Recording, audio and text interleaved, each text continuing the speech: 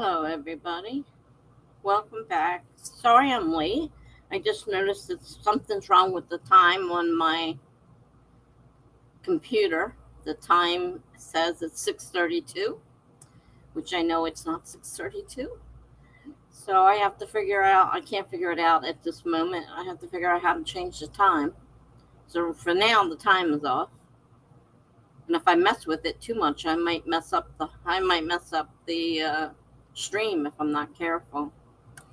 So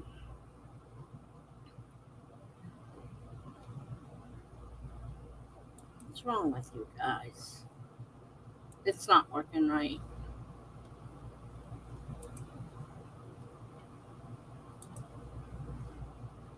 Oh, there we go. I hate to think something's wrong with this hard drive. I mean, it's not that old. I hate to think I already have a problem. But usually you don't have a problem with your time changing. Because I sure didn't change the time.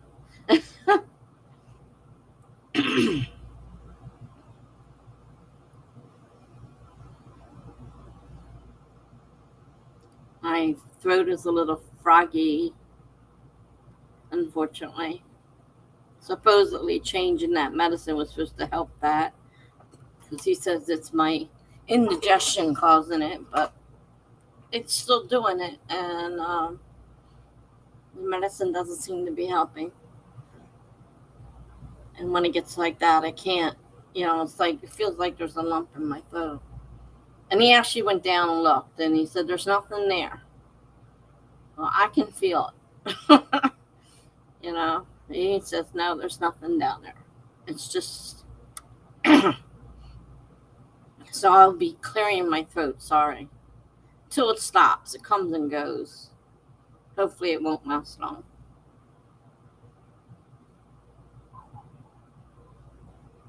This was kind of a last minute stream. I wasn't sure if I was going to get up in time or not.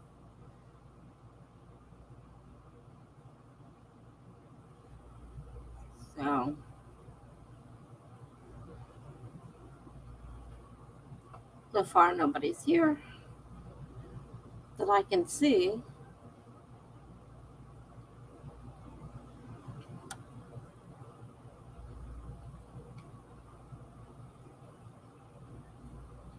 Hi, Greg. I'm trying to figure out how to change my clock because my clock changed itself. And I'm trying to figure out how I go about changing my clock.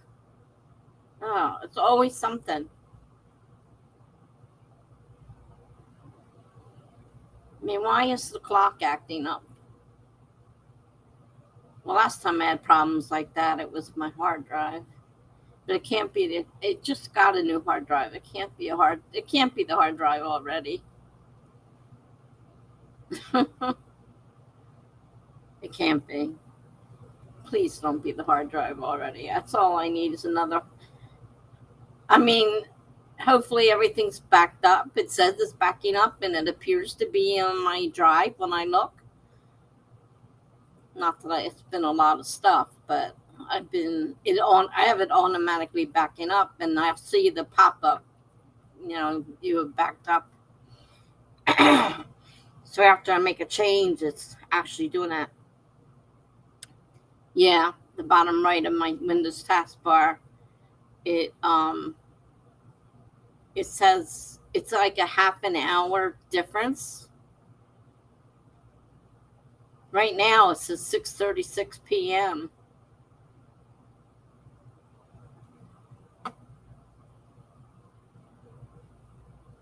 And I guess the date's right. It's today the 20th. Today's the 20th. So the date is right. It's the time that's off. I'm trying to figure out how to change it. Hi, Paget. Haven't seen you in a while. Haven't seen me in a while. I just started streaming again. You'll be in and out, but glad to see you again after so long. Well, that's okay. It's nice to see you again. Yeah, it's been a while since I started. I just started back a couple weeks ago, doing a few days here and there. I'm not back to a regular schedule or anything like that. I just pop in every now and then. Well, I right-clicked on it, and that didn't help. If you lose me, I'll be back. Right-click again. So I went to right-click, and it says adjust date and time. So I clicked on that.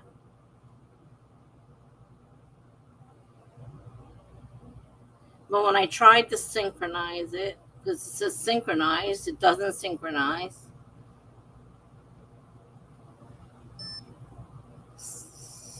Get help. Date and time.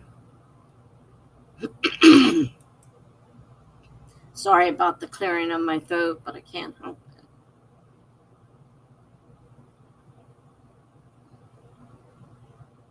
That's the page that came up. That doesn't help.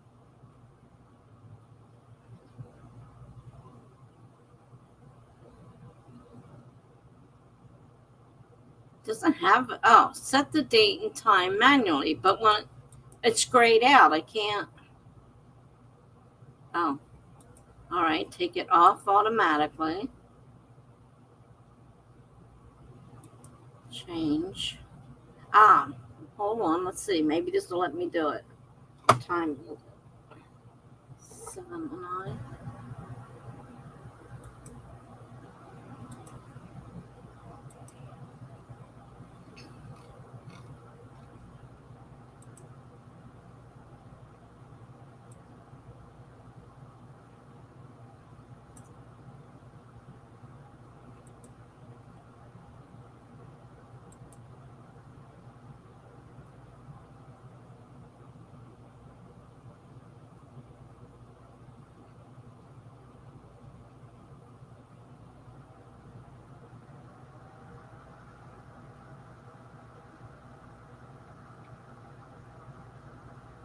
All right, it changed.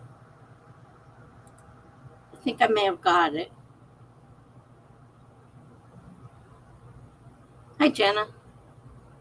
Having a clock problem here with my computer.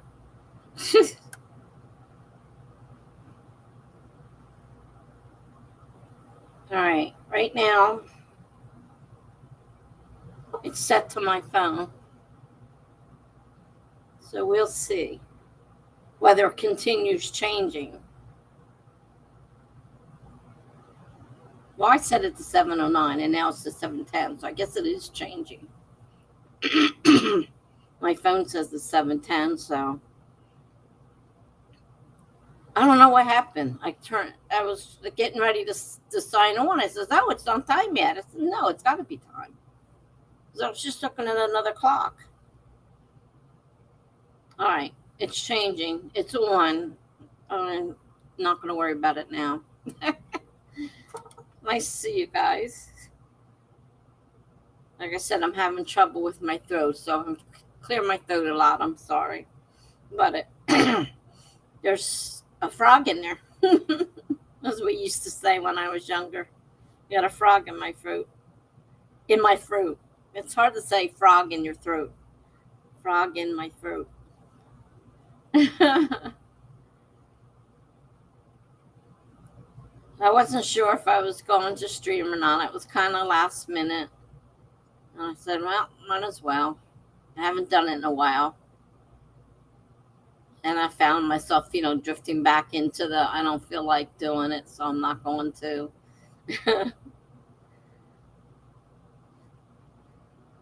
So,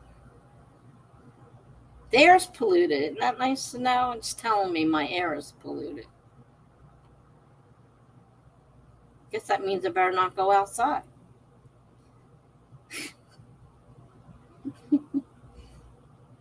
I think, computers have gotten so advanced that things don't necessarily work right.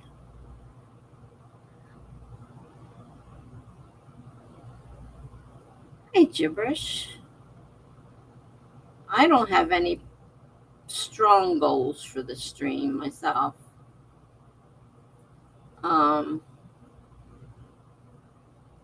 I need to look at some of my prompts. I haven't done any in a while. See if there's anything that interests me that I feel like writing. Otherwise, I've got my reading. I got plenty to read. I just downloaded, well, on Amazon, I just got Sarah Sutton's books. So I have those once I get caught up on the person I'm doing now. She just had a new one come out, so I'm reading that one. But I have Sarah Sutton's books. I went ahead and got them. You went out in the wind and you feel it now. Your sinuses hate you. They hate me too. No, he insists it's not. The ear, nose, and throat guy says it's not my allergies. My lung guy says it is allergies. Neither one of them are right because I still can't breathe and I still have that, what feels like a lump in my throat. And, you know, they both claim that their thing is going to work. And, of course, I'm still struggling with the frog in the throat. Hey, I said it right that time. Frog in the throat. I was saying earlier, saying frog in my throat. It's hard to say frog in the throat unless you're thinking about it, you know, like concentrating on it. Did I go out? I didn't go out today. No, I didn't go out today. I have to go out Monday, and I think it's supposed to rain. I'm like, oh, great. Hasn't rained for a while. Now it's going to rain Monday, and I have to go out. But I have to go. It's pain management. Not that the pain management, not the pain medicine they just gave me is doing anything. It was a stronger dose, but it's not doing anything. Oh, it's such a pain.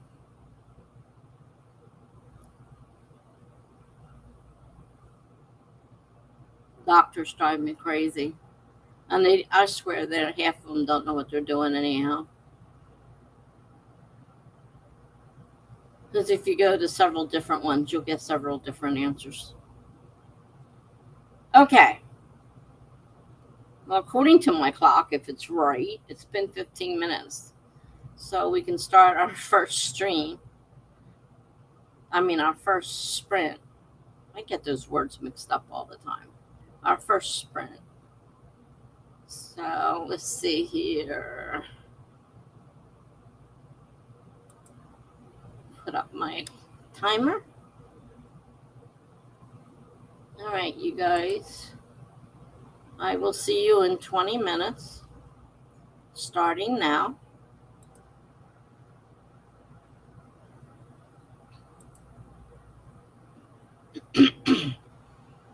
All right. So I will see you.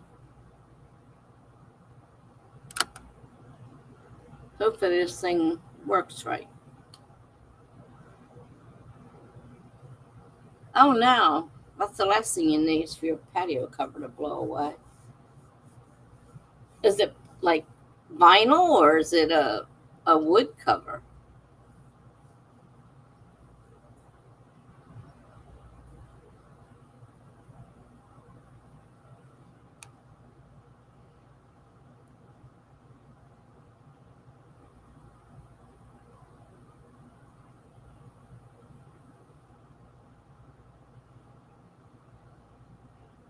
I can see your picture's different, Jen. What do you have, glasses on there? It's small, but I'm trying to see.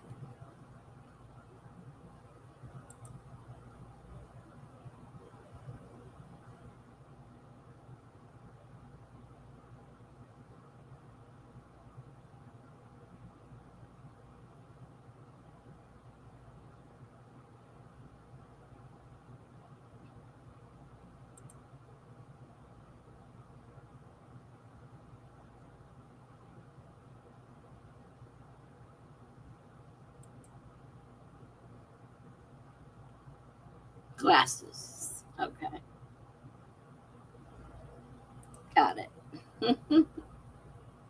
It looks different. I could tell. There's different angle too. All right. Let me check my prompts to see if there's something interesting there.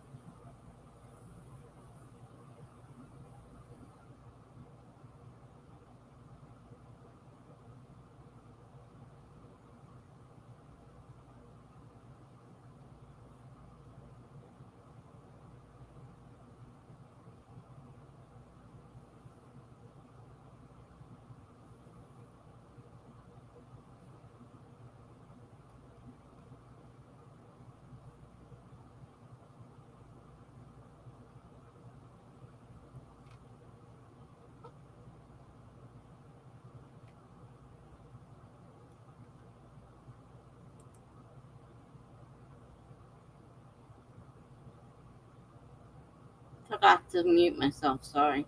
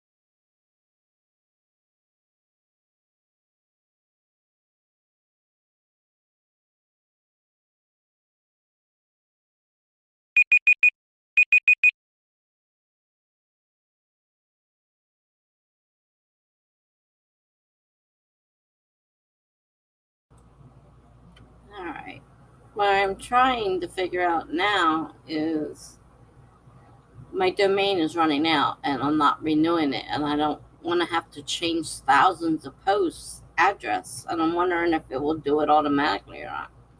So I'm still trying to find out. And I changed something in my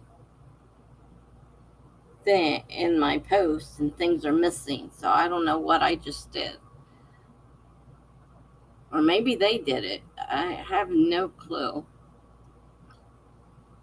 I haven't been on WordPress for a while, and so I don't know. They may have changed something.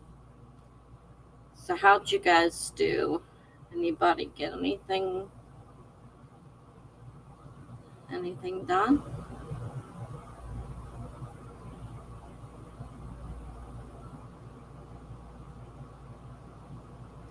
That's what I'm worried about, Greg, because I have thousands of posts, and if I have to go in and put WordPress.com to take the old domain out, because the old domain's not going to be visible anymore. So that means every one of my posts is not going to be visible, and I don't know how to change it.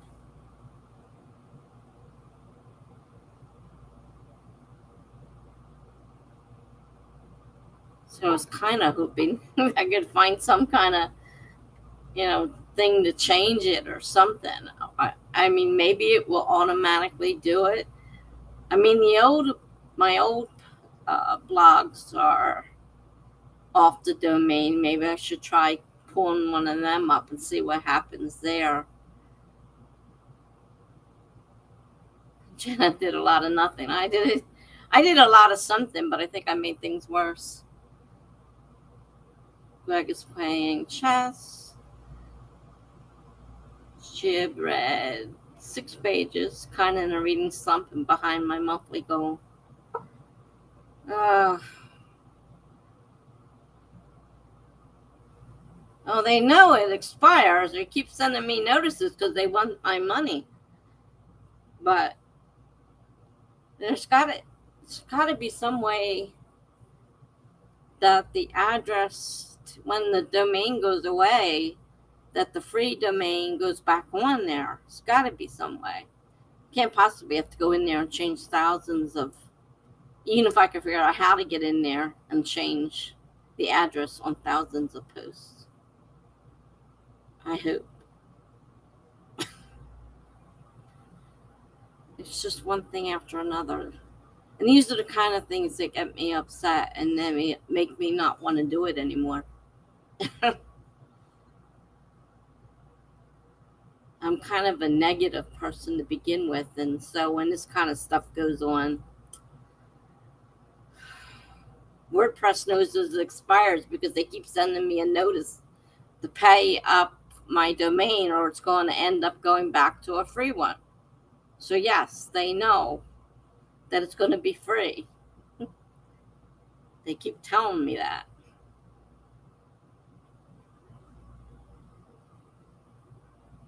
To change the address? I don't know of any way. I don't even know how to change the address in the first place, let alone how to do it for thousands of posts. I'm hoping that the system is going to say, hey, she doesn't have a domain anymore, and add that back to the address. I'm hoping. Or that was a really big, dumb mistake. If I wasn't planning on, keeping a domain the rest of the time. But I didn't know what was going to happen, so I didn't think about the fact of what would happen if I decide not to have a domain anymore. So I don't know how it works. I can try looking at one of my older blogs and see if it still comes up with my posts or not. Because they're definitely, I let all the domains go. It hasn't been long because I was paying for domains for all of them. All 3. WordPress is not it's not a company that necessarily is selling domains. But yes, when you get a WordPress blog, you are offered through WordPress to set up a domain. Now, where they get the domains, I don't know. I can't tell you where they get the domains, but they set it up for you. You pay for it, you tell them what you want it to be, and then they set it up with that domain. So it's not a domain company, but they do provide domains for their blogs.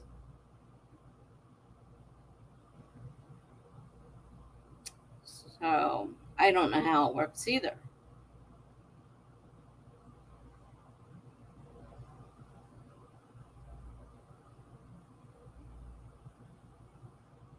And when I was trying to go through, trying to look for answers,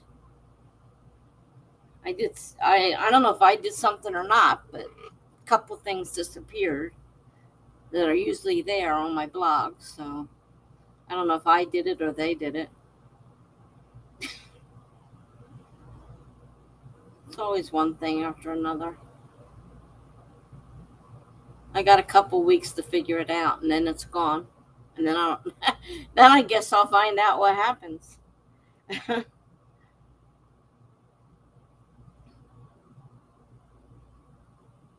Now, see, WordPress has a whole thing. They can set you up a whole website if you want them to. Pay them to. They got access to all that stuff. So if I wanted a fancy website, I could get a lot of stuff by paying for it through WordPress, and they would set it up. So WordPress isn't just a simple free blog. It has a lot of other things available.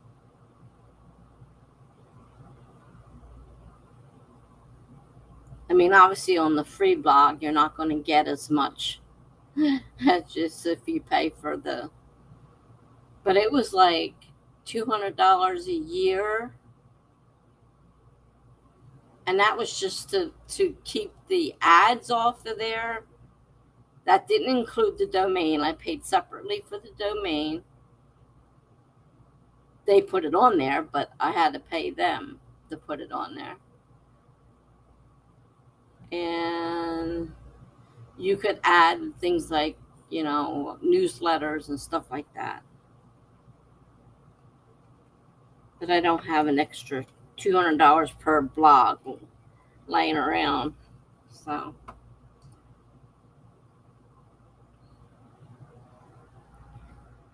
I don't know what's going to happen.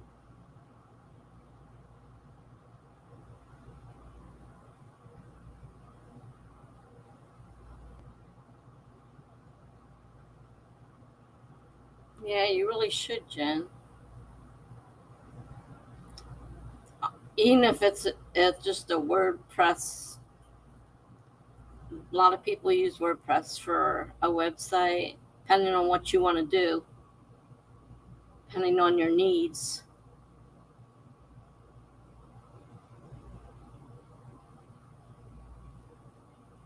I mean, now there are companies out there that'll set them up for you.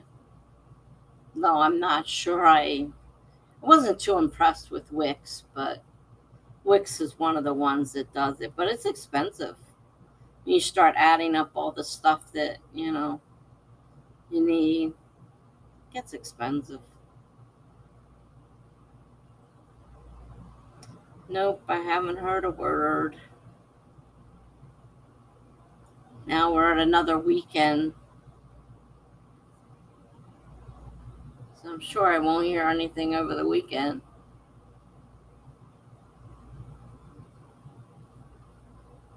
That's part of why I'm depressed right now.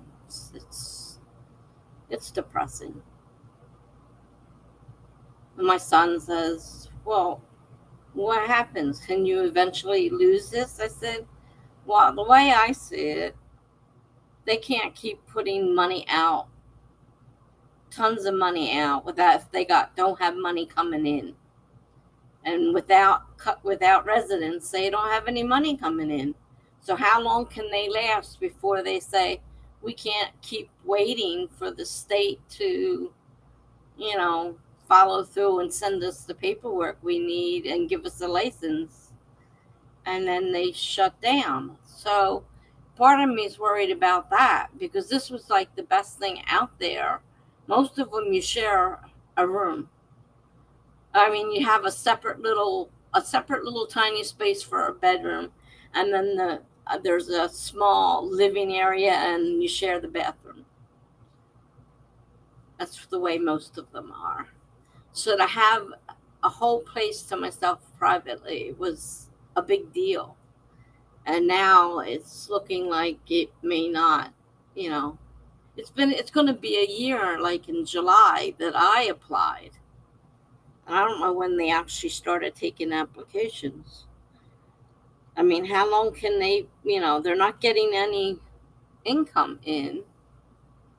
I don't know how they pay their bills without any income coming in.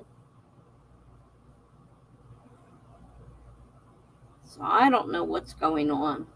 I know is my Medicaid manager, her aunt is also signed up for that place and waiting.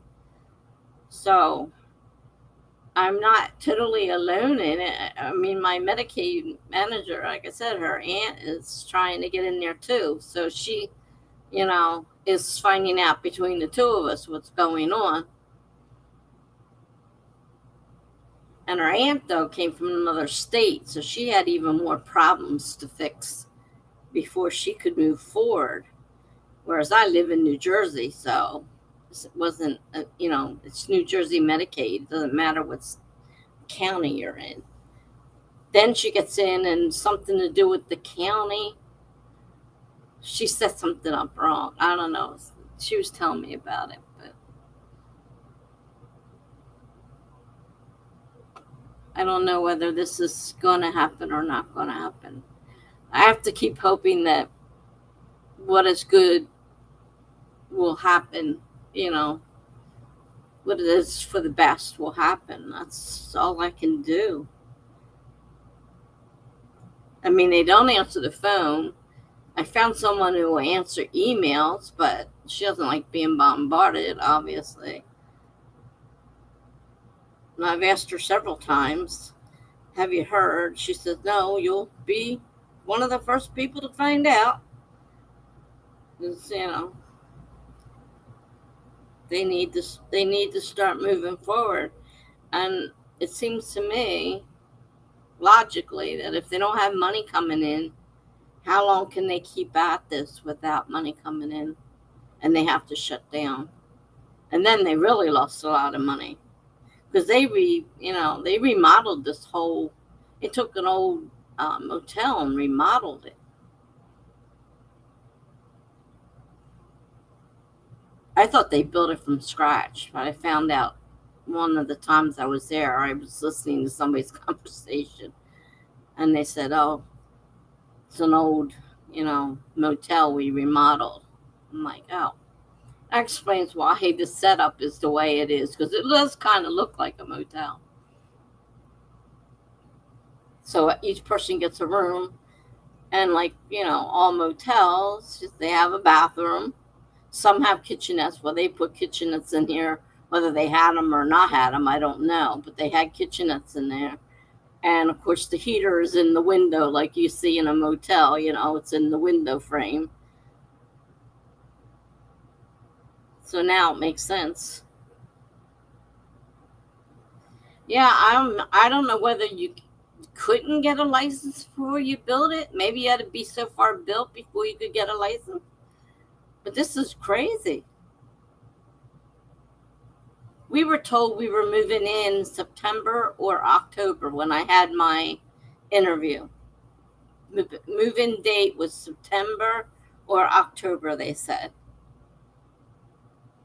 Then in, I don't know, I think it was before Thanksgiving, they had the meet and greet. And, that was quite a bit past the time. And now it's we're talking quite a bit past that time. So I don't know. I wish she knew more about it, but I don't. A lot of people, I've heard stories of people leaving and going elsewhere because they can't wait. I mean, I have my own apartment and an aide for part of the day, but there's a lot of people that couldn't wait and had to go elsewhere.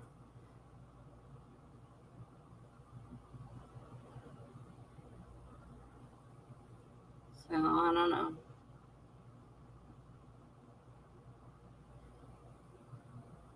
Try to keep being positive, but I'm not a positive person to begin with. And it just seems aggravating. My daughter doesn't bother her. She's just like, it'll get you when you get you. I'm like, she just, it'll happen when it's going to happen. And I'm like, she's not worried at all. Of course, it's not her life. Of course, it might be her life if she gets stuck with me there. I'm guessing that they could only get a license once they demonstrated they were up to a certain standard, so they would need to build it first. Yeah, well, that was part of the problem. When we went in the first time for the review to see about getting the room, there were still things that weren't up to code. So I can understand if things aren't up to code, you're not going to get a license, depending on what license it is. Because somebody told me they thought it was probably a occupancy license, and everything would have to be ready to go. And they were still working on it when we went in for that meet and greet. They weren't ready then. So that might be part of the problem, why they can't get this license. Though I heard one of the girls tell somebody that the state wasn't responding to their request. Well, you don't respond to anybody's request either. I mean, me and the aide, because my aide wants to work there, have been calling, and you can't get through. Nobody answers. Nobody returns calls. Any way I can get through, I found, was to send an email to one of the women who, I don't even know if she's still there. But, she was the last time I sent her an email. But she said the same thing. No, we haven't heard anything yet. And that was at least, I don't know, a month or two ago.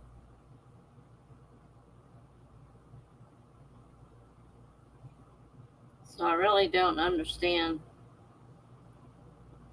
what's going on. I mean, I can understand building that you can get used to work in a bank, and I know there's loans for building. So you get a building loan and whatnot, and you have money for doing that part. But, then you got to worry about other things, your other expenses, your electricity. And I don't know if all that's covered under your construction loan,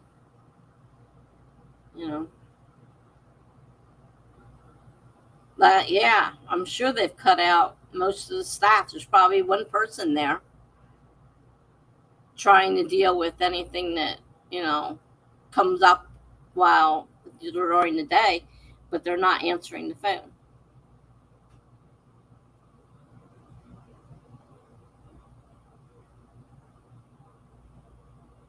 So I'm sure they can't pay staff, can't pay, how are they paying all this stuff? They don't have an income coming in.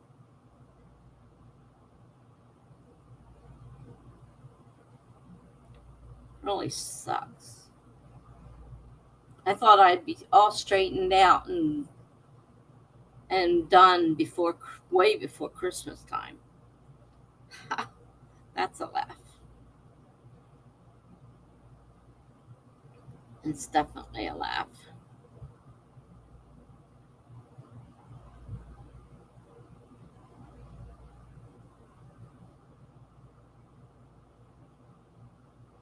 Maybe next Christmas.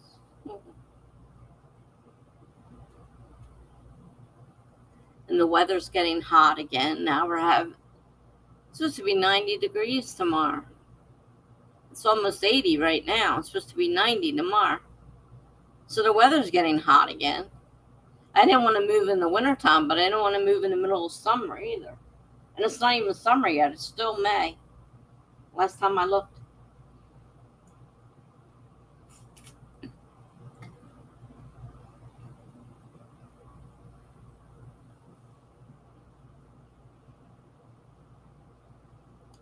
So that's where I am, just hanging in here.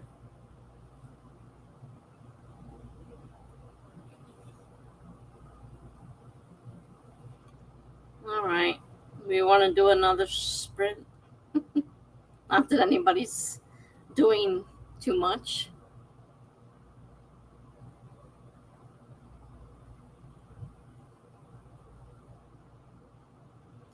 Well, it does sound perfect for me there, and it looks perfect, and I love the place.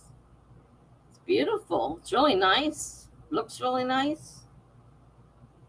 Everything's brand new, and nobody's used it before. Except they can't seem to get their license. That's a slight problem. A little more than a slight problem.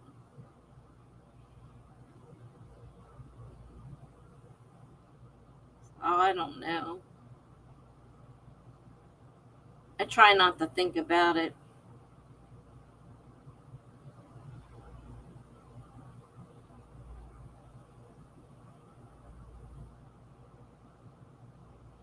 Getting hot there too. I despise summer, but at least I'm going to spend it mostly in the air-conditioned house. Yeah.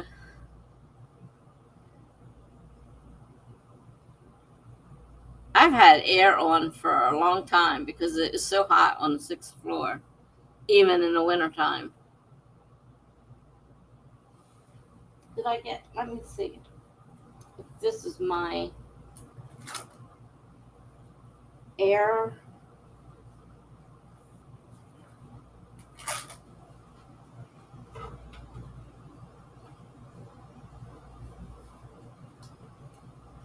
Because I get help with my air. Hopefully that's what this is. Tell me I'm getting it.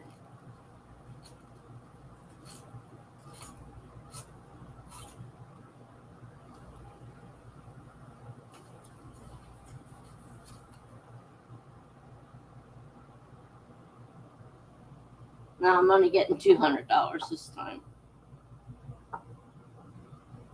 Oh, 200 is better than nothing. It was 300 and then 200 before. So I was getting 500 for the year. Now I'm getting just 200 this part of the summer, and I don't know whether there'll be a second part or not. But 200 is better than nothing. Helps pay my electric.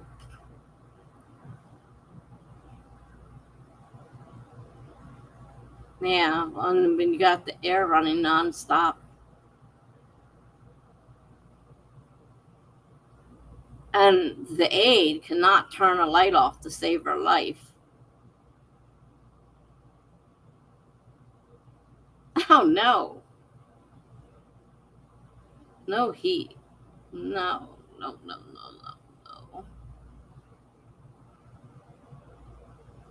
And I don't think it's that cold. You're not that far from me. I don't think it's that cold. Must be like my daughter, always cold. Jeez, it drives me crazy. Mom, it's freezing in here. Are you kidding me? It's hot. No, it's freezing. I'm freezing. They're always freezing.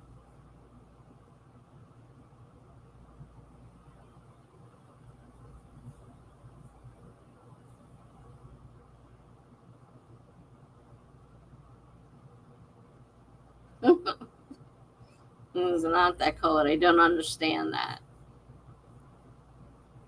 I really don't. I never understood my kids, and you obviously have the same thing as they have. But it's so cold. What are you talking about?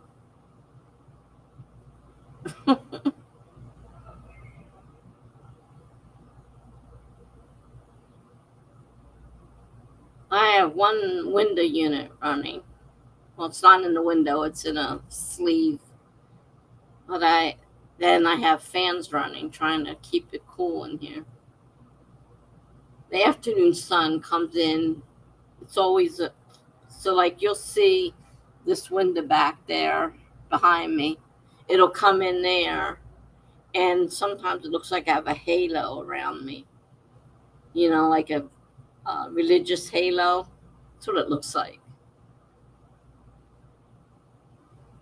No, I can't. He lives in North Carolina, and down south, my coverage wouldn't cover anything. I wouldn't be eligible for coverage down there.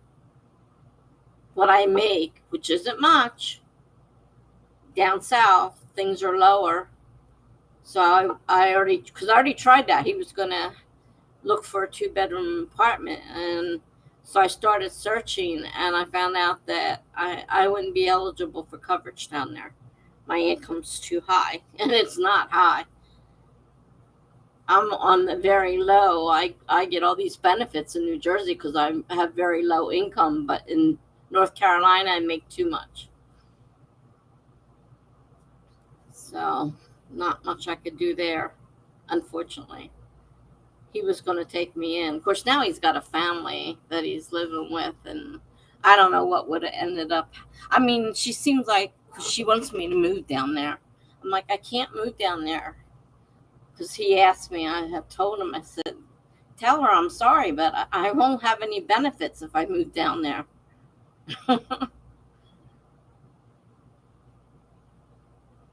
So, and I'd have to live with them, and I'm not sure that they have room, and I mean, it's just not gonna work out.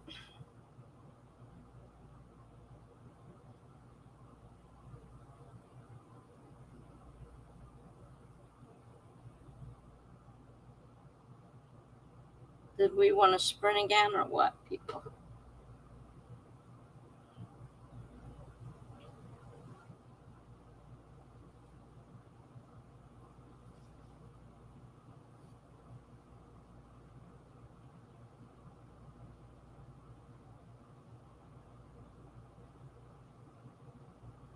He doesn't make a lot of money.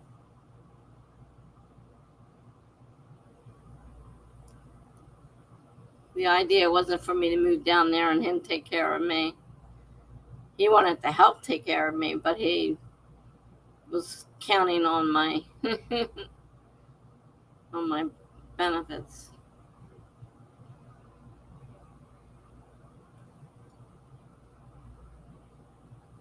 And now he's got a family he lives with. That's his family, new family.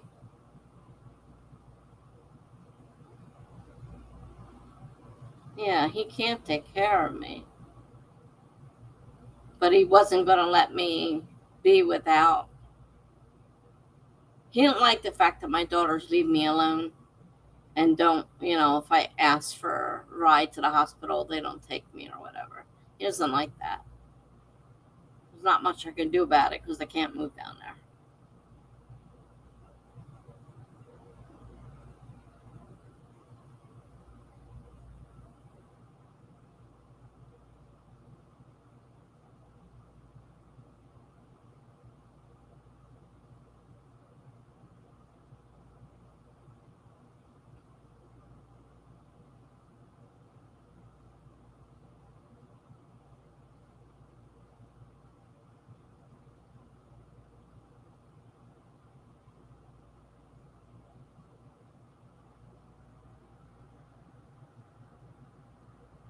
Well, it's not like I could have stayed living with my family either.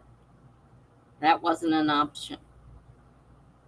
They expected us to get married and move out. get done high school, you get a job, you get married, you move out.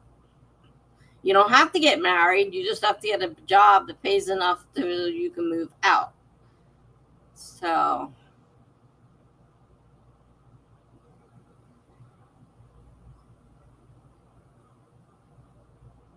and if you got married, your husband would take care of you, not your parents. So do they like supporting you? Yeah. My mom is like, I'm supposed to take care of her until she dies and I can do whatever. There's a lot of parents out like that. That's just wrong. And that's what I feel bad about. And my kids got that thing on. They shouldn't have to take care of me. Even though technically the kids take care of the parents when the parents have a problem. My kids believe that they're young, they have kids, and they should be able to do what they want to do. They shouldn't have to worry about mom. That's mom's problem.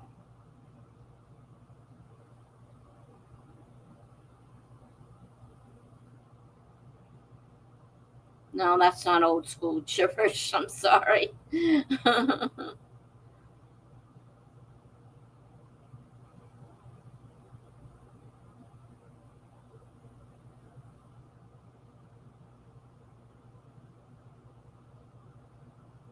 They're selfish. They want you to take care of them. You're just starting your life. And they're going to be around for quite a while.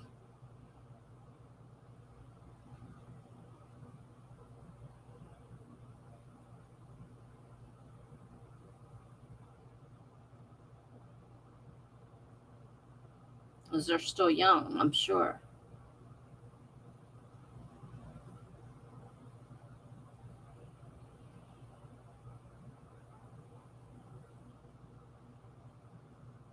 You got to make a decision, though. Do you want to spend the rest of your life taking care of your parents? I mean, it's not like they need you now, obviously.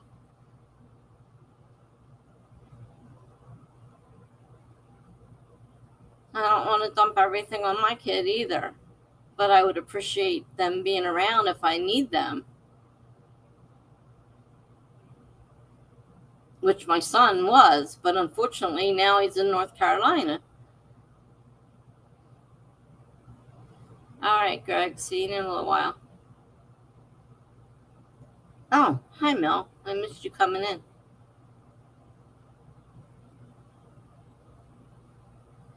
It's one thing if they physically need something, but your parents are trying to keep you around when there's nothing wrong so you can take care of them. Something wrong with that. You deserve a life.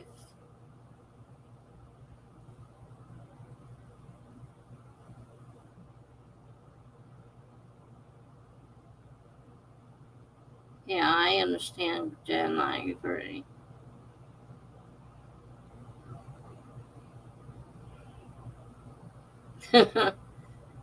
How's your job? Yeah. This is the first week, right?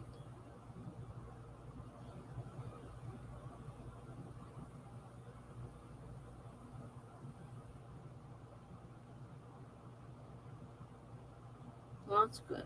Glad you like it. That helps. When you don't dread going to work every day, it definitely helps. When you get to the point where you don't want to get up and go to work, you know you got a problem. Ugh.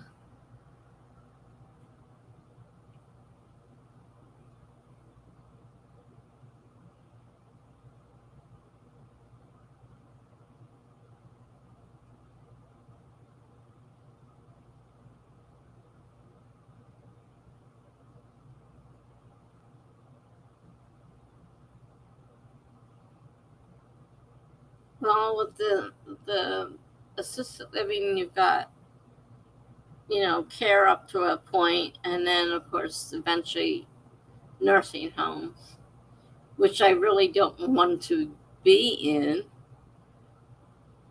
but which is kind of like I wanted this particular assisted living because it was, still private, but had the nurses in charge, and there was 24-hour nurse, and there are doctors. I don't know how often the doctor was there.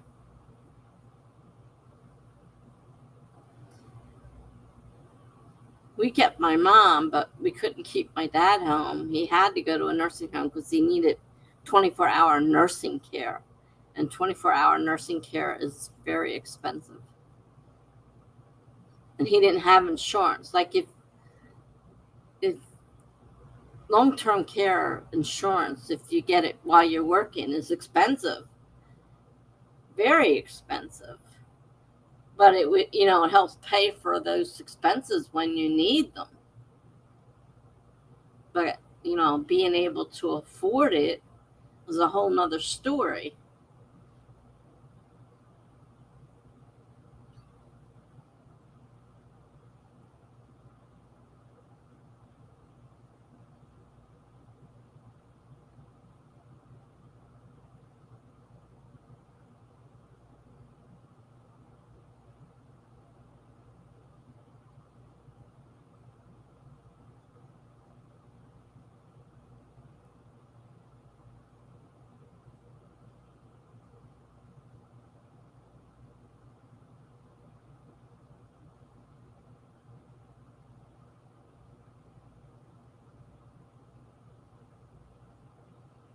I mean, I always assumed I'd have a husband, 20 some years ago that ended. You don't have one of them to help look after me. According to my kids, he's having a lot of problems right now.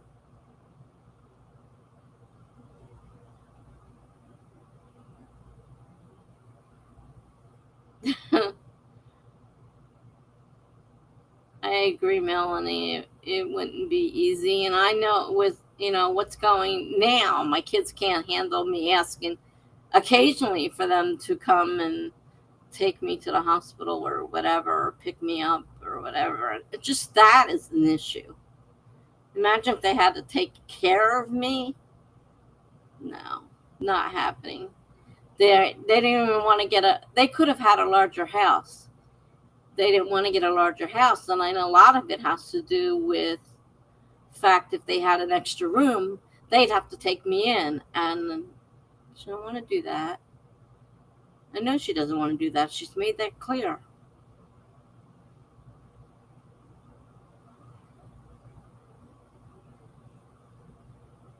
Chipper says, my dad said that too, Tessa. I don't want to get married.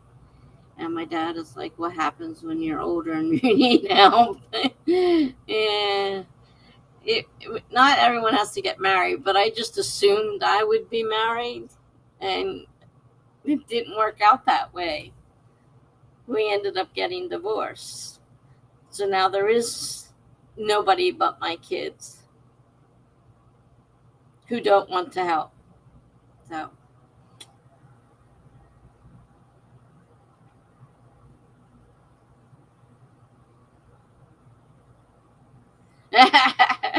your mom joked about her getting a 2-family house with you and your husband. He lived with her once. It didn't end well. We're lucky we're all in a good place with each other now. Well, that's the thing. I don't really want to live with my kids either because, well, I know how they are. But they have made it quite plain, that they don't want to take care of me. And they don't seem to. I mean, my dad took care of his wife most of her life because, unfortunately, she got Parkinson's disease very young and she couldn't do things. And he took care of her, plus worked and everything, and took care of us. And, my kids saw that, but yet they don't see where they should have to take care of family. Things are different.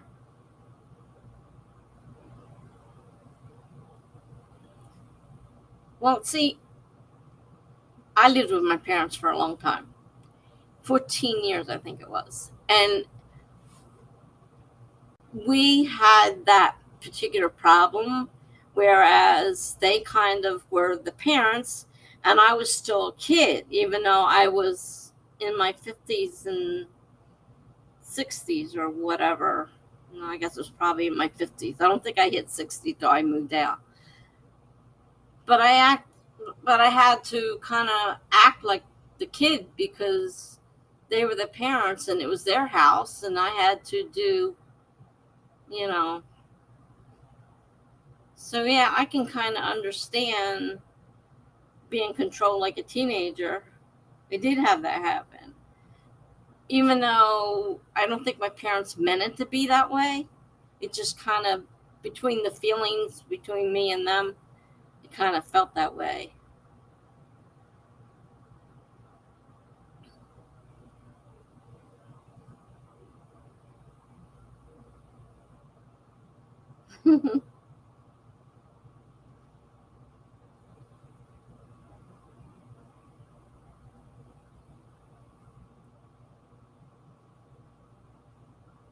But it used to be families took care of families. And nowadays, they don't. You don't find that much anymore. But back when I was a little kid, families took care of families. If somebody in the family needed to be taken care of, they were taken care of.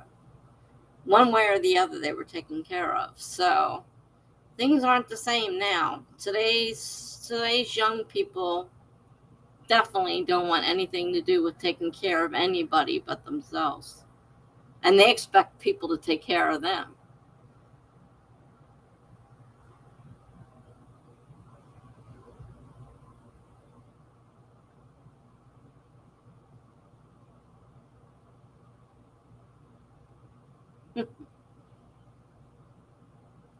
Well, I got married to a narcissist, so my life has been a horrendous mess.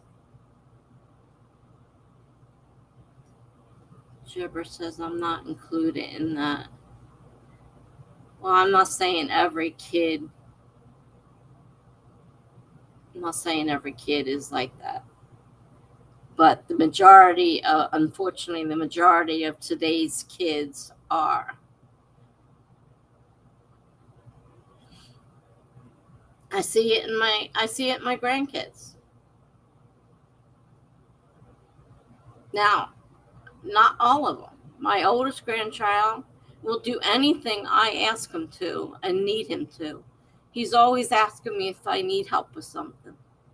His own mother doesn't. My daughter doesn't, but he does. He's in his early 20s. I think he's like 23 or 24 now. And he definitely would do anything practically for me if he can. But his mother won't. She's getting better. They're both getting better. But I try not to ask him if I can help. I drove myself to the ER the other night when I couldn't hear anything. And I didn't like driving when I couldn't hear. Because if there was a horn or sirens, I wouldn't hear them. I couldn't hear anything. And I drove myself to the ER.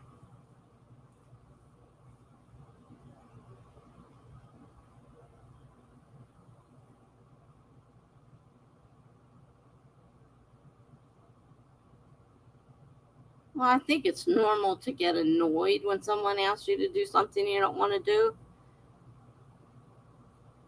That's a normal feeling. We're human. But at one point, we did it.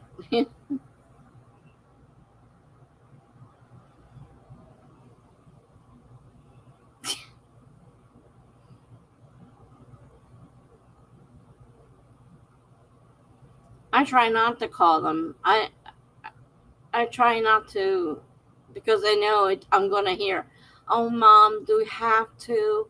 Can't you get another ride? Can't someone else take you? You're my daughter. Who am I supposed to ask? The neighbor?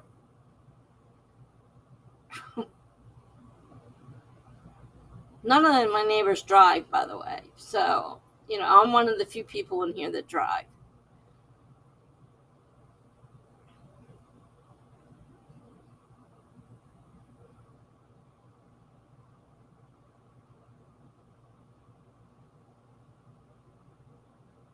That's why they're trying to get me into a nursing home. So they don't want to do anything.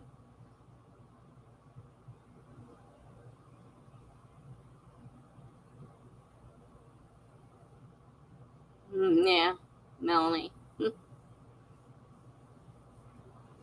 Especially if the child has made it clear that they don't want to do anything, which mine have. Quite clear.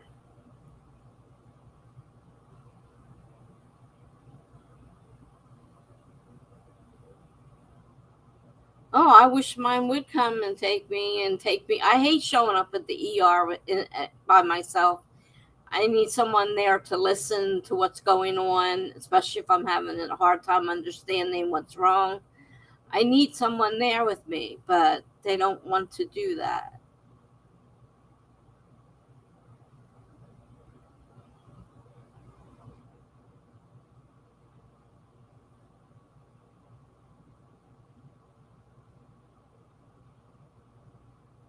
It's rough.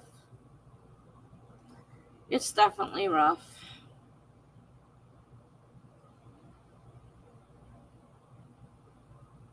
That's why we were hoping for this assisted living, because that's the in between, of having no help and having to go to a nursing home is assisted living, but it's not working out very well so far. It may not. I may end up in a nursing home.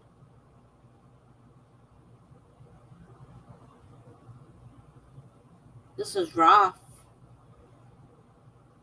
I mean, I have an aide come in for a few hours, 5 days a week in the morning, and the rest of the time I struggle. I mean, it's really hard for me to get dressed, and I can't bathe myself and do all that stuff. I need help, but I'm not eligible for 24-hour help. So, it's like on the weekends, no shower, no nothing, because there's nobody here. We had tried a couple others, and they were all, of course, shared rooms. And this came up, and it was like perfect. But then all of a sudden, it turned into almost a year wait, which wasn't planned. They thought they were ready to move in right away. So they started taking, everybody's picking out rooms and everything.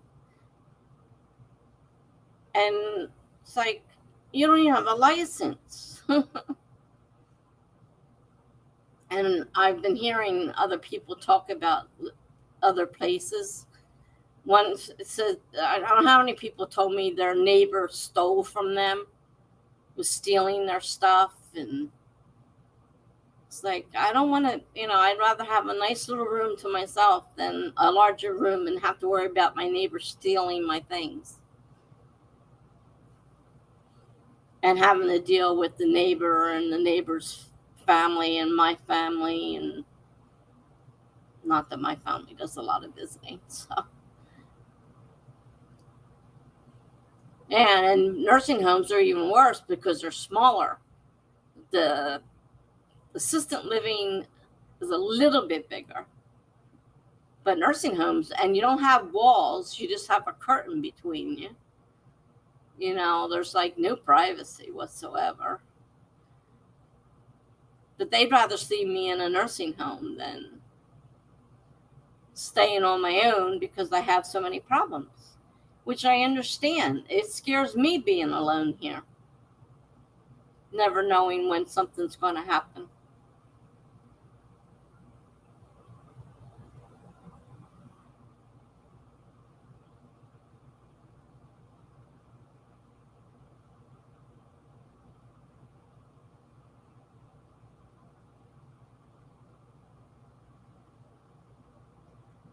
Your mom works in one, and she said the patients don't get treated well, which is why she doesn't want to be in one.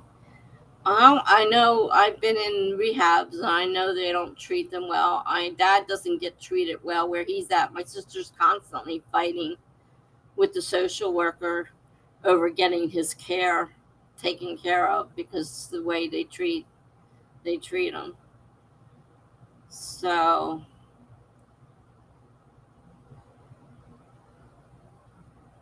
I'm not looking forward to it either, having been in rehab and seen that that's the way, and I know that's the way they treat.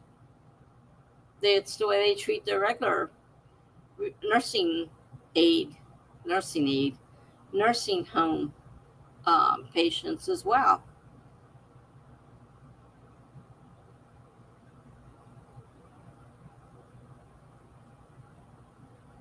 Yeah.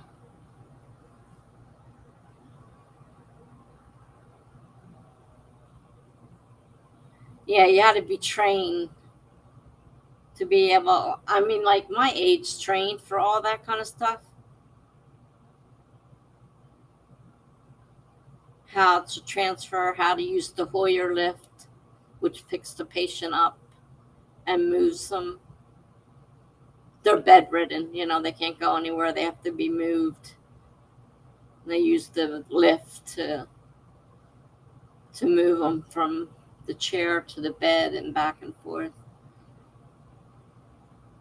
But yeah, if you're not trained in it, you can't do it. You get hurt.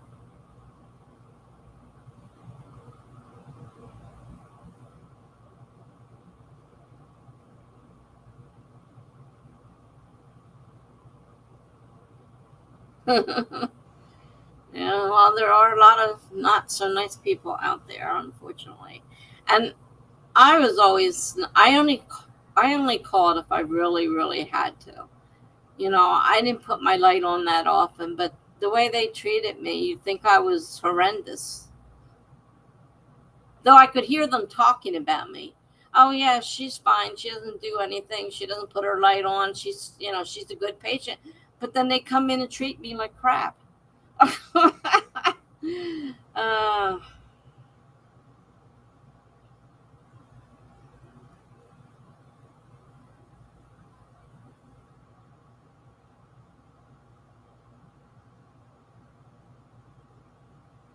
Yeah, well, my age, I think she's in her 50s too. She's complaining about her back. But she also uses the lift for a lot of them. But I guess some she has to actually, help them lift up off stand or whatever.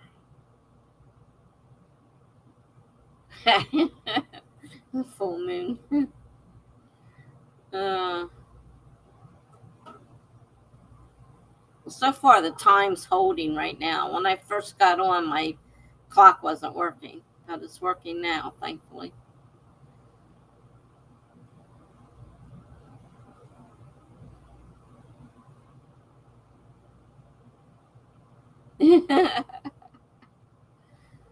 uh, yeah,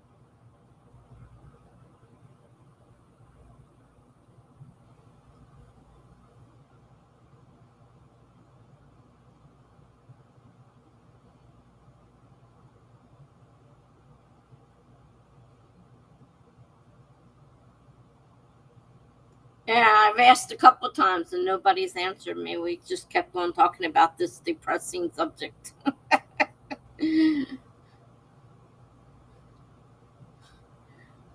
No, we're definitely ready for one. It's just that every time I say something, everybody keeps on talking about the other. All right. All right. So let's see here. Find the timer. Set it for 20 minutes. And we're going to start now.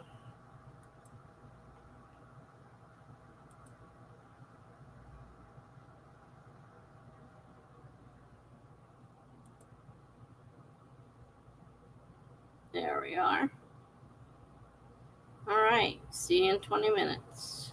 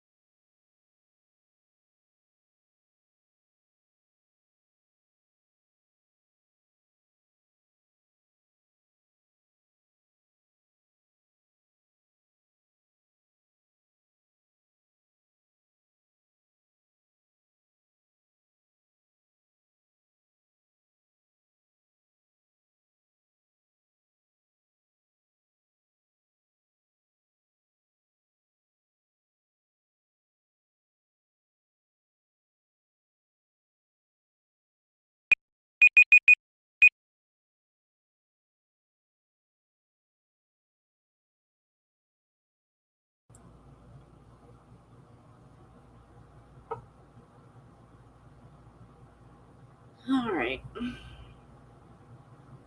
I was trying to look back through my older blogs, and it looks like they'll change maybe on their own to have the free address on them. So if I have to do it myself, I don't even know how to go about doing it. But I have thousands of blog posts, so I sure don't want to have to do that.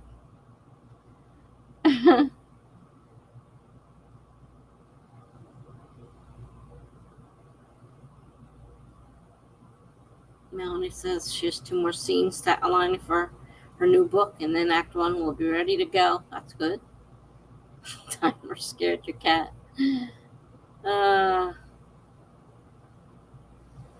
Coffee at this time, won't it affect your sleeping tonight?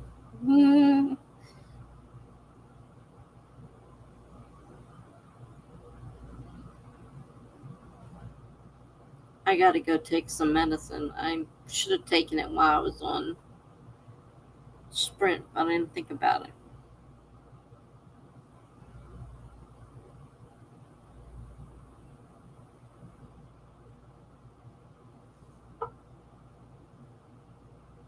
It might, but it's the weekend. I can sleep in. There you go.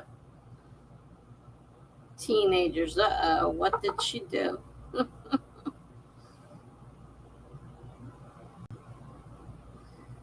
And even if I don't, I can nap tomorrow afternoon. We're supposed to get some storms in the afternoon, evening. You must be in that age with the smaller issues. Yeah.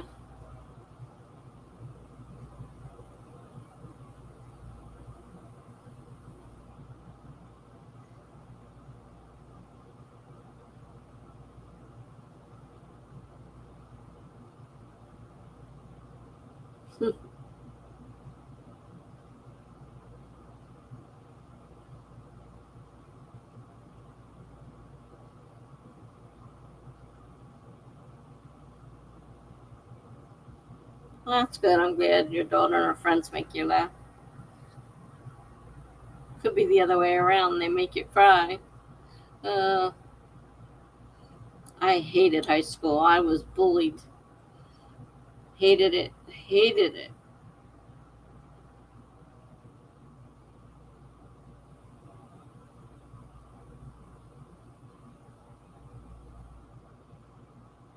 Couldn't wait to get out of there.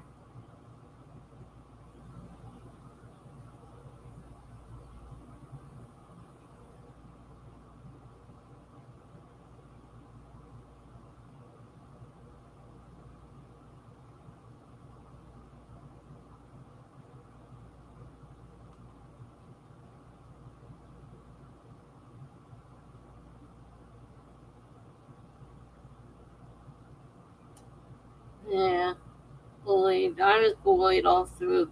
Well, our school was all one. It was 7th through 12th, so we were all in the same school. So I was with the same kids all along. And the only time they didn't bully me is if I agreed to give them my homework and let them copy my stuff. And that was the only time they didn't bully me. Otherwise, constantly being bullied by the cool kids, not by the ones that were like me. There was a group of us that, were bullied all the time.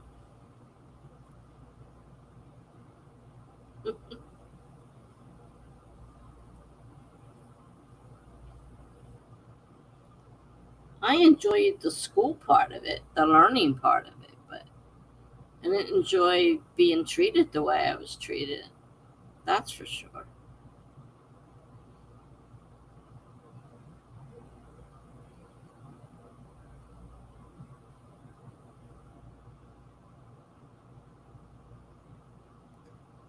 I went to a technical school. By then, though, I was a lot older, so I didn't have to deal with that kind of stuff. I didn't go to regular college. I went to a technical school.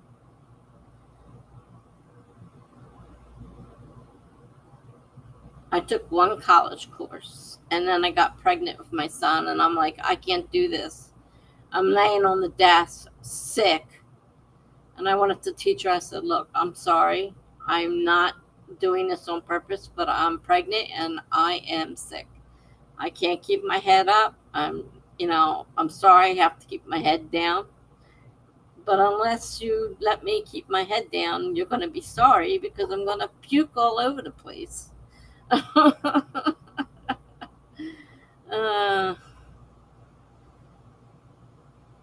Considered online college for a fleeting second, but why? I took courses back when they weren't online. What did we call them? But you got sent all the work and everything, and you did it and sent it back to them. I forget what it was called back then. I didn't go to college. I did a couple of those on writing, and I did one on being a paralegal because I thought about maybe being a paralegal. And this thing claims that you could be a paralegal from this course. And I'm like, I finished the course, and I'm like, now how can I be a paralegal? I have no idea what to do.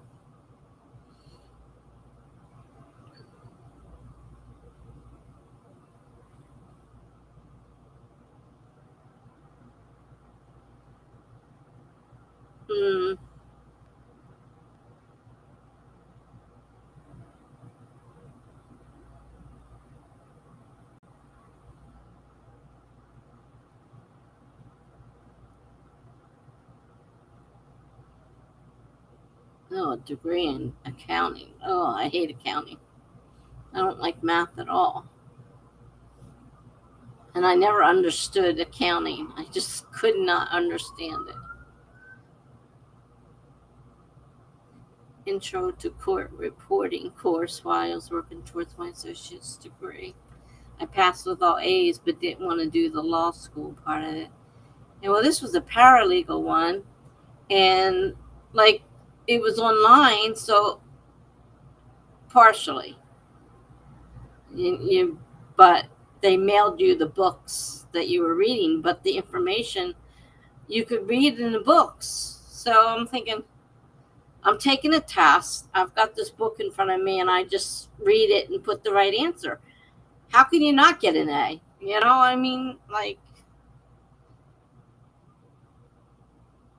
I think the online classes are changed and are different than they were back when they were first starting out with them.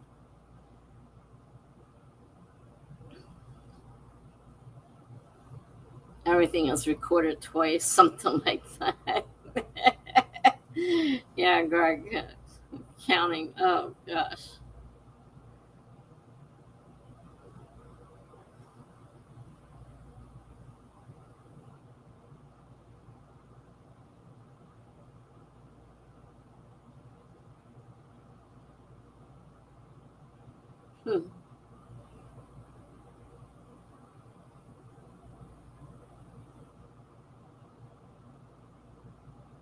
I thought about court reporting slightly, but yeah, I'm glad I never went for that. I did take the paralegal course, but you really couldn't get a job as a paralegal with that little course that they gave you. That was a joke.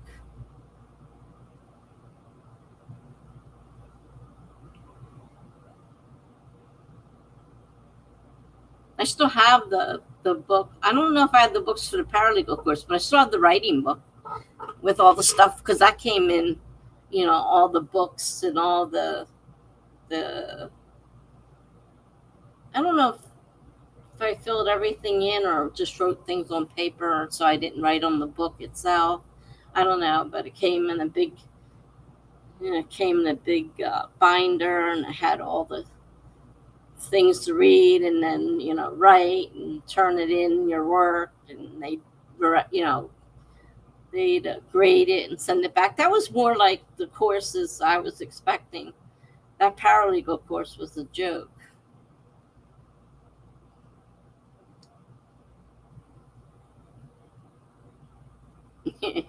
Your mind isn't wired for counting or math. No, neither is mine.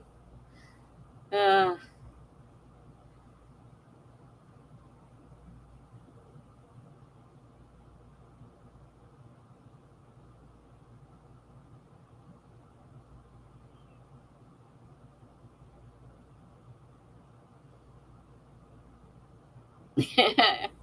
Don't even do the business stuff your app does. Well, I didn't have that when I first had that business for a little while. We didn't have apps. I mean, the phone was very basic at that point. And I was trying to do the accounting and the whatnot. I'm like, I don't understand this. And keep track of a list of expenses, but I didn't know what to do with it all. Oh, it was a mess. I was so glad to get rid of that. We got divorced. We got rid of the business too. We just did everything. Because it was supposed to be, my husband was supposed to help me out. It was supposed to be both of us business, and it ended up being mine. And I had to do everything, and he didn't do anything. So I just said, just get rid of it with the divorce. I can't deal with this. You're not going to help me like you were going to. So we had agreed upon who was going to do what, and he ended up, being a jerk. His typical self jerk.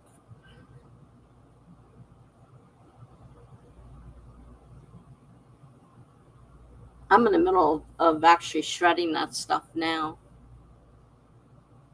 Bringing back memories. It was 20 some years ago though, so I don't think I need the paperwork anymore.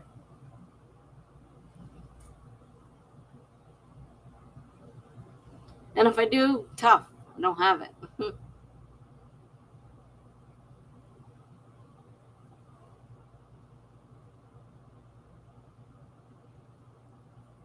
I have forgotten so much about spreadsheets. I used to be able to do all kinds of stuff with spreadsheets.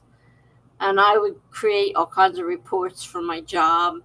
And, I got a promotion and all this stuff and then I had a falling out, and I just totally went berserk, and I didn't get a raise that year. And she's like, if you don't get yourself together, I'm gonna have to let you go. And it's like, I was a mess, so I didn't get to I was doing all that stuff. I was having fun because I love creating the spreadsheets. I think that was great.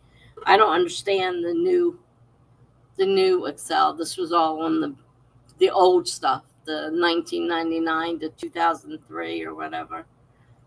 It was the old brand, and I knew how to do that. I didn't know how to do this new stuff.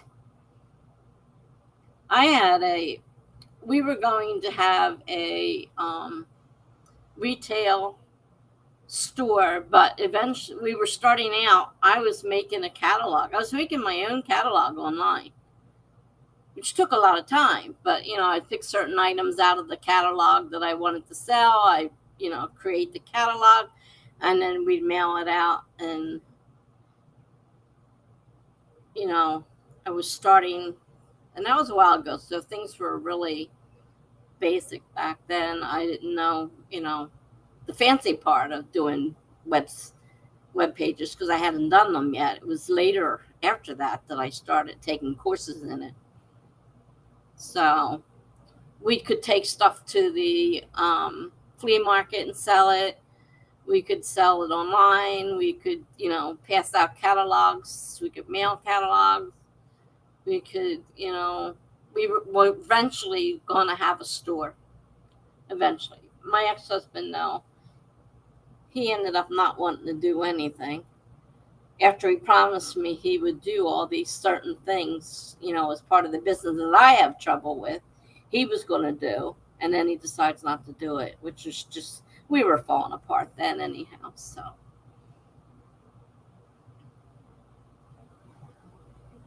yeah. But I love making, the reports for the job. I make them fancy. Wouldn't just make it blah. I made it, fancy and everything, because I knew what to do in that version of Excel or Word, or if I had to use Word. And Jippers can't wait to get a big girl shop. uh, oh, I love Excel. It's just that I can't do the new stuff. I really don't know what I'm doing.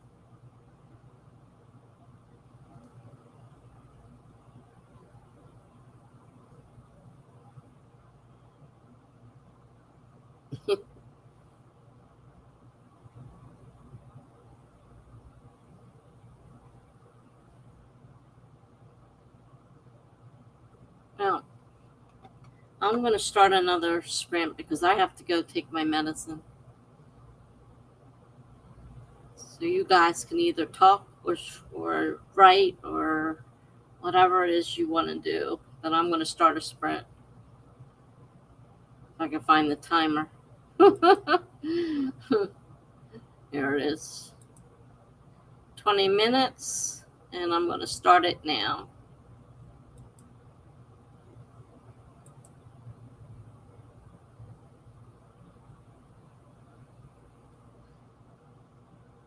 Okay, I'll see you in 20 minutes, hopefully.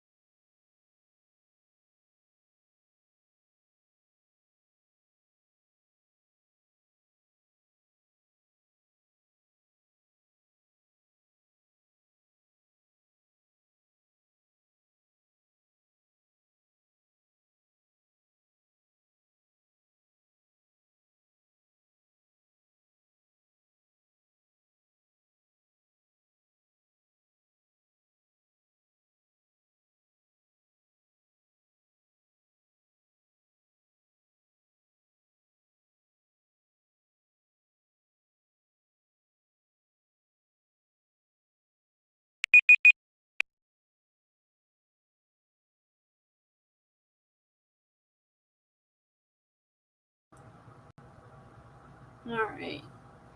Another 20 minutes down. I took my pills and I read a little bit.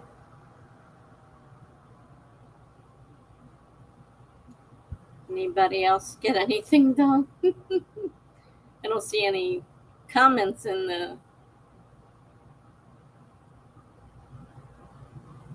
message board, so what the heck is that called? In the chat.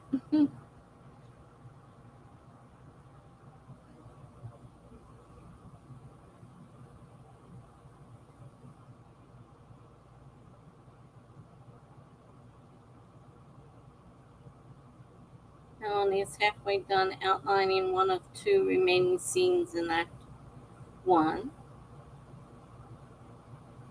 Greg got something done. He's working on his next YouTube video.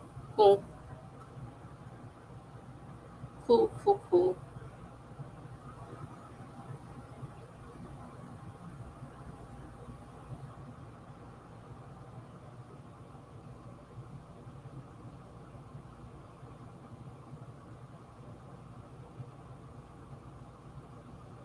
Hi, Jim. What happened? Did you get lost?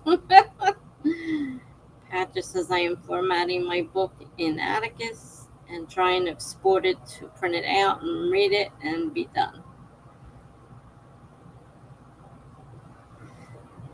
Melanie says, so quiet chat equal peeps are being productive? Maybe. Well, Jen was 559 words. She was productive. That's good.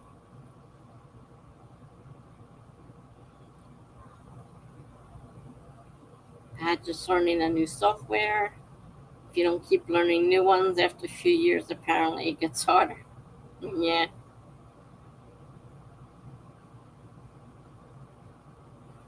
Chivers doesn't know how she's liking this book. I've been reading ones I really don't care for, but I started the series, so I wanted to finish reading the rest of her series. But man, I don't care for the characters at all. And I don't know if all cozy mysteries are like this or not. I'm not happy.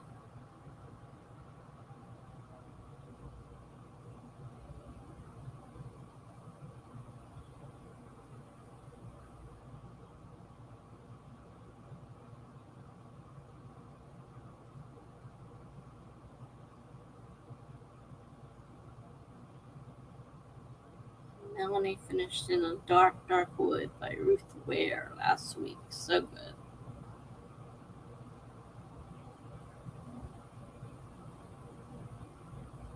I'm reading. I can definitely tell a difference in cozies and regular books. Because the cozies are very weird. They're not, to me, they're not very professional, the ones I've read so far.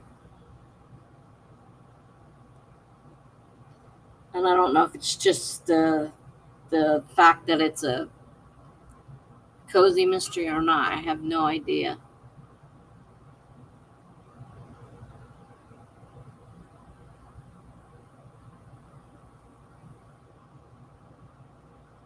Oh, these Flowers in the Attic was the first thing I read with V.C. Anderson. Oh my God.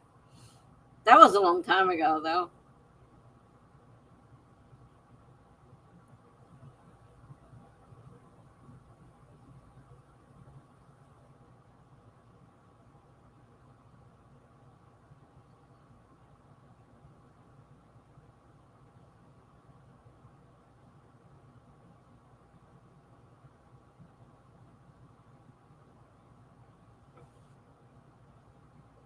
Yeah, that was some story for sure. Oh, man. That was a long time ago. I know V.C. Andrews has written a lot of books, but I didn't read any more after that.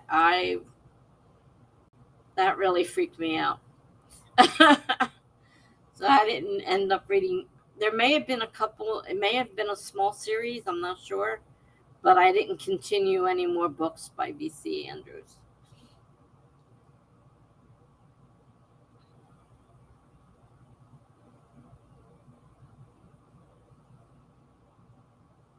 I would say probably the 70s, because I was around a teenager, and I was a teenager in the 70s. So I would say, I'd have to say around the 70s. Yeah, I'm sure you could read it all the time. I mean, it's something that's been around a long time. And most people that read know about it.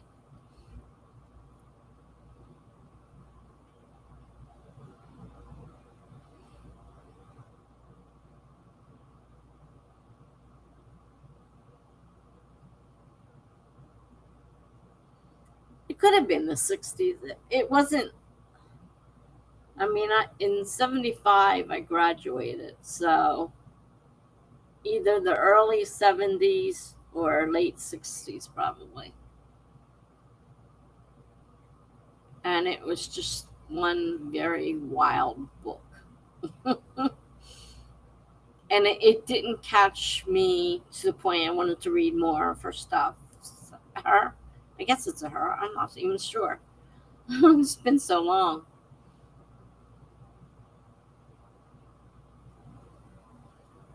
I just read all the R.L. Steins recently. Did I read them or did I watch the... No, you know what? I think I watched them. I think I watched them on Netflix.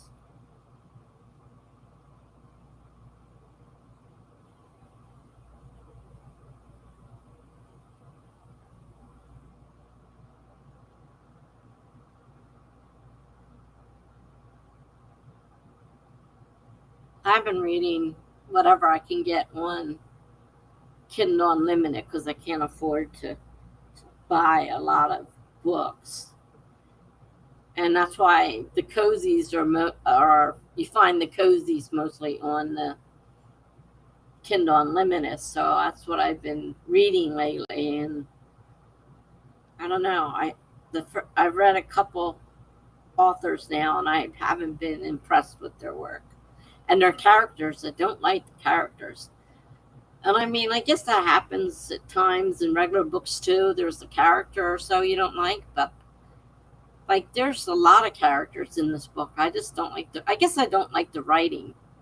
But I'm still reading the dumb things. But they're not costing me anything more than what I would have paid for, another. So now I'm kind of like keeping my looks out for books that are on Kindle Unlimited. So I got Sarah Sutton. I got her. I think there were 6 I found.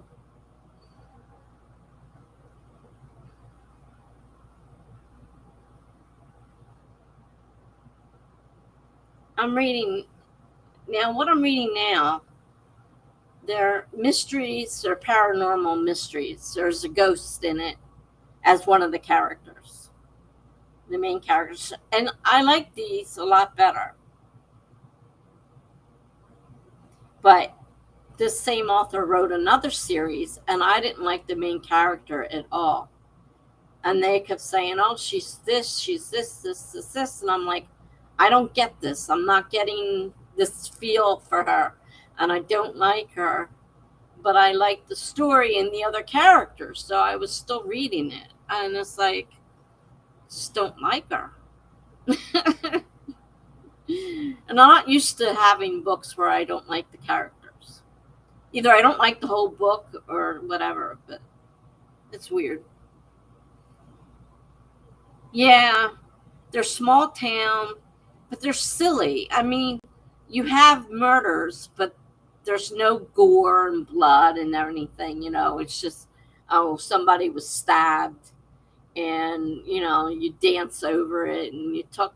And their stories are silly. I mean, they honestly wouldn't happen in real life. They're just not real. It's not a real story. And I think that's probably what bothers me. It's the fact that it's so stupid, you know?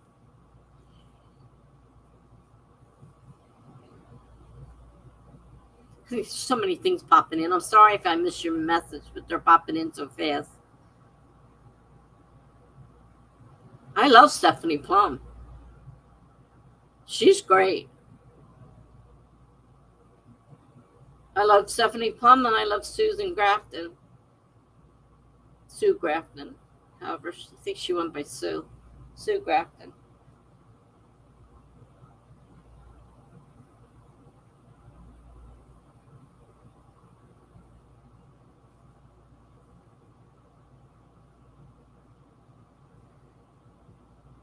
Well, one of them I'm reading now. The woman is older, very old, and she acts young, and she carries on stupidly about loving, what do you call them, sprinkles. So everything she eats has to have sprinkles. Extra sprinkles, please. And she goes through this whole book saying this, and it's like getting on my nerves. I'm so tired of it.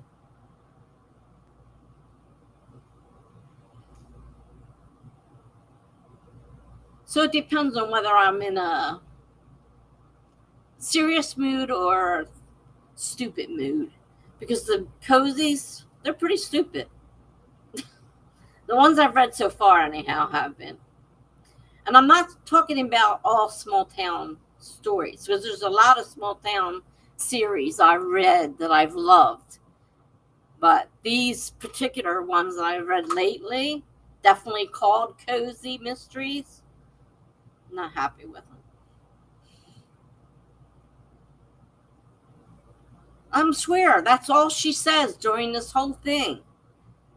And she gets upset and freaks out if someone doesn't remember she likes sprinkles, but if you bring it up, then she starts getting upset about that. I'm like, what is this? Why are we having this discussion every paragraph? Every change of scene, we have to have a discussion about extra sprinkles. I'm a little tired of. Hi, Kate. Tired of it.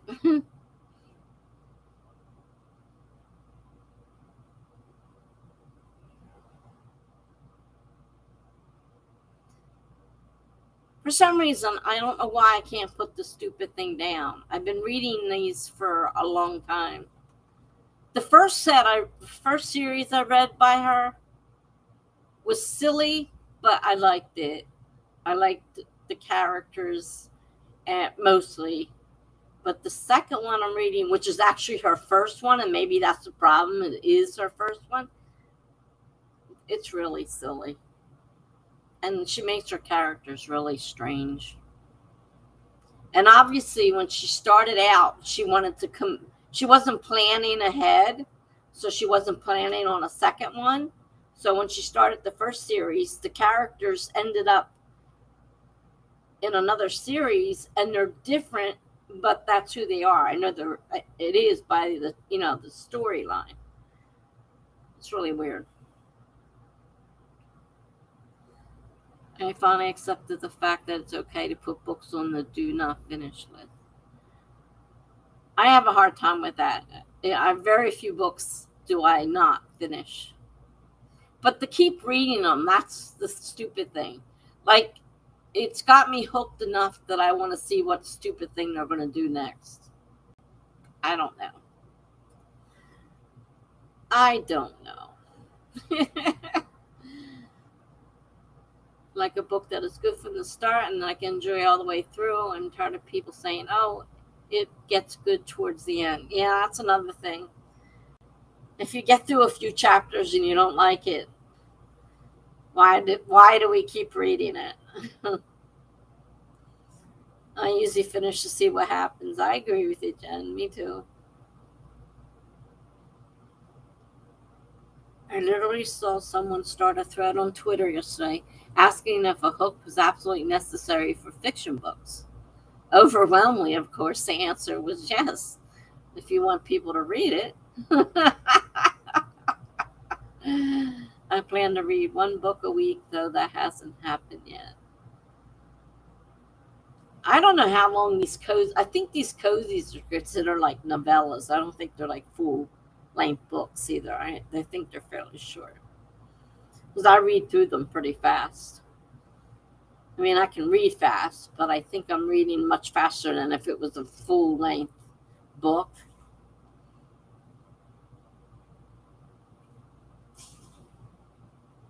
They're just kind of weird.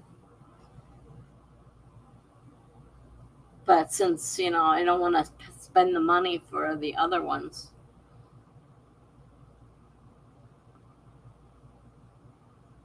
I used to read one book every day from the library. I'd go and get a whole pile of books. I read at least one book every day, full-length books.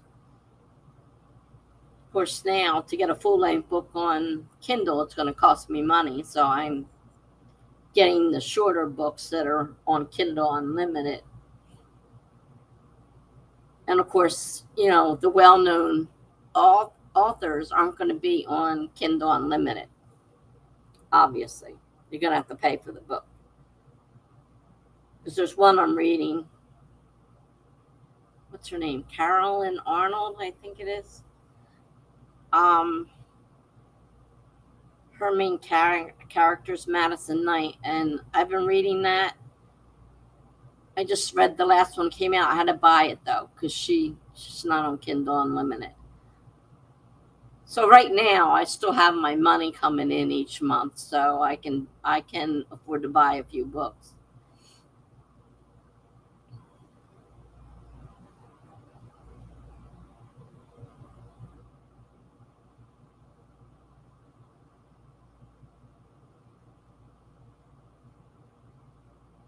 Plus, connect it with your library.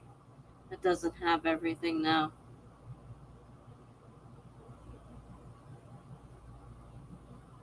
Yeah, I was involved with something that was connected with my old library. I don't know anything about this library. The one at my old town, and you could borrow books, and you would have them for like 2 weeks, and they were online. You downloaded them in the whatever that was I was using. Can't even remember the name of it, but right now I read everything, and it's easier on Kindle because I take it to bed with me and I just lay down and I read. And it's easier on the phone than it is on the Kindle because the Kindle's bigger. And I don't know how to use the Kindle very well, but I do know how to use Kindle on my phone.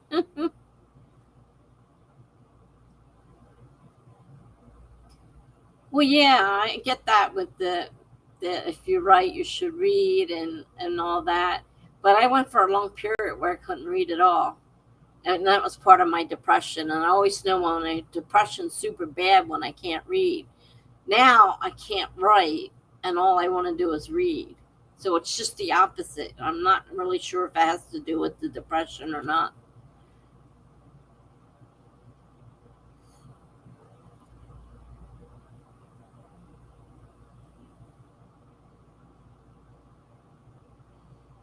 I got to figure out where to find. I had gotten a lot of books. I bought a lot of books, and I need to find them. Though I think the Audibles, I think I have to use my Kindle for. I don't think I can use my phone for that. I don't think. I might be wrong, but I think it's just regular books on the Kindle for the phone.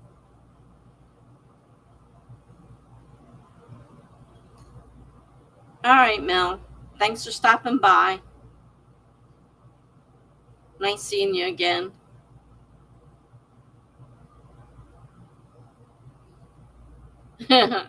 Yeah, Paget, you agree with.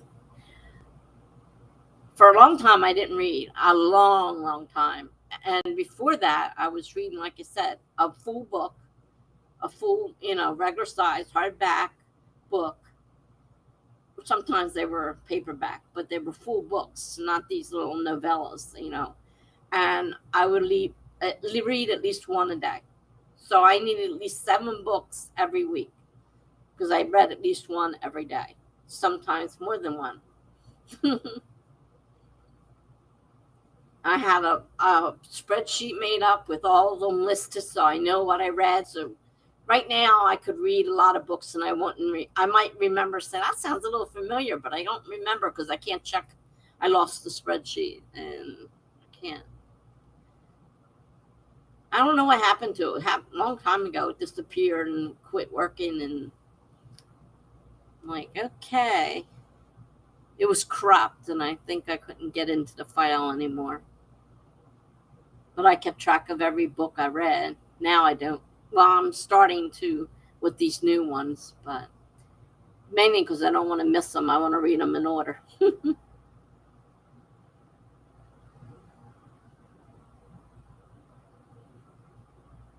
Yeah, well, remember I don't work, so I have it easier than those of you who have full-time jobs.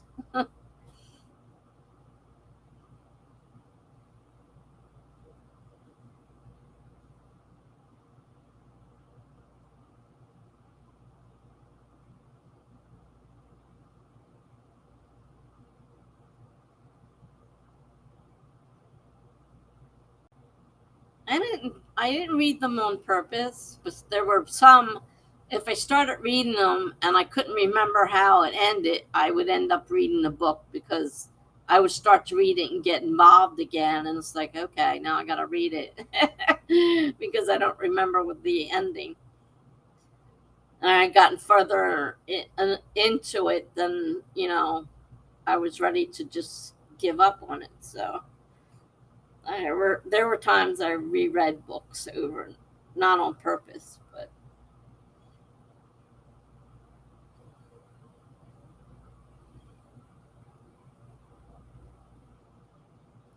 but I used to go in there with a big bag and fill it up with, and mostly hardcovers. I didn't go to the usually that some I did. I did do some paperbacks, and I did some um, audiobooks too, because you could take them out as well. And I would try to watch. I would try to read them at night, and I would fall asleep. It's like I can't get through chapter one. That's what happens now. I got a bunch of books on Audible, but every time I try to listen to them, I fall asleep during it. I don't get very far.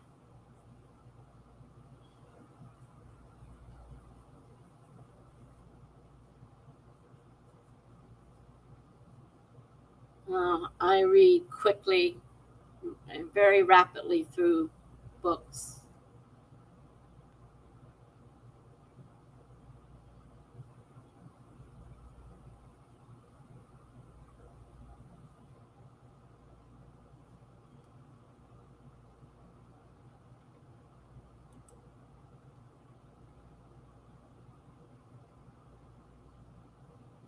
You can actually see me now.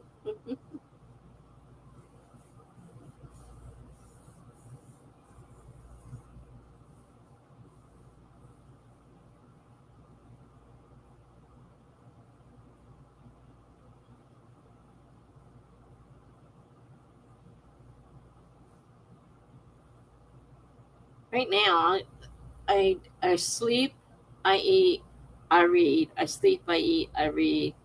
So I'm trying to get back into doing a little bit of writing, trying to do a little bit of streaming because I got so out of it. I wasn't doing anything.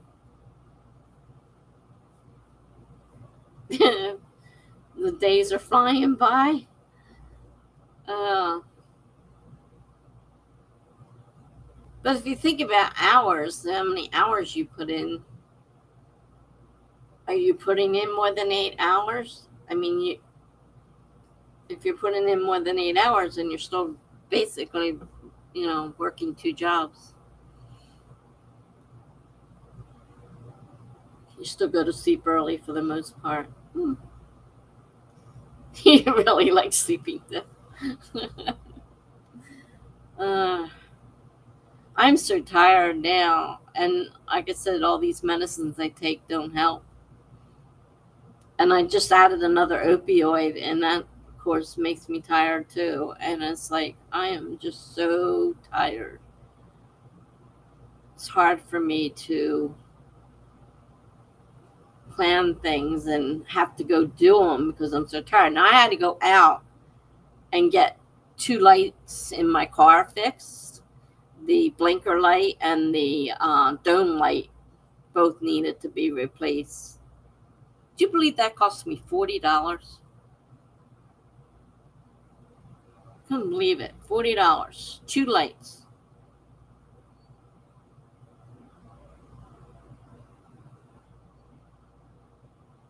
Trying not to, you want to keep yourself healthy.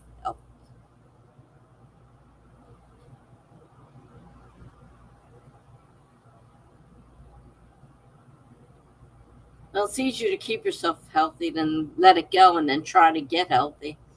It doesn't work very well.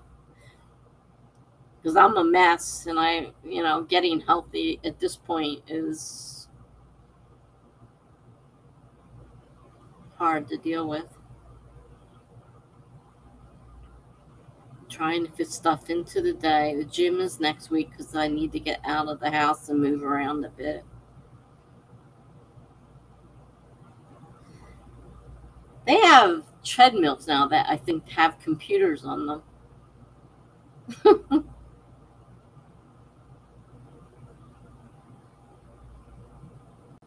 I can't imagine trying to walk and type at the same time. I would trip over my own feet.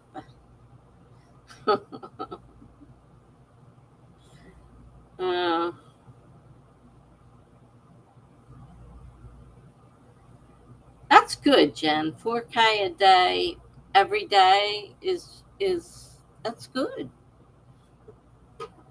I mean, I don't know how many K you have to write to actually make a living at it, but 4K a day is a pretty healthy amount.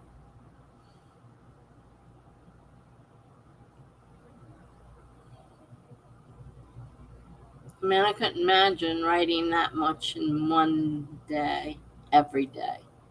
Maybe once in a while, but every day, I can't imagine. But then, if it was something I really wanted to do, it'd be a different story. Because I read tons and tons of stuff because I like to read. But right now, I'm not enjoying writing, so I'm not doing much in the way of writing.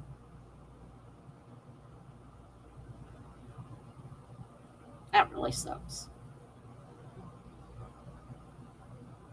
I don't know how to get back into it. It looks like I just went back to my older blogs and I tried looking at stuff that where it went back. It looks like it might automatically take it back to the old. Once you take the domain off, it looks like it might go back to the old address, the free address. So I may not have to worry about. I will to a point. Any links I put in there, of course, they won't work. So there'll be a lot of things where the links don't work.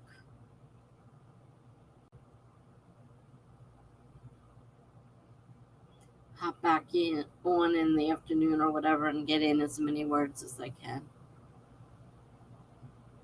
And that's usually in the first 4 hours too. Well, that's good. 1,000 words an hour. Pretty good.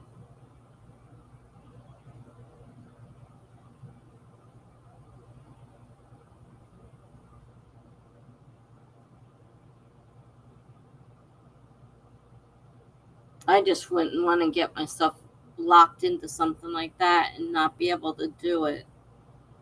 Because I know that I have a bad problem with focus and I have a bad problem sticking with things. With my bipolar, I'll get, I can do that. I'm going to do this and I can do that and this and that. And then all of a sudden it's like, shoot, now I'm in the down stage and the depressive stage and I don't want to do anything. And so it's hard for me. Luckily, I don't have to work and I don't have to write if I don't want to, because I'm not counting on that for income. because I don't think I could do it. I don't think I could commit myself to that.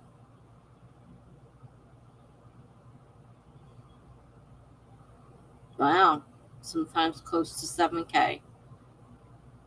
You're doing good.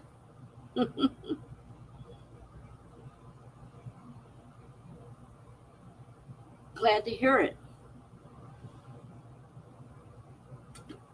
Glad it's working out for you. I know you write fast because you usually, in the beginning, when we first started, you used to write almost 1,000 in one of my sprints. You'd write almost 1,000 words most times.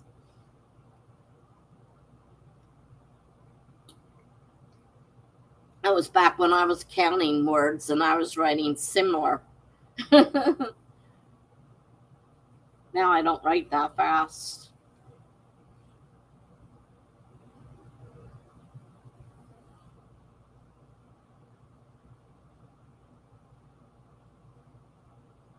I need to go through those blogs though and try to fix some of the links and get rid of some of the stuff because some of the stuff isn't that great. When I wrote it, I put it up because it fit the prompt, but it's really kind of something silly. I'm talking about, right, stupid, silly, cozy mystery things and cozies, and I have a lot of that junk on my blog that I need to get off of there.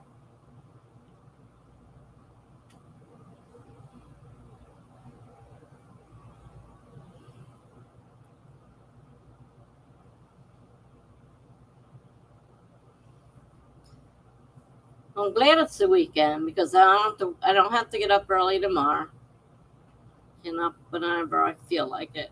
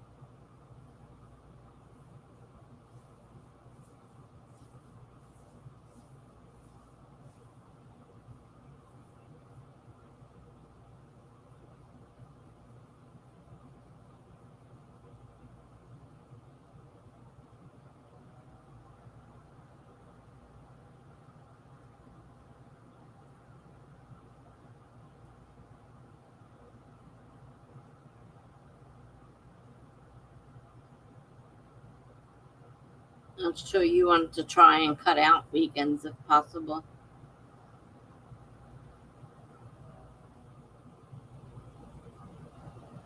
After a while, you probably feel you need a break.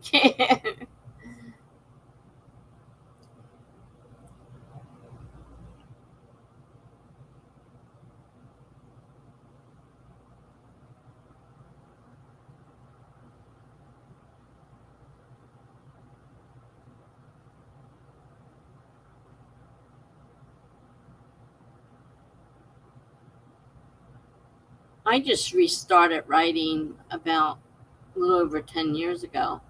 I quit writing in high school because I sent a story to a magazine and I got rejected, and it really, really bothered me. And I didn't take it well, and I quit writing completely. And I didn't write from then until it was like 40, at least 40 years I didn't write. And then I finally said, you got to get over this. This is ridiculous. And so I started slowly by writing a little something for Writer's Digest. And it was actually mentioned. I got mentioned in there. So it kind of gave me a little bit of a boost. And then I started my first blog, and that was hard.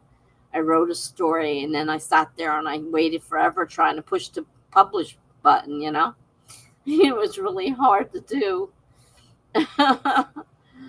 Uh, you don't want a day off. On your days off, you write. Okay. I remember coming home from work and writing all night in my 20s, but just for fun. You know, I quit in my teens because of what happened.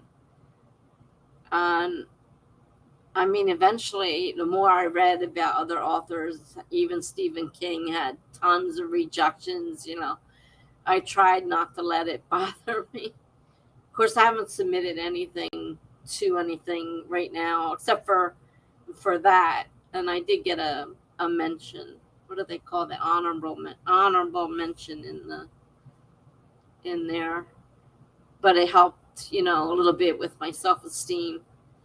And then when I started posting on my blog and people started, you know, subscribing right away. I mean, one of my blogs has over almost 1,500 subscribers, and some of them are duplicates. I have 3 blogs, and some of them are duplicates. And I need to one I can't get rid of because it was the first blog I made, so I have to keep it. But I can take a lot of the work off it and put it on the new one. But that's a lot of work. So I've been trying to go through and cut out a lot of stuff that's not very good, because there are some things that after I reread them, I'm like, ugh, what were you writing? What was I doing? What was I thinking? Only a day is 48 hours long. Oh man. I wish I had not hung my entire self-worth on a letter from a magazine editor. That's essentially what I did. And then I figured I couldn't fail if I didn't try. Well, I based mine on that one reject. So, and for 40 some years, I didn't write anything because of it. Even though I knew I could write, and people told me, the few people I let read what I wrote, because they didn't totally, completely stop writing, but I didn't let anybody read it. And so, you know, there was a bunch of stuff I finally, you know, let people read, and they're like, you can write, you should be writing. So I finally started. Like I said, it's been a little over 10 years ago, and I created a blog and I started putting my work up there, and people started, you know, becoming followers. And I thought, okay, I'm not as bad as I thought. You know, I can do this. People like my writing. They tell me they like my writing. How much more do you need?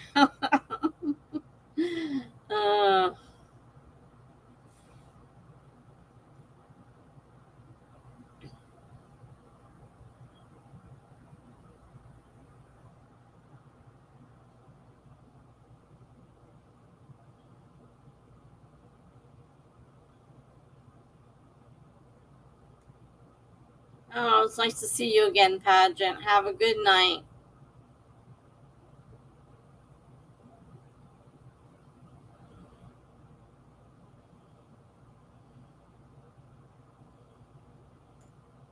I can imagine, because you're sending stuff to different people, so it's not just one person.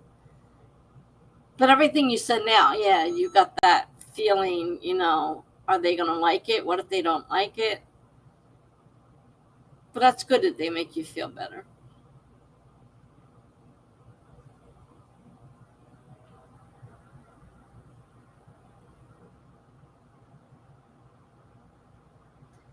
Like I said, some people I did let read, and they told me, you know, the stuff's good. And it's like I can't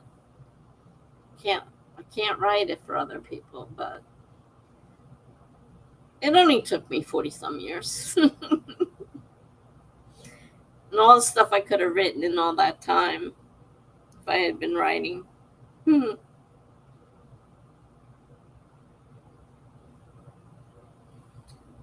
So,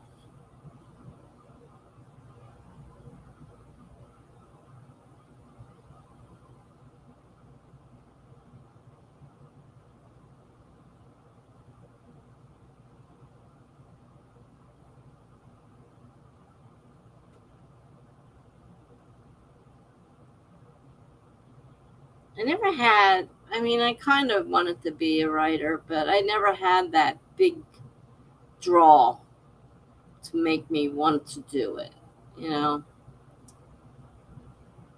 Jenna says, I have one client I talk to every week now. She's totally happy with it, but likes to check in. Well, that's great. She lets you know that she's happy with it. That's good. Because sometimes you need that little bit of, you know,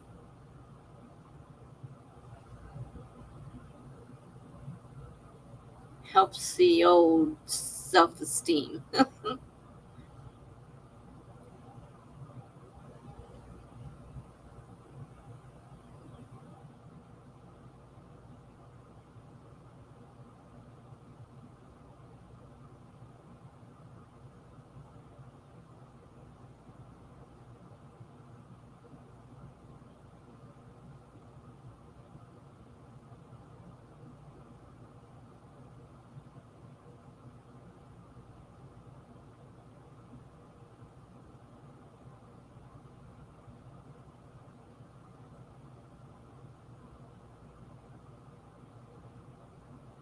The weird thing is, I thought I posted something to my blog and now I can't find it. So I don't know what happened. Because I can't find it.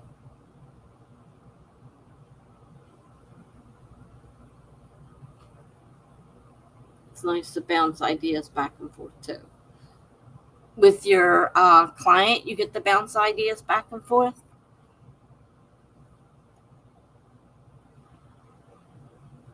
Kind of see what it is she. I wonder if my blood sugar's dropping. No, it's not. All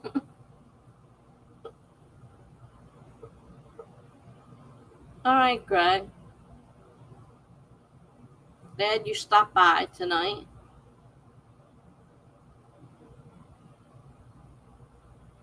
I don't use a flash drive anymore. The last few I had got corrupted, and what was on there got lost. So now I have an external hard drive, which is automatically backing up, and it'll tell me it's backed it up, and so far seems to be working.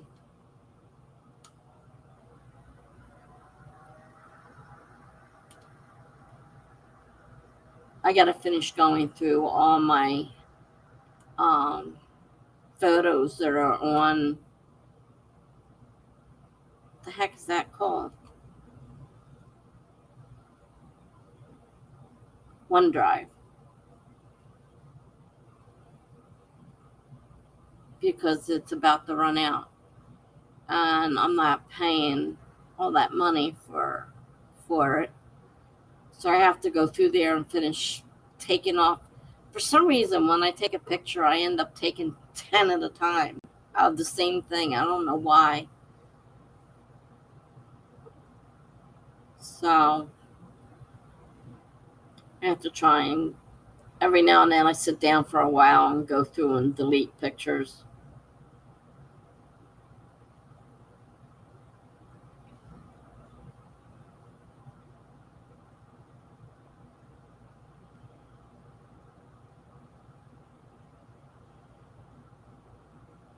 She's really involved in the process and wrote the outline for me. Oh, wow.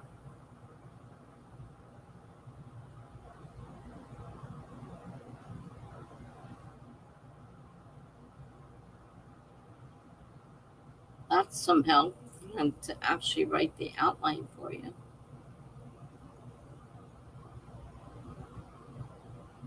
I've never written in Wattpad. I've read some of the stuff in Wattpad, but I haven't written in Wattpad.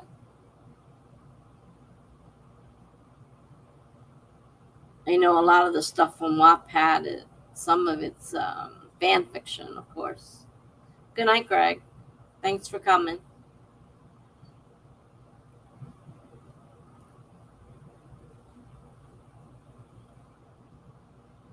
People bring up Wattpad every now and then, and I've gone in and read some of their stuff that's on there, but I haven't written anything on there.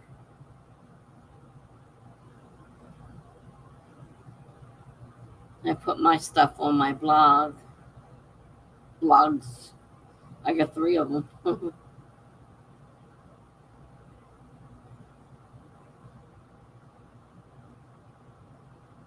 One I want to get rid of completely, one I can't, and one is the new one.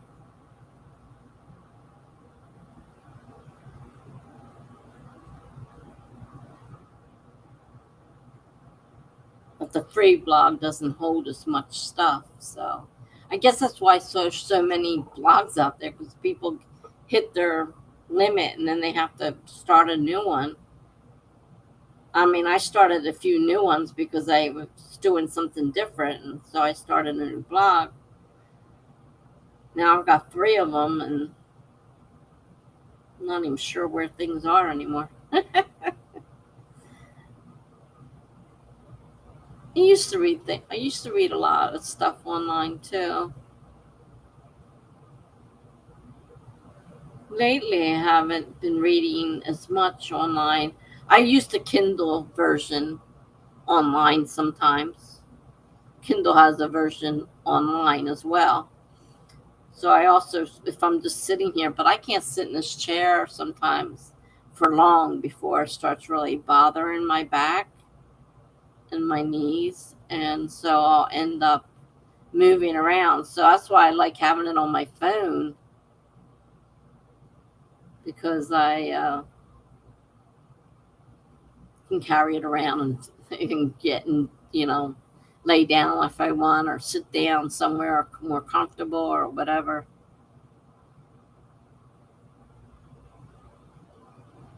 I've heard of Fiction Press, but I don't even think I've been on Fiction Press at all.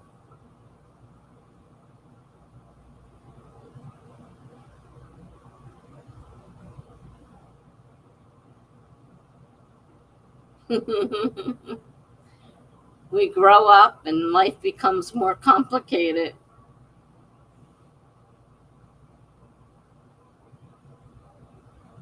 When I was working, I found it hard to.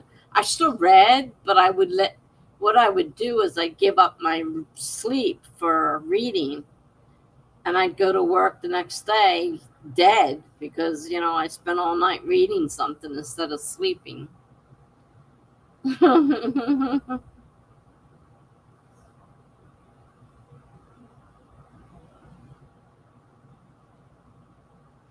It's hard to read and write, to do both. And I think that's why I got out of reading for so long, was because it was easier. I was enjoying writing more.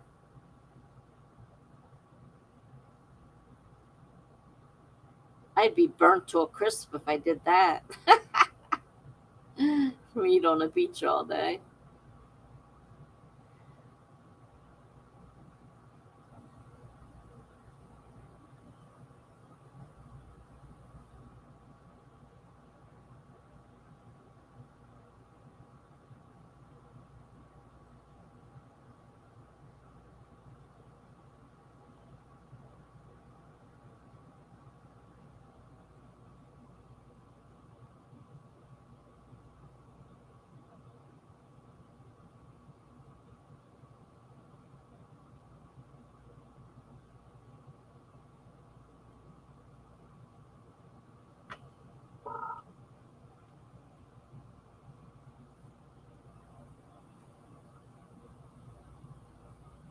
But I figure if I'm not reading, I'm sleeping. And a lot of times I find that I've fallen asleep while reading in the book, the phone, the book, the phone. I'm reading the book on the phone. Would be somewhere in my bed. I'd have to, pull all my covers apart looking for my phone because I dropped it when I fell asleep.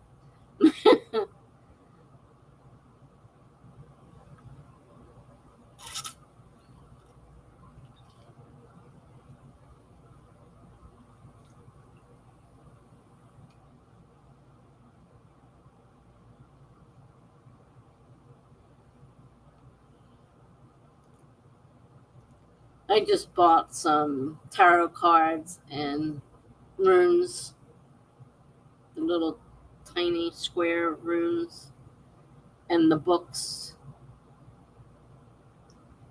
like I need more stuff.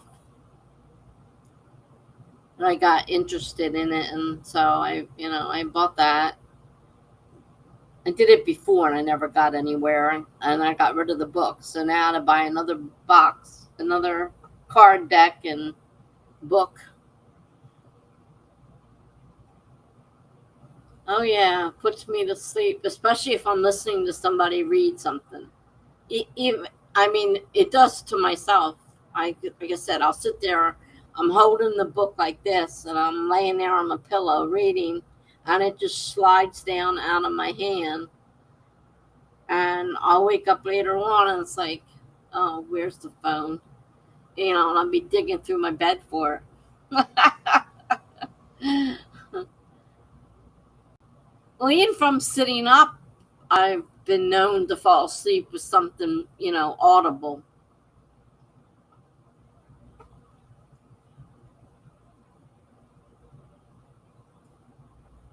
It doesn't have to be audible. What I'm reading now is not audible, and I'm still falling asleep. And I have to go looking for the phone in my bed.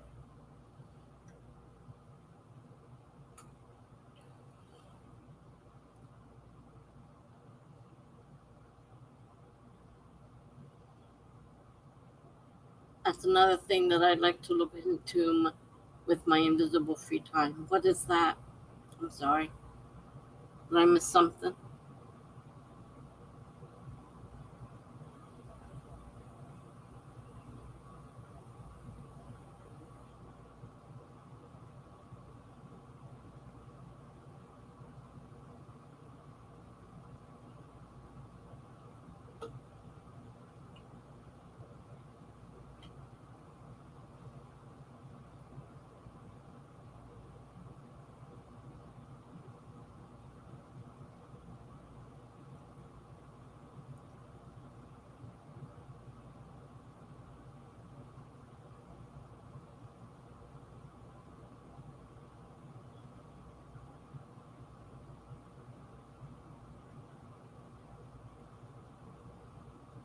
I have a friend, and her favorite saying is copious amounts of free time.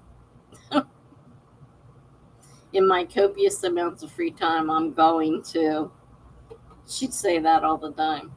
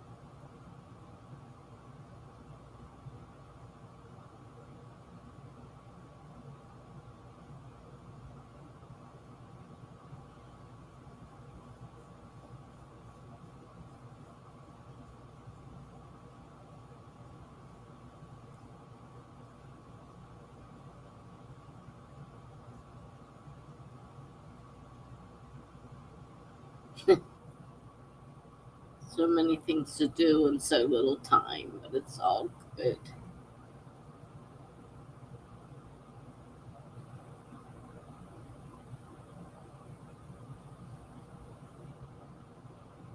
I like what I'm doing a lot. Well, that's good, Jen. I mean, that's the important thing, to actually enjoy what you're doing. I mean, I always hated my jobs, and Maybe if I could have back in the time written, maybe things would have been different. But at that point, I wasn't writing, so I wasn't into writing at that point.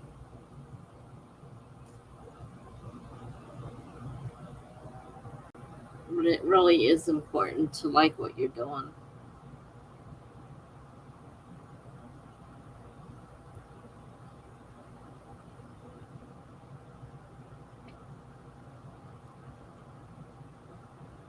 My son always said, if I don't like the job, I'm not going to work it. I quit. And that's why he kept working temp jobs, because he says that way, if I don't like it, I can quit. And he was constantly leaving jobs after so much time because he just didn't like it. But I couldn't do that, whereas I couldn't let go. I couldn't just do that. Whereas, besides I hated looking for new jobs, he'd rather, quit and go look for a new job. And I'm like, I don't like that. You have the perfect amount of clients right now. Oh, cool.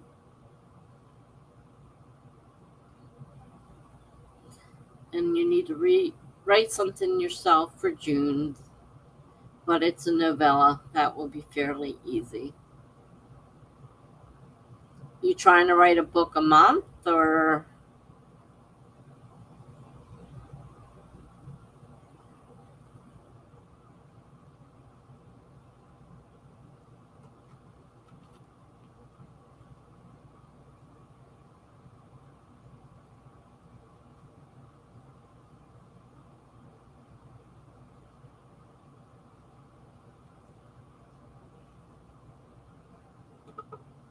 Oh, all I have to do is think about the stress I was under at work, and I realize this is a lot better. Well, I guess it helps that you've been doing it for a while too, so you knew what you were getting into when you did it. You didn't just quit your job and say, "Okay, I'm going to write on my own." You already were set up and knew what you were doing and had things in place, which definitely helps. Your author friend wants to write similar books as far as towns and genre and release them together.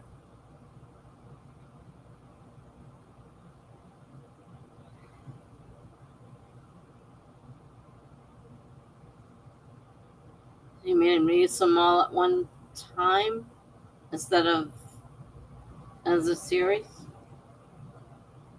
Well, she wants to write similar books to what you're writing. Is that what you mean?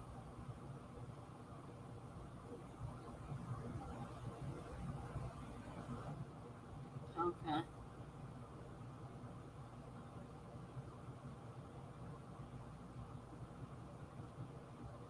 that would be cool.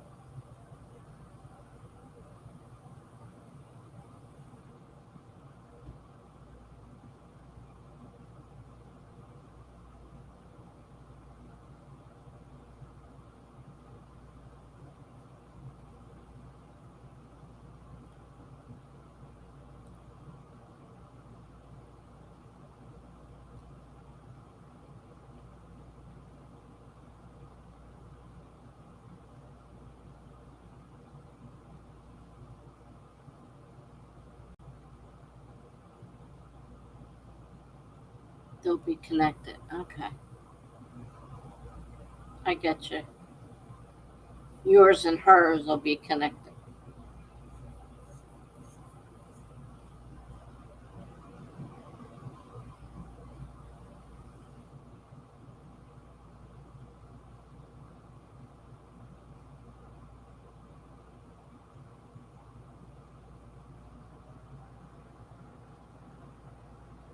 25K.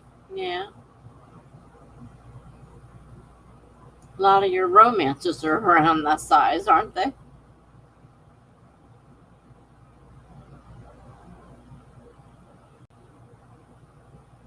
signed up for some anthologies too, but the communication on those is lacking.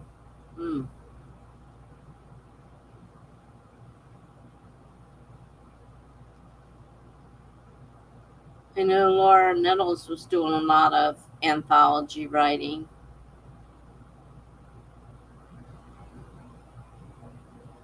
She got some of her stories published in the anthologies.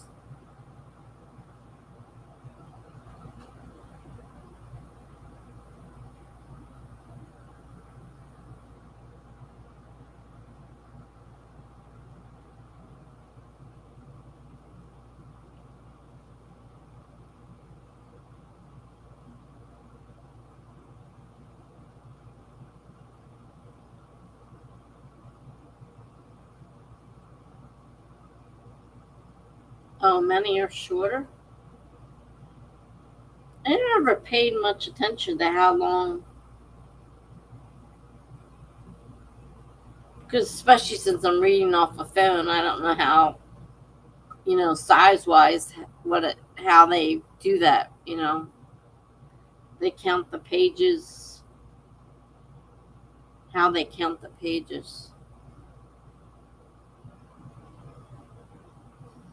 Most of them will be released next year.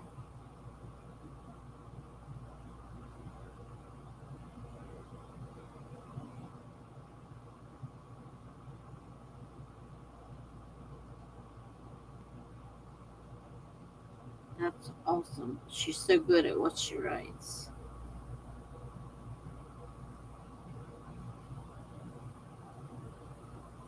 Talking about Laura. It's funny, she didn't start out as a horror writer, but she's really good at it.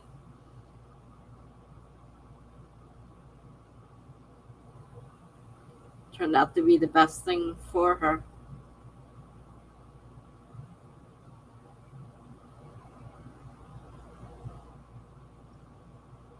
Write a lot of quick 10K books, short books. I had a bunch of them, and then I lost on my heart. I didn't realize it, but on my external drive, if I can get to it again, I remember where it was. Some of the stuff that I lost was already saved on there. So I could pull them back up and try to put them in. I don't have Word anymore. I have the LibreOffice, which is what Greg uses, and of course Google Docs. But take them and save them off of they were Word documents, I think. So I have to take and save them. Good night, Jivish. Take care. Thanks for coming. Have a good night. Sleep well.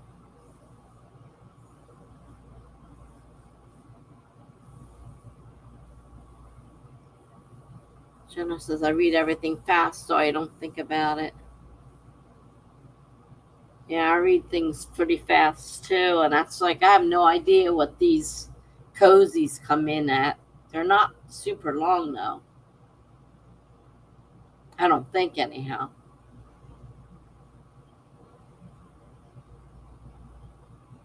But since I don't have them as an actual book, I don't know what the word count is. It might say it somewhere on there. It seems to me I've seen that information.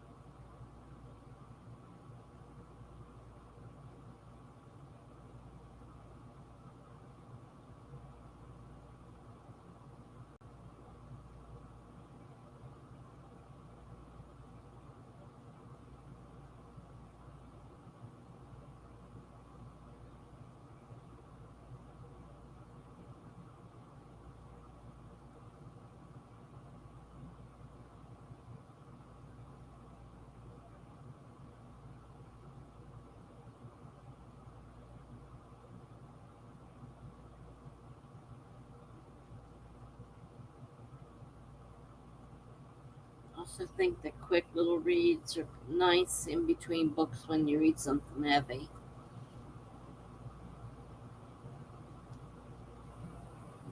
Got a point there.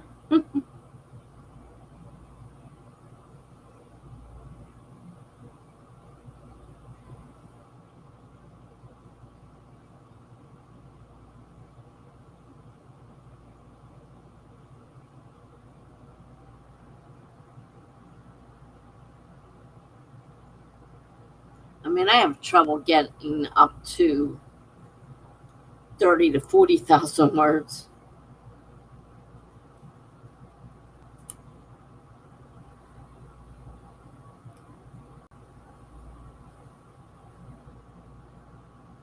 Last year was such a wash as far as writing. Really?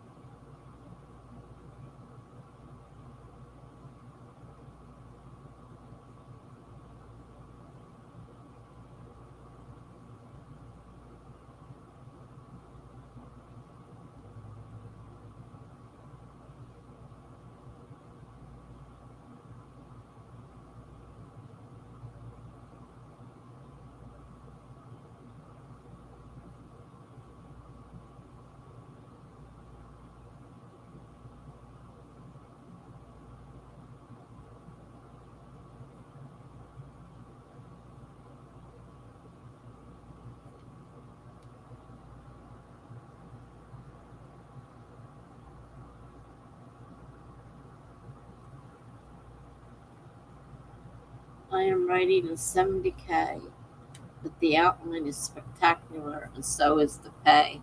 Well, it's a long one. Well, could be a lot longer, but that's a pretty long one. 70K. And they gave you the outline too? That's cool.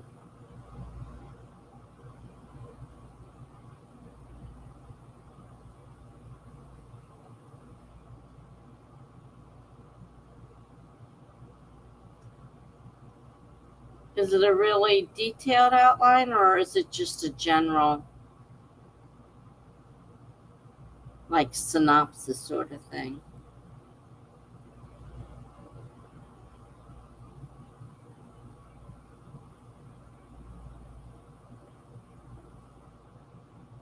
And it's an old client that you adore. That always helps too, to like the person that you're working for. Oh.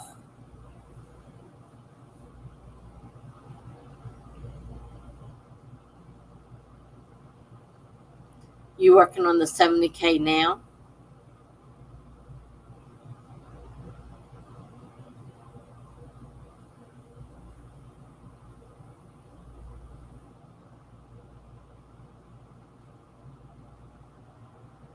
It's an easy story to write. She has someone write the outlines, so I'd be able to start writing it. Oh, wow.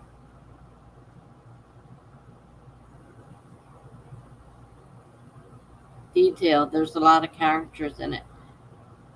Well, that's helpful if it's detailed. I certainly can't write outlines. I don't know if I could write off of one if somebody wrote one for me and then gave it to me. Whether I'd be able to do that. This writing outlines doesn't work for me. uh,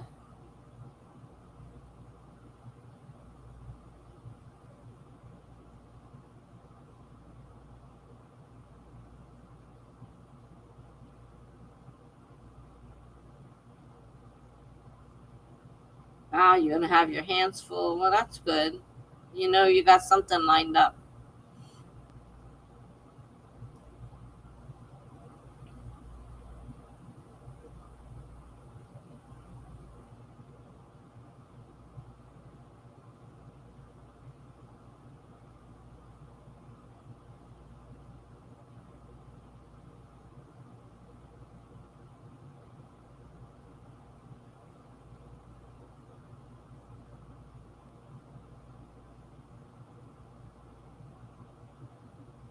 It's a lot, but I take it day by day and realize how lucky I am.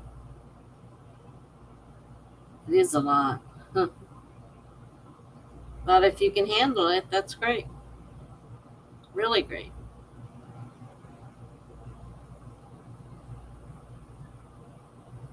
I've learned to love a general outline just to refer to now.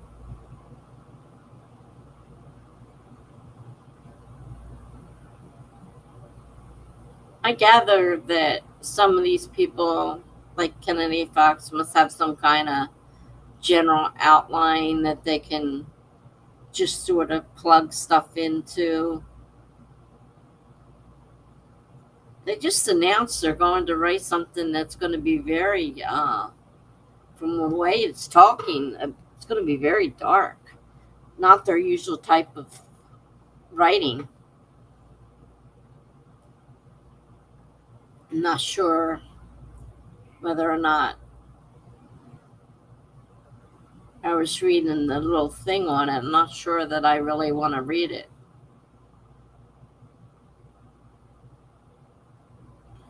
Right now, I'm finishing up, like, because they have several series started. And so, I have to wait. They write one, then the next one, next one. Like, they don't finish a whole series and do it. They do it in pieces. Some are done. Some they're writing longer. Some, I guess, they're going to revisit. But then they said they're going to go into some dark stuff. So they're not really known for being dark writers. So no, I'm not sure about the dark romance. I'm not sure how that's gonna go. Did you read the cowboy one with the twins? That one was unbelievable. I'm like, I can't believe I'm reading what I'm reading. I mean, I knew from the beginning their books were pretty spicy, as you put it, but these, as they moved along, because they're doing all the characters and they're doing the whole family tree. So, they started out with, the family and then their kids. Then they started out, each one of, branched off each one of them. And then branched off the kids for each of them and the grandkids for each, and like they're moving down this thing. And they got to a certain part and I'm reading this. I'm like, whoa, like this book really, really,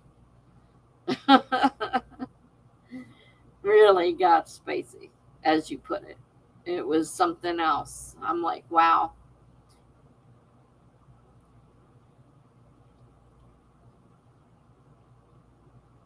Yeah. And now they're talking, like I said, they're talking about making a darker side. So I don't know what's going to happen. I don't know if I'm going to read it or not when it comes out, but they're talking about it being even more so and very dark. And it seems like there's going to be, I don't know if it's going to be kidnapping or if it's going to be, or exactly what it's going to be. But, excuse me, it's going to be pretty dark. I'm sure they can do it. I'm just not sure I want to read it. At one point, I liked reading stuff like that, but I don't know right now if I want to read it.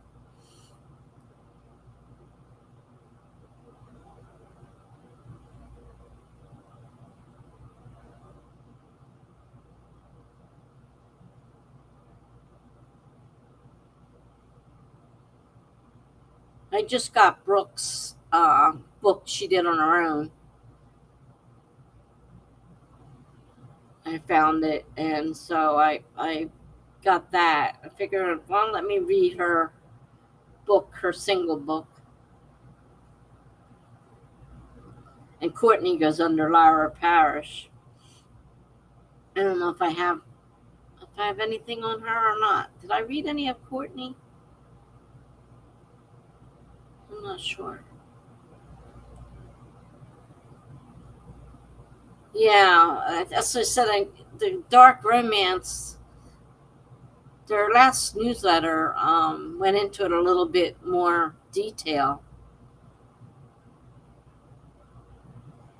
And I'm just not sure I want to, at this point in my life, I'm not sure I want to read it. At one point, I would have read that up, you know, soon as it was out, it'd be, but I'm not sure about this one. My taste would change a little bit. Brooke is the other writer.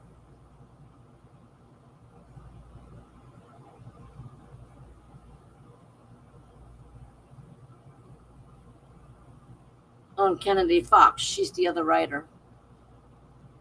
Courtney goes by Lyra Parrish, and then Brooke is the other one.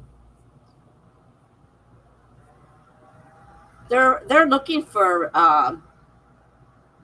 not beta readers. What's the other one? When you read the book before it's put out and do the review. Give it a call. They're looking for them. Yeah, I don't know if there's any out there by Lyra or not, but that's how she goes. That's the name she uses, Lyra Parrish. And Brooke, is it Brooke Sunderland? It's Brooke something. And I just found a single that Brooke herself wrote. It wasn't written with Lyra or Courtney. As I know her as Courtney, but I also know she writes as Lyra. I don't know if I've ever read any of Lyra's Lyra, however that's pronounced.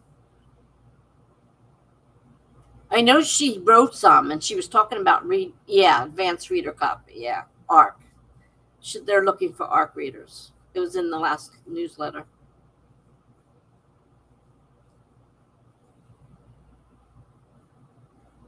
But I hate to review things, so if I, and I'm not sure I want to read that anyhow. That's the thing, you commit to it, you got to do it. So I've done a couple arcs, and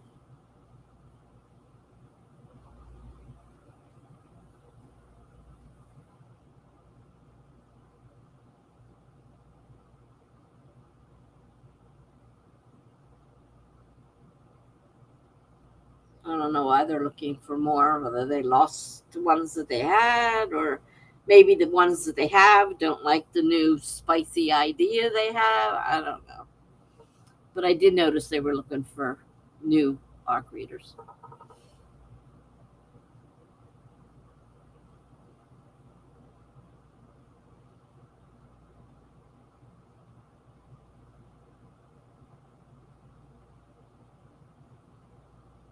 Really? Huh.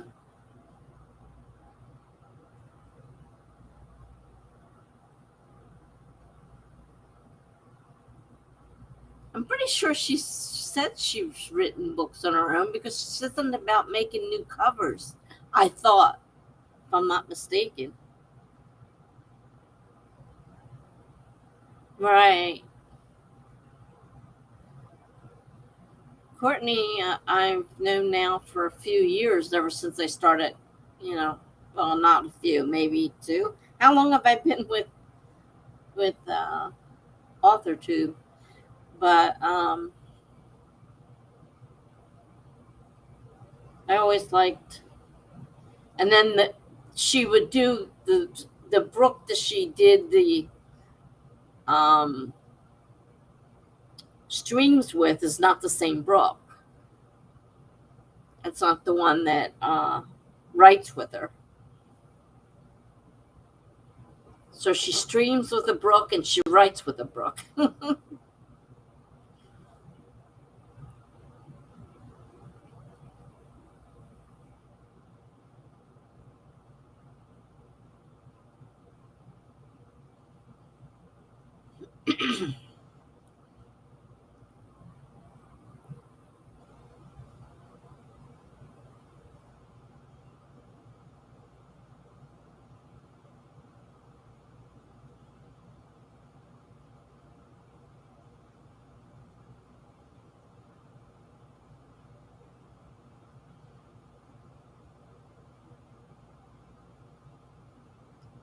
Well, Brooke Passmore, that she does the streams with, is doing covers now rather than writing. She prefers doing covers. I was really surprised when she was giving up her writing, talking about, giving up my writing and I'm going to do covers now. But her and Courtney, I don't know if they've done a stream together recently or not. Because their streams are always well attended. If they were streaming one night, you knew nobody was going to be at yours. Even now, as by herself, she's got a huge group of people.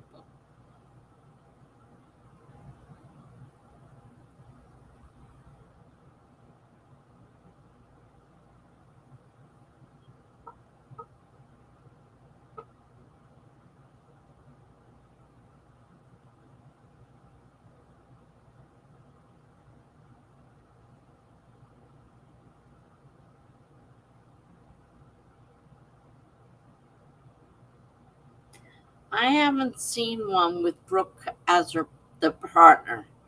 I've only seen her with Brooke Passmore, who was doing writing and then switched to doing covers. They used to do the midnight, the witching hour, and I don't think I've ever actually seen the book she writes with. I didn't realize there were two separate persons at first. Then I realized that there were two separate people. Yeah.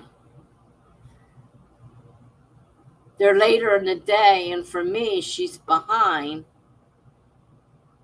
So when she has them late, it makes it even later for me. So I haven't been to one of hers in a long time. Of course, now I'm not writing, so I'm not going to I'm not going to streams at all. But I didn't miss any of Courtney's when I first started, because I loved Courtney's streams.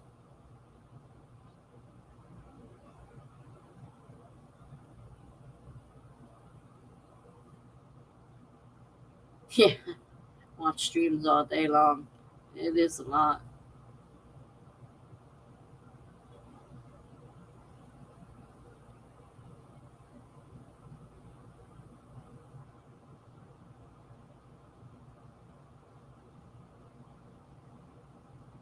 When I used to do some of them, the replay, it would be like I'd hurry through each one till I got to the spot for writing. I thought, I'm missing out all the stuff in between and just going to writing spots. So really, what's the point of watching these things if I'm not going to watch them, for the whole stream?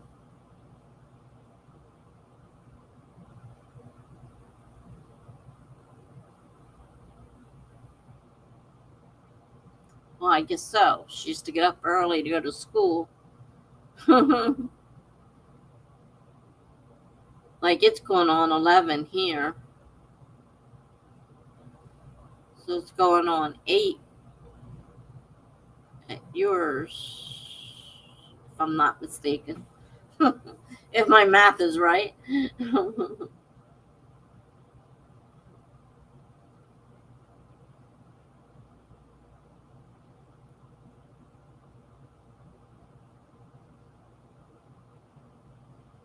In the beginning, I used to watch streams all the time.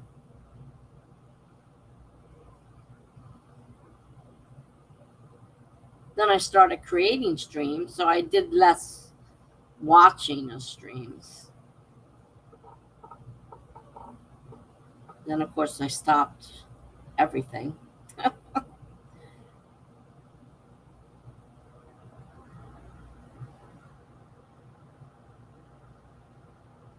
Well, that's it. If you, otherwise you miss all the stuff that's going on.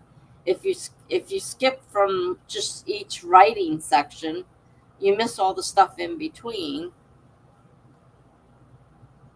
So it depended on who it was, whether I wanted to take and waste the time, spend hours, watching. Some people have long streak, like Courtney's can be long sometimes. It can be really long. She's out, and I tend to wait until she gets home to go to sleep. There's a school thing tonight. Well, I can see that. Wait until she gets home to go to sleep. She is still young.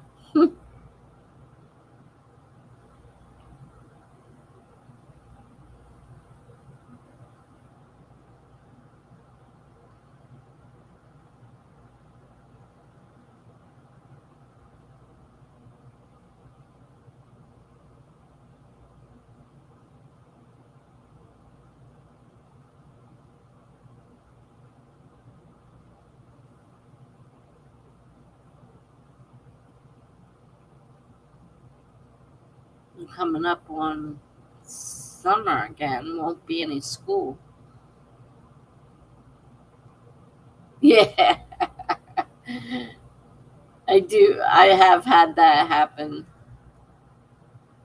You forget that it's not live, and you want to add something in, and you can't because I've done that before, definitely.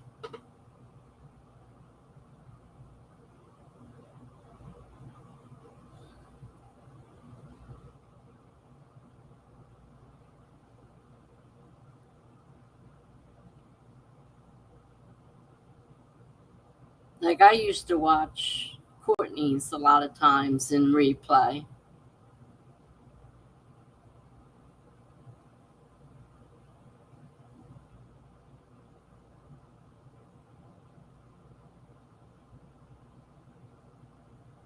I used to watch a lot of the YouTube videos, but I don't know if they're still making videos or not because I'm not following anybody that close to find out if they're making videos and taking the time to watch them.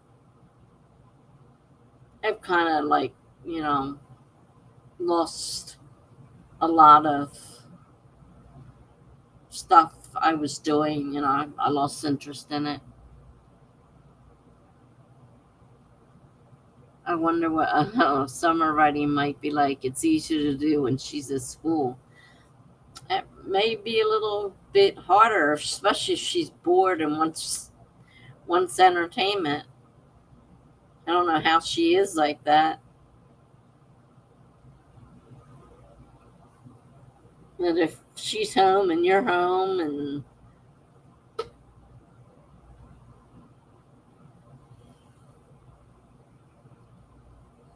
big ones like that, yeah, your comments get lost easily. They do. And people get mad at the person, but they can't do anything about it. The comments are coming fast and furious.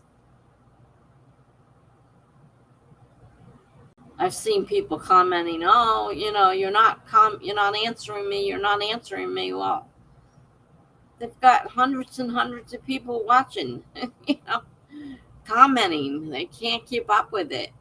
Plus, keep up with the stream at the same time.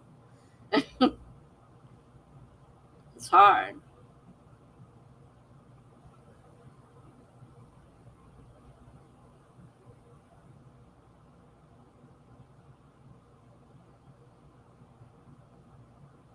Well, that's good.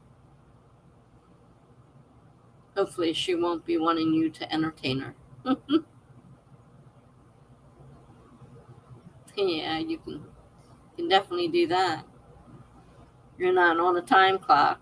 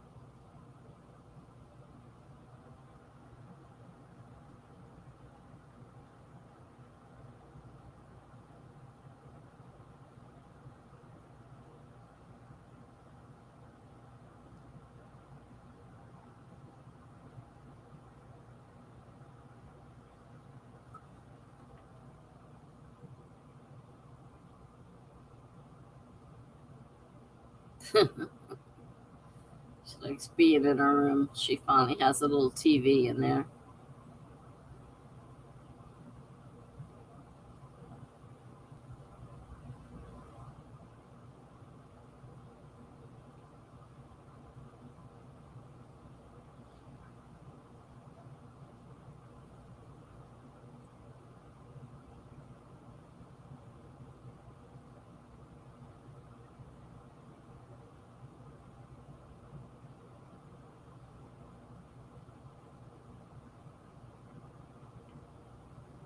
Is she interested in computers or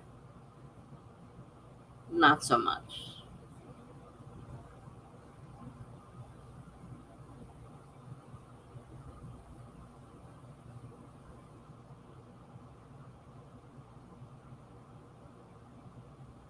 My one daughter hates a computer. The other one took classes with me on the computer. And my son, he doesn't like computers, but he likes being on his phone and being able to access the internet that way. He doesn't want anything to do with the computer. But as long as he's got his phone, he's happy.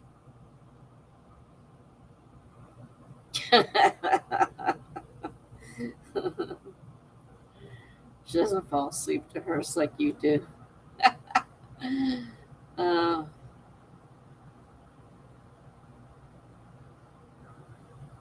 I don't have TV in my room. I have a TV in there, but it doesn't work. It's not connected to cable because I want to pay for another cable box.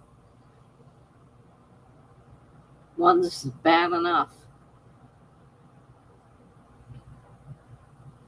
I don't see her on the laptop too much.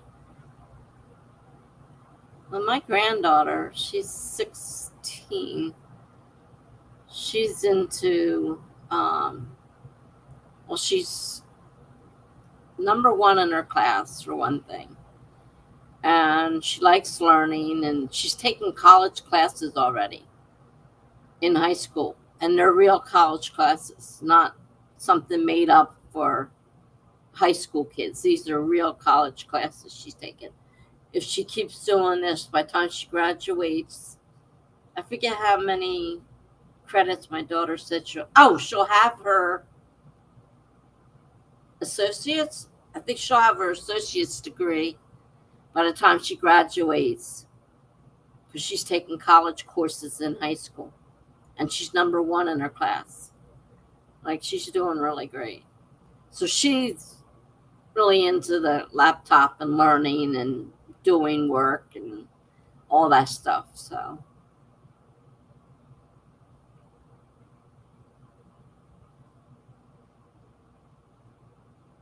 she has her own laptop even.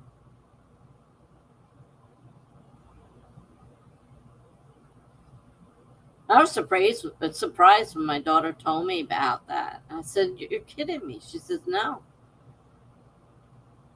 And she says she told the guidance counselor, she goes, "I love these classes," and she goes, "They're so easy." And the girl goes, "The college classes are easy?" And she goes, "Yeah."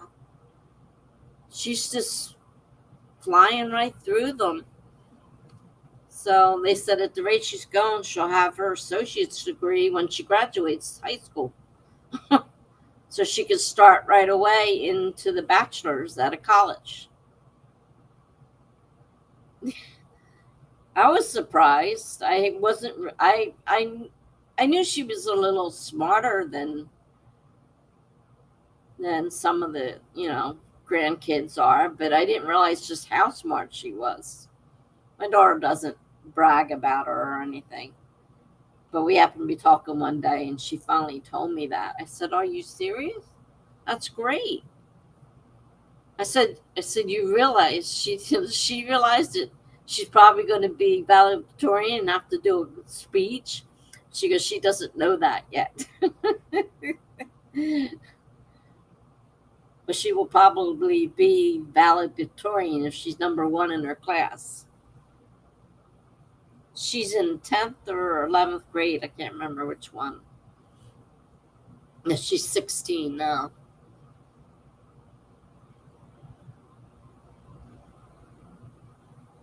16 and a half.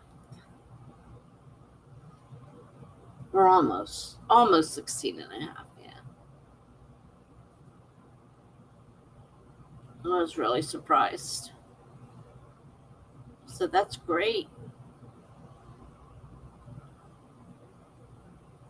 She loves school. She wants to be a engineer of some sort, like electrical engineer or something like that. I mean, she really wants us to go big.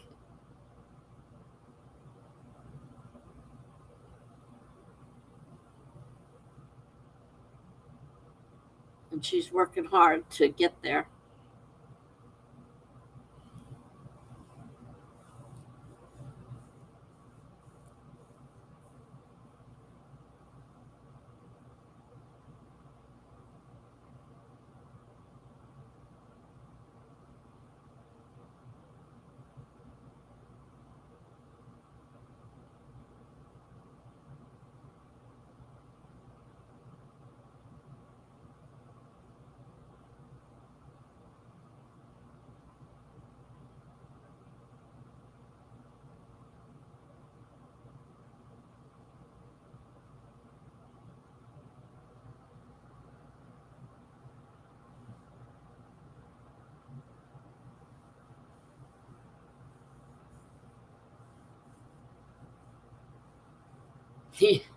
She'll need to be smart for that, and a lot of math for something like that. I'm sure she needs a lot of math, but she said she's really good at math too. So she's off to a good start.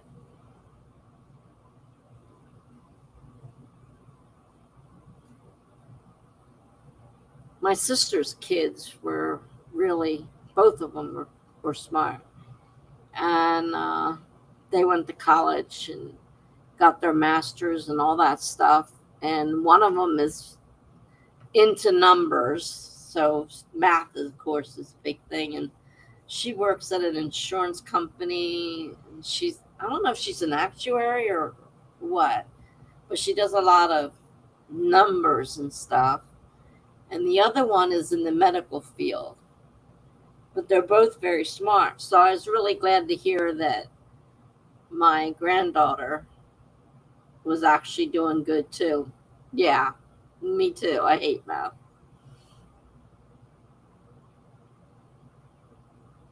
They all like math.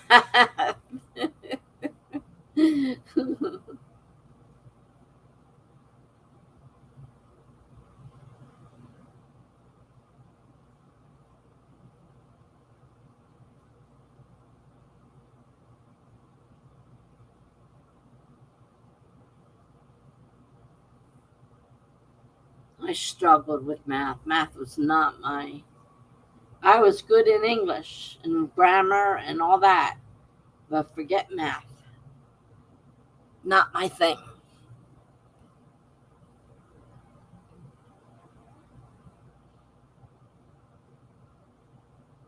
Then my one daughter, her mother, struggles something fierce with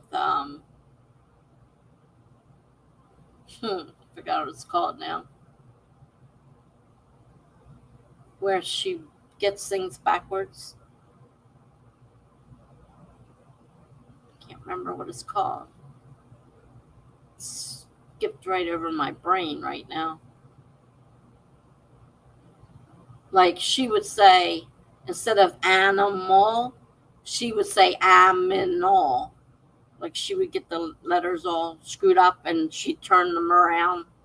So she was saying B, she would turn it around and it'd be a D, stuff like that. I can't remember what it's called. And she suffered really bad. But math, she was great at math. But her comprehension was terrible. Her English was terrible. She was a great graphic artist, though. Like she had skills, but she wasn't really, when it came to reading and comprehension, she had dyslexia. That's it. Yeah.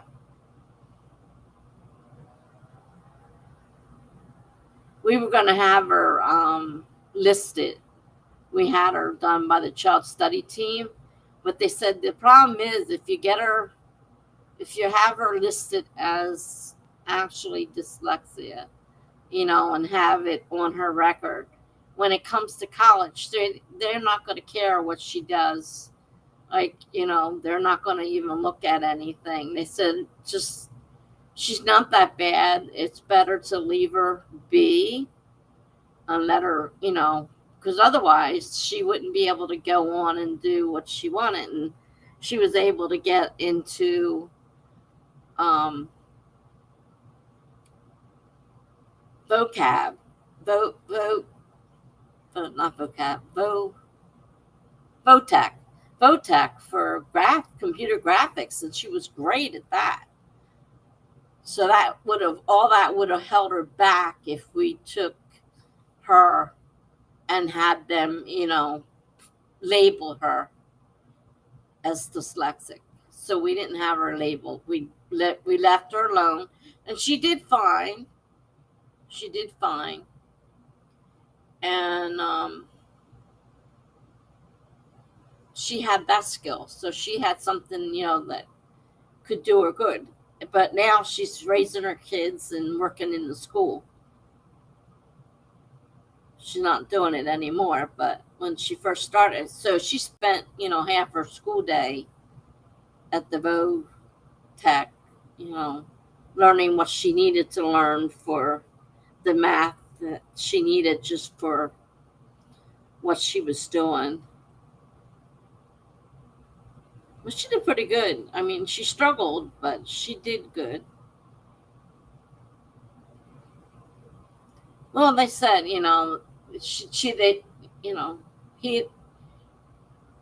God, if you believe in him, didn't give her the skills to read and all that stuff, but he gave her the ability to do all these graphics. So, he gave her something so she wasn't, left out with nothing and, left behind. She got, was able to take the Votech and do the graphics, and she did really great. So she managed to make it. That's why we decided not to have her labeled. The school says once they do that, they just kind of look, ignore you. So you're better off not labeling her.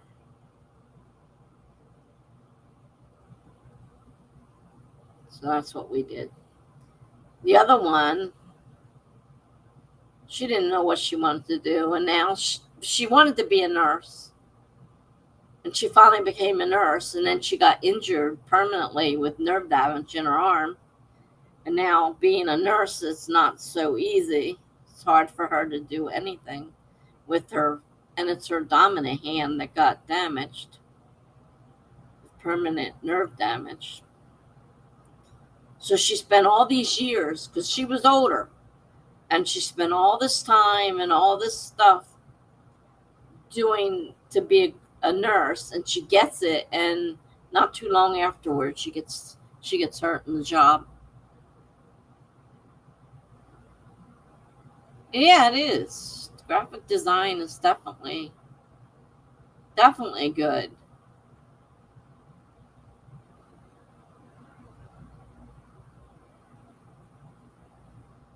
Yeah, there's nothing wrong with graphic design.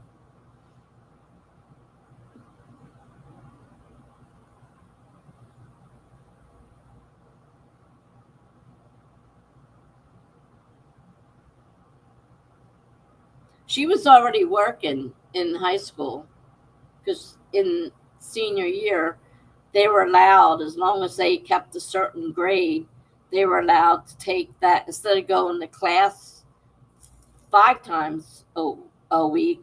They went 4 times a week to a job and 1 day to class. So she got a job. They got her a job and everything. They found, the school found her a job. And so she had a job already when she got out of high school. So it did work out really well for her. even though she struggles with comprehension and stuff. She does great with her, the graphic design, and she's great with math. Yeah, life throws stuff at me. Life throws crap at me. I've struggled all my life because of this darn mental illness.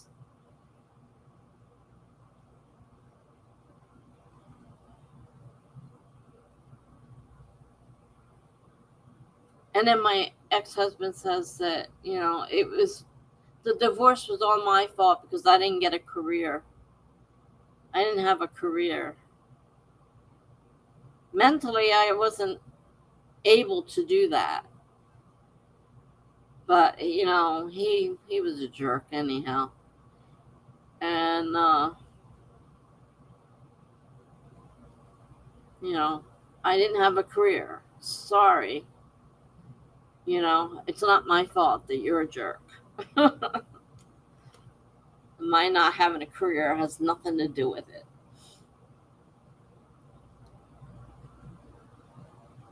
I mean, I got nothing from him. I had to pay half of all of our bills, but I didn't get nothing from him. I got no help whatsoever from him.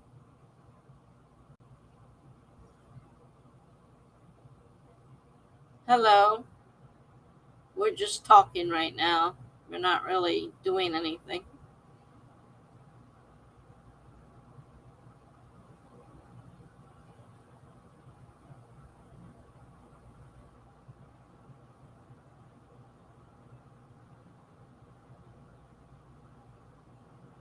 Are you a writer or?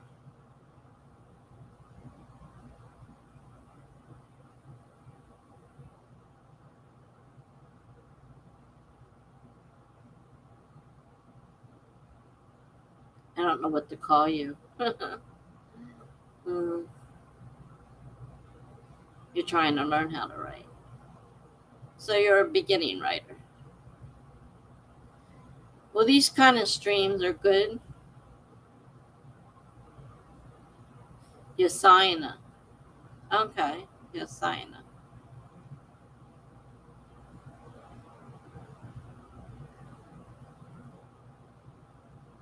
We're not doing sprints right now, but these kind of streams are good for getting help from other people.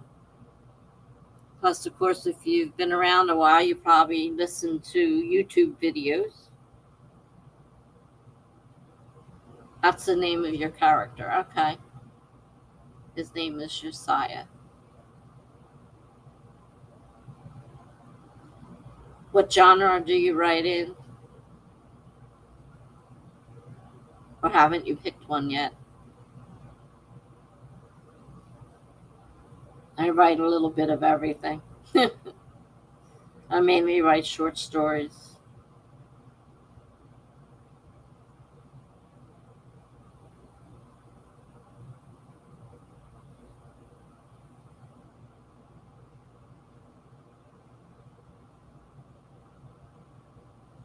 Yeah, streams are good when we're sprinting. We're not sprinting right now, unfortunately. So if you're looking for a sprint, we're not sprinting right now. We did that. Now we're just talking. Short episodic story. Okay.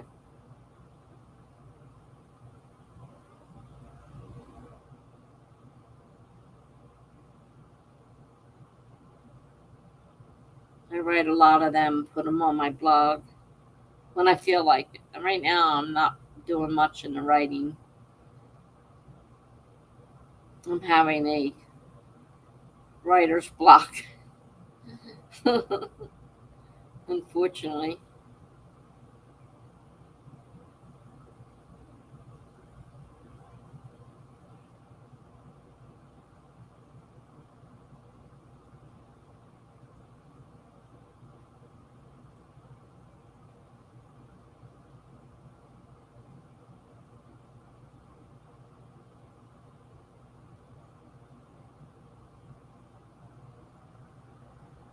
That's an idea. 5-page books for 5 books.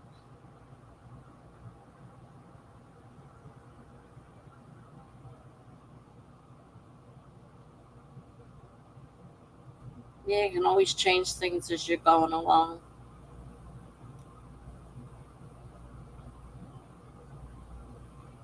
There's plenty of help out there on YouTube for sure.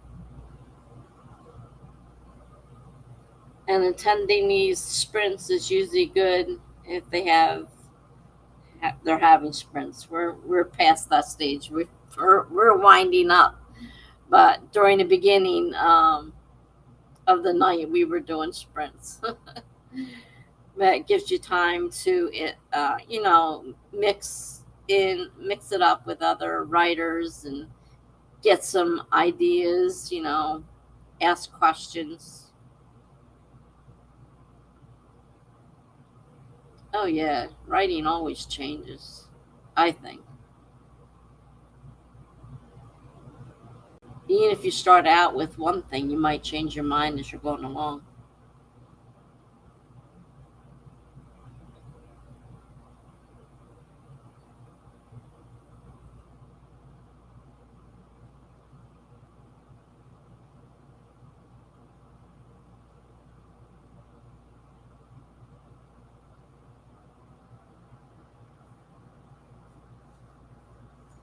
Does Kindle still have that episode thing that they were doing? What was it called? Vella or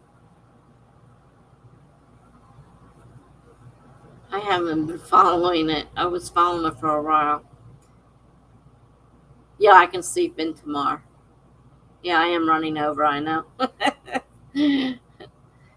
Yeah, tomorrow's Saturday. I don't have to get up.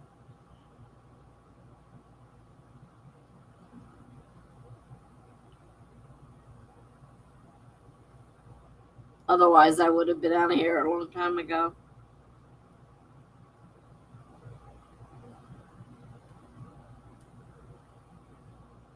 And it's still 74 degrees out. It's supposed to be up in almost 90, I think, today for Saturday.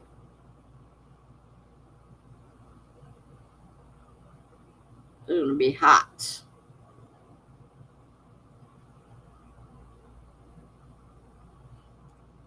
Della, yeah. They work with episodes. That might be something you could look into.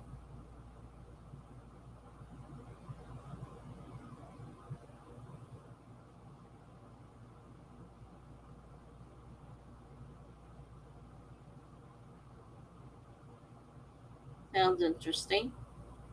Have you thought about using Bella and maybe publishing it? If you're writing it in episodes, because Bella, I know, is in episodes. Publish it in episodes. Yeah, I was reading Charlie's and I haven't seen anything lately, whether he did anything new on it or not. I don't always read the notifications I get from Kindle, so I don't know. And I haven't been following, so I don't know if the story got any further than where I read it or not.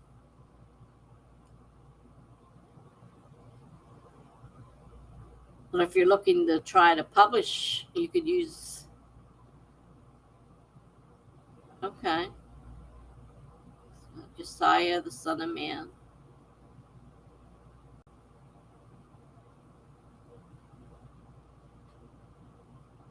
Sounds interesting.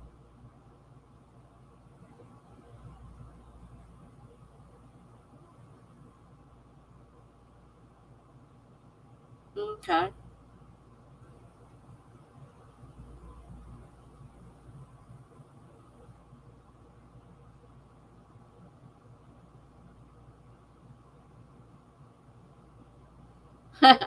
Salem witch trials. Okay.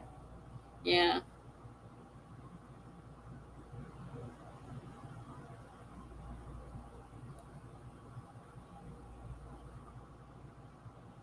Sounds like a good idea.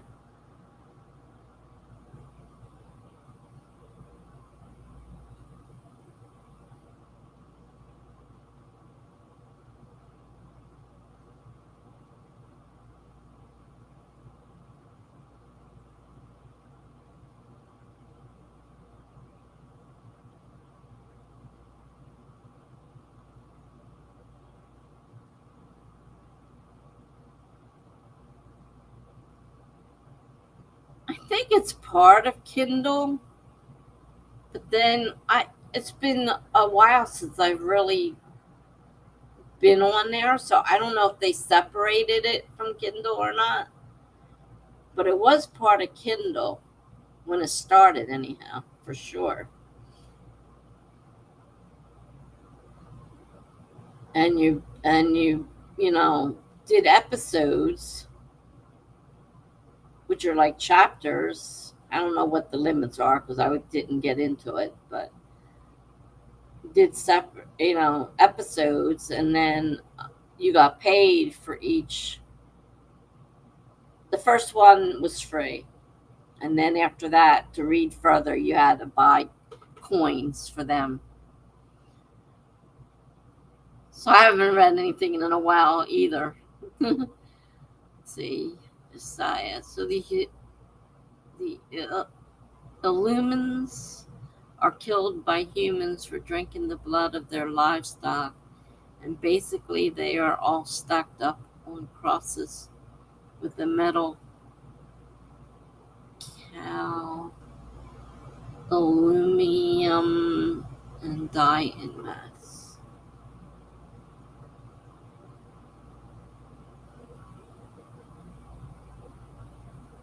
Interesting.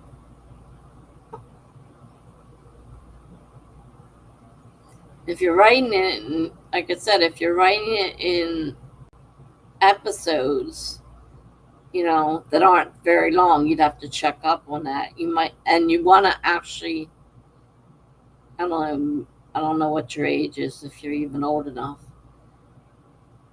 Check up on that Kindle Vella and see if you can publish it that way.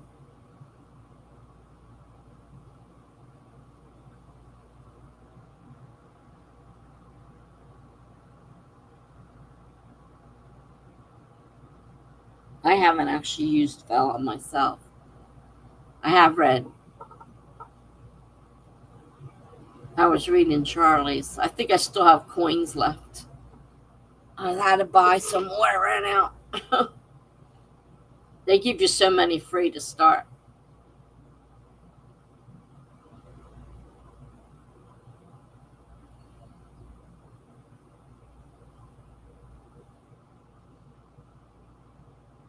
Yeah, I was just thinking the type of story reminds me, you know, a little bit of the section that Charlie writes in, and there's a lot of people that write those type of stories.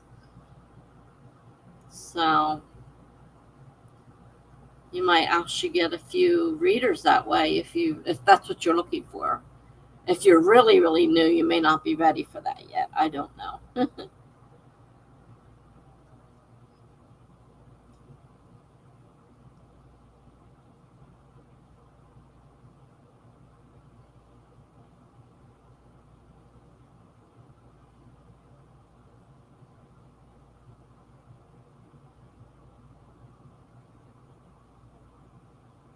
I'm getting a headache. Hmm.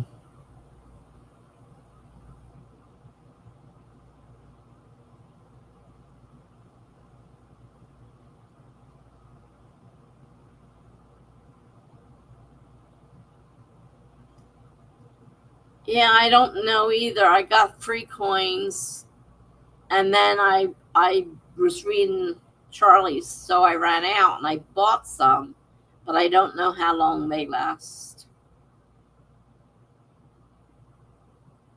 And it was, I don't know if there's a difference on the story on how much it cost or not.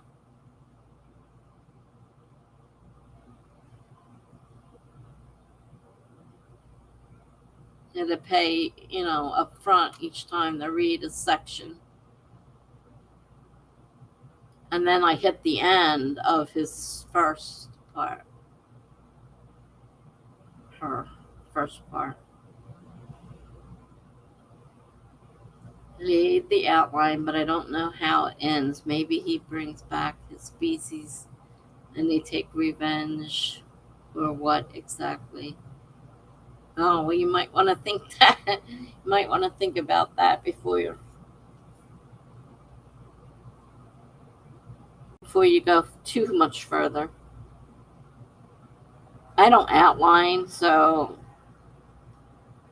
I don't do much with outlines. But if you're outlining, you might want to figure out where you're going. Now I need to go back there and catch up. Yeah, I don't know. I'll have to check one of these days and see if Charlie's doing any more on that or if he stopped. She stopped. I get that confused all the time. Charlie goes by she. They, she.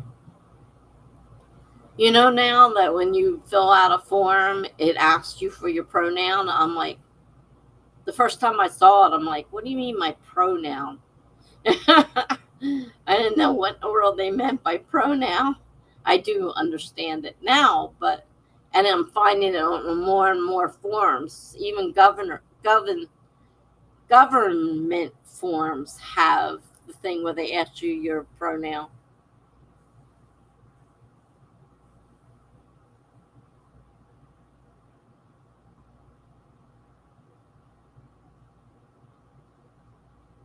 That's an idea.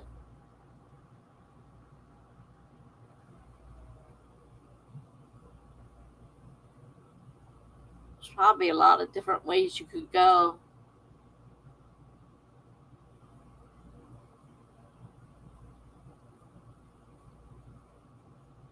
We used to have a few people on here that were really into superheroes. I haven't seen them lately. Not that I've been streaming lately. Yeah,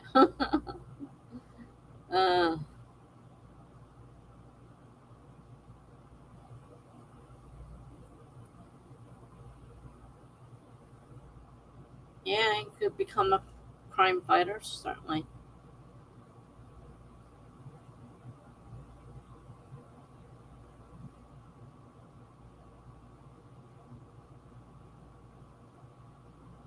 Sounds like you got some ideas there. That's good.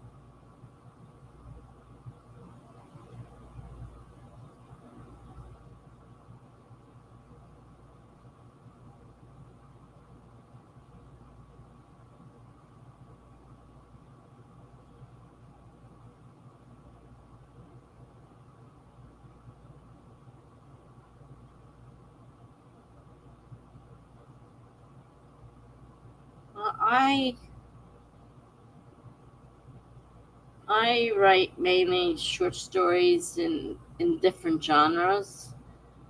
I write a lot of short fiction, microfiction. I mean, I wrote one that was 30 words. I do a lot of prompt writing. So I wrote a book, but I'm not really happy with it. So I'm not sure. It's not my thing. So I'm not sure I'm going to actually write a book. It's still out there, but I don't know if I'm going to do anything with it.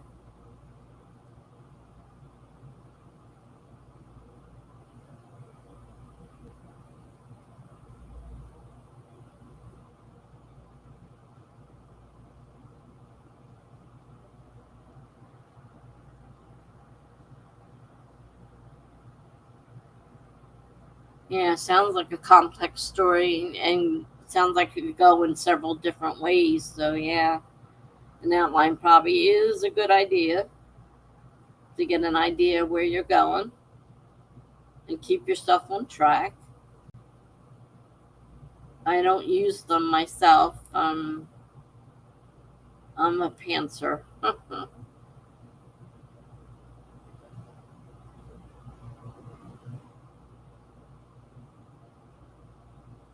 I tried to write a outline once, and by the time I was done, I had written a whole story. I said, "Why did I do that? I don't need an outline. Just write the story. It's in my head, and whatever."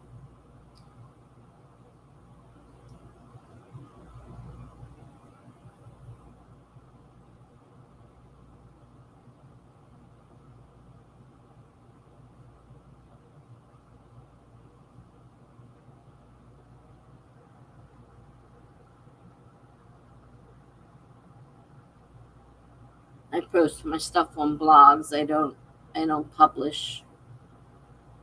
Jenna publishes.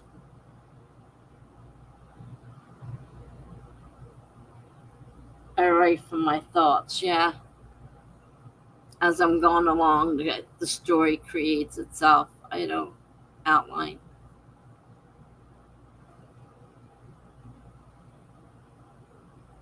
And when I did try to do it with an outline, I ended up basically writing the whole story anyhow. So it didn't make any sense to waste time writing an outline.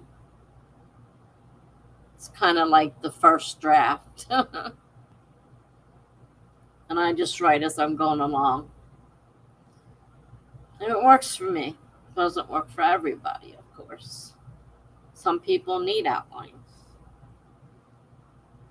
You have to do what works for you.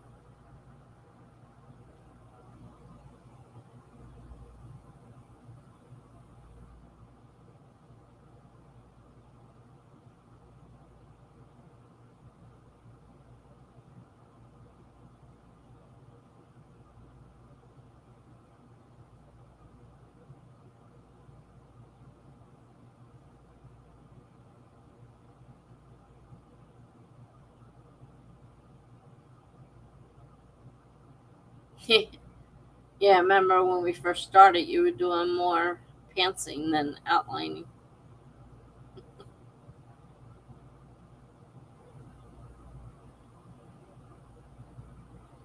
I keep saying I want to try outlining, but every time I think about it, I get really nervous and overwhelmed. It just comes out. I figure, why not just let it come out? I don't need to write a outline for it.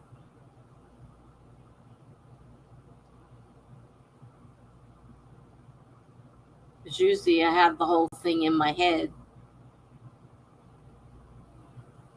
So Greg and I fought about that. He says, you're an outliner. I said, I'm not an outliner. Because yes, you are. If you think about it beforehand, you're outlining. I said, but I'm not outlining. I start writing, and as I go along, I write, We had a big argument about that.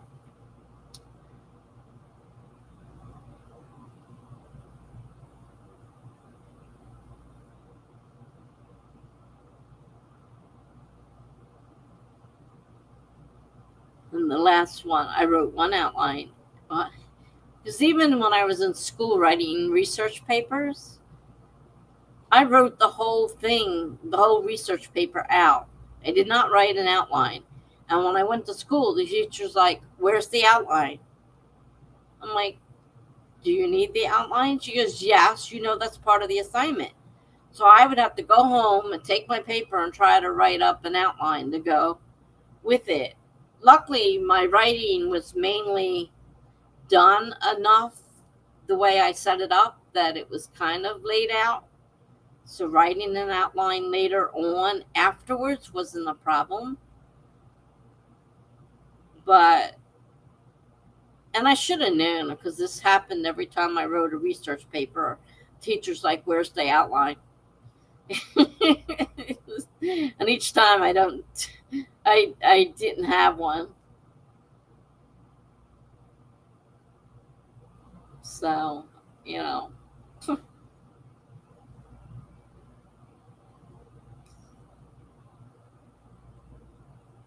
don't know. Some people, some people say they need it and it helps them, and that's great. But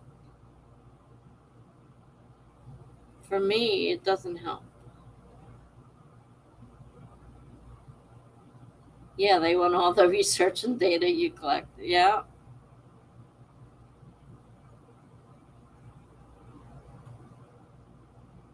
So I was always writing my outline after the paper. Like in the 70K book, the outline is great for me. I use it for reference a lot with all the details. Yeah, I can imagine. It's a lot of words.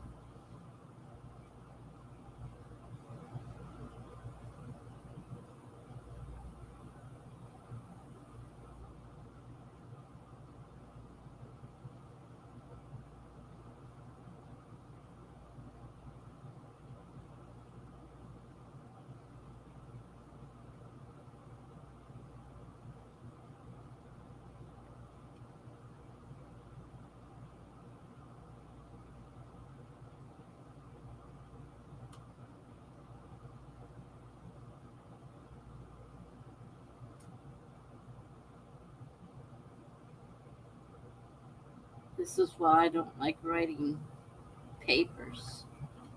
You mean like research papers? I used to love research papers. I didn't like the outline part. I wrote them the same way. I had all my details. And maybe in a way I did sort of, lay it out sort of with a outline, because I was able to easily go back and create an outline from it.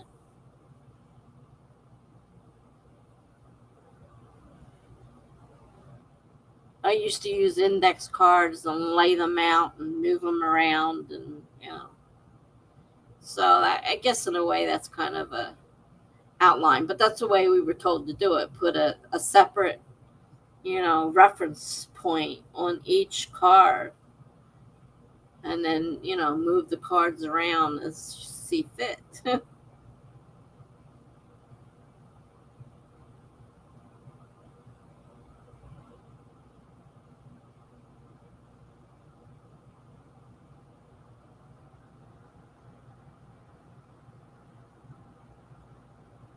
I had to write, the one I really hated is I had to write one with the partner, and she was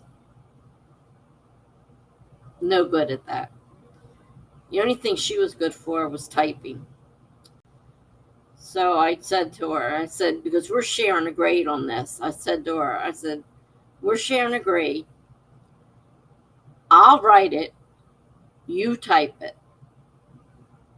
And she said, okay, because she was not a good student. And if I had to write this paper with her, we would have gotten a lousy grade, and I would have been very upset. So we didn't tell anybody. I just said, you do the typing, I'll do the writing. And we got we got an A plus. I think we got an A plus.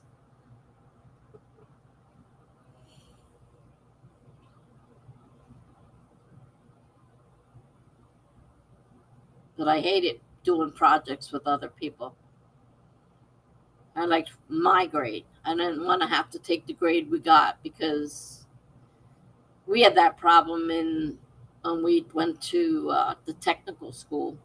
We had to write a program, and we had to do it with partners. There were 3 of us, and we picked. 3 of us got together. The 3 top people in the class got together and said, we want to write together. We want to do this together. So the teacher said, okay, fine. Well, of course, we were the only ones in the class who finished the project, because we were the only ones who knew what we were doing. And the other people were all complaining. It's not fair. We should be able to have one of those people for our paper too. It's not fair, for our project. It's not fair that they got all 3 of them together. Because we got we finished our project. We got a straight A. Amelia, I was just thinking of you. Hey.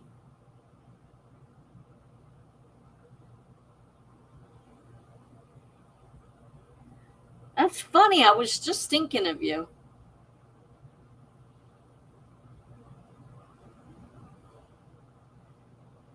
Yeah, it has been a while. I haven't been streaming much. I just started back again, and I'm streaming every now and then, but I'm not streaming like I used to. And yeah, I lost a lot of people that were regulars I don't see. And a lot of them had to go to school and work, and so I was losing people. But I just earlier tonight, within the last hour, I was thinking about you. Yeah, we're just yapping.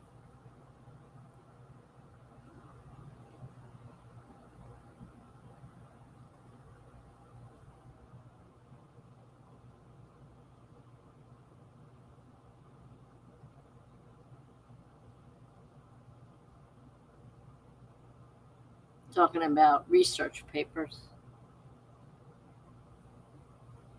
And then projects. I hate working with other people on projects, because I hate when my grade is decided with someone who is not up to my,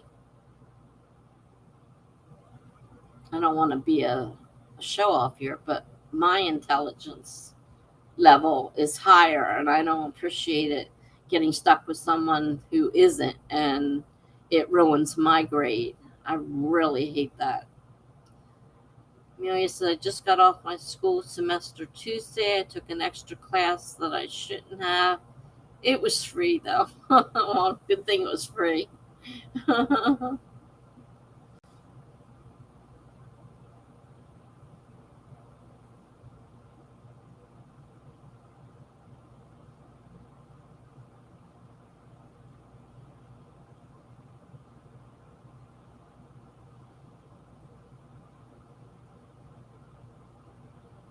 I'm streaming like I used to. You mean talking a lot rather than writing?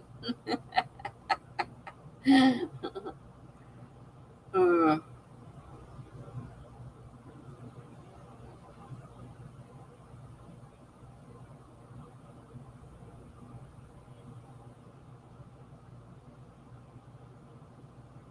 I got to a point where my book is working out well. Oh, cool. That's great.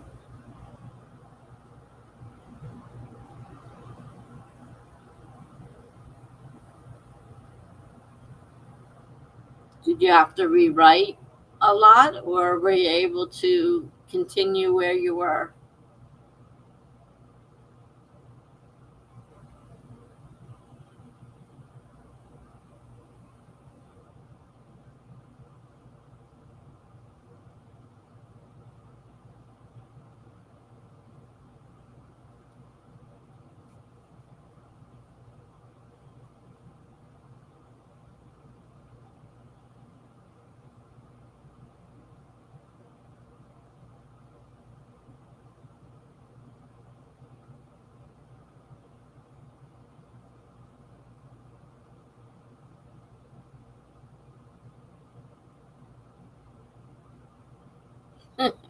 Oh, 4 hours now, Tessa, like the old days.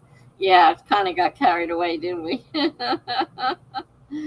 This project has been right 5 chapters, rewrite 3, write 3 more chapters, rewrite 2. Oh, well, good job. Yeah, we're busy talking away. According to the thing, we have 5 people listening. I think some people may have left and just left it running. So no one's talking except for Jenna, me. We got the new person, and then Amelia just popped in.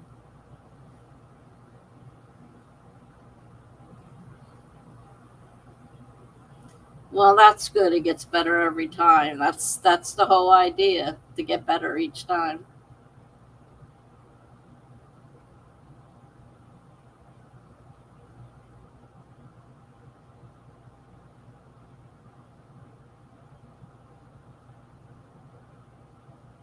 Actually, it's more than 4 hours. I started at 7,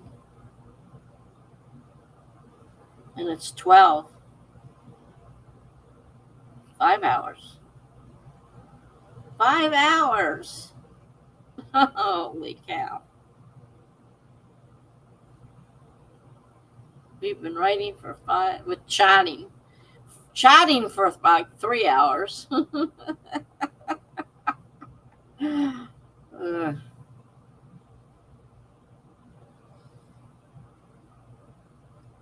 According to the thing, it says 5 hours and 18 minutes. Something's still not quite right. I had a problem with the timer when I got started. And so with my time on my computer.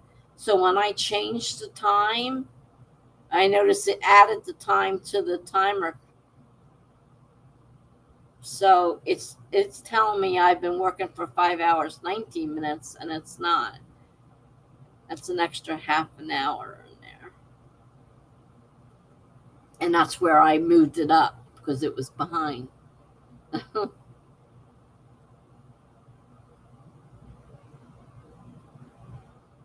Yeah, I usually don't well, usually if I have to get up in the morning early, and I don't do it that late. But since tomorrow's Saturday, I don't have to get up early.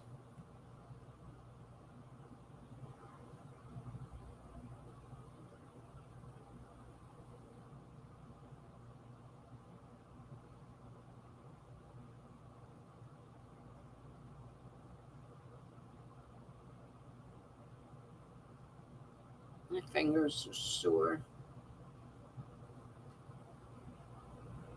They ache.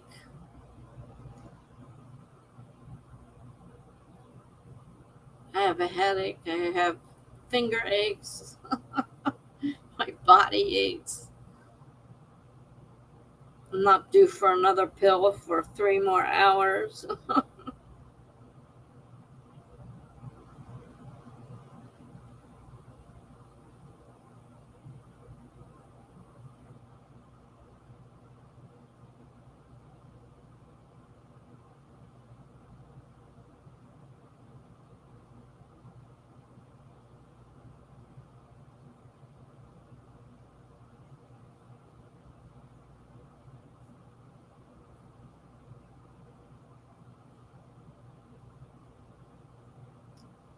I don't know. As long as we end up talking, I don't have a. I'm already well past my streaming time. I was only going to stream till 10 o'clock.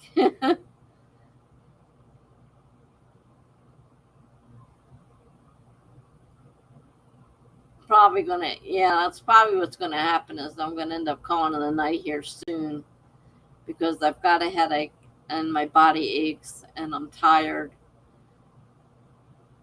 So I'm probably going to. I'm not really, and I'm not planning on sprinting anymore tonight. So we're just talking.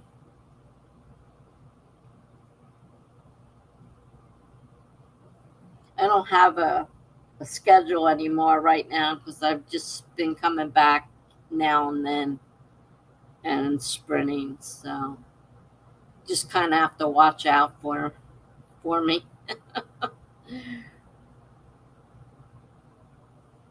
I don't have a schedule at this point. I don't think I could set a schedule at this point because sometimes I just don't feel like doing it. And if I had a schedule, I'd have to do it, and then I'd feel pressured into doing something I don't feel like doing. Today was not a high word count at all, but that's okay. Oh, not high like you normally get, huh? Well, that's a shame.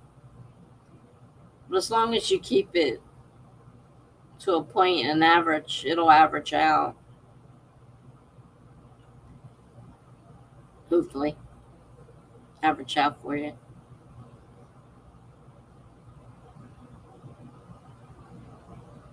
Jenna joined the group of home writers. She writes only, it's her only job now.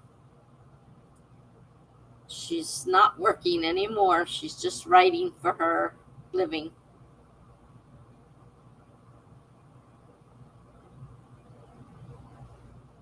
Mm.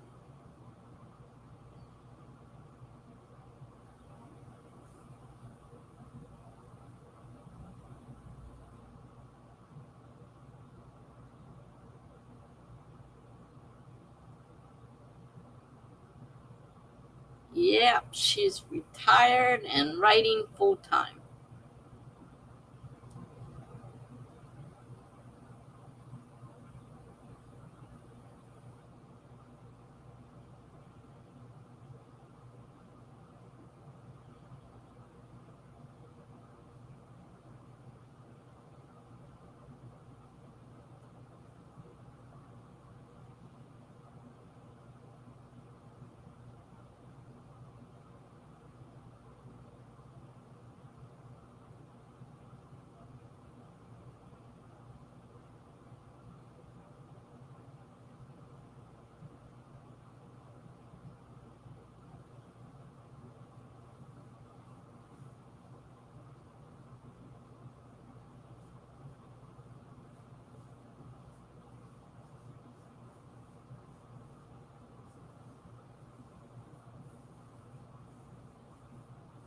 Yeah, I'm tired. I think it's time to give it up.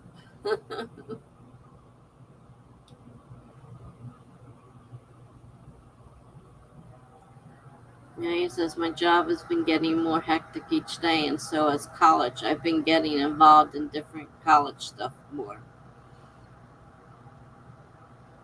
Well, it's good if that's what you like to do, activities and stuff.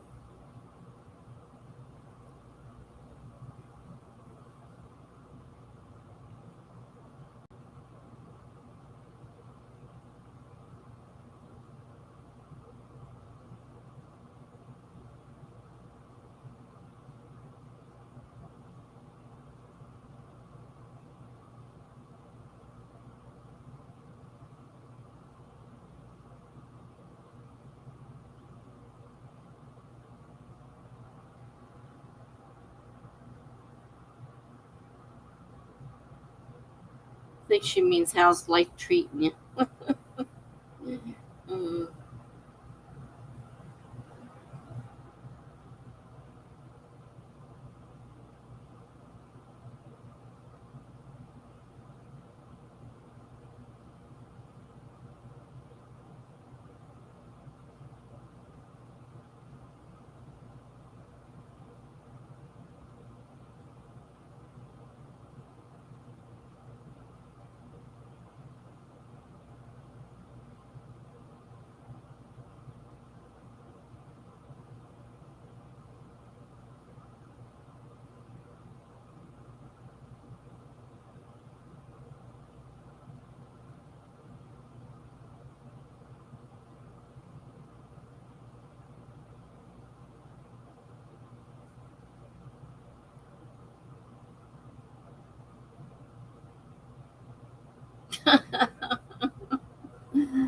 Work is 75% bullshit, but the 25% is enjoyable.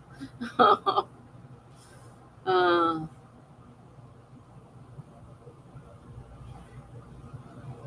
yeah, work is usually bullshit. Unless you get to retire early and write for a living.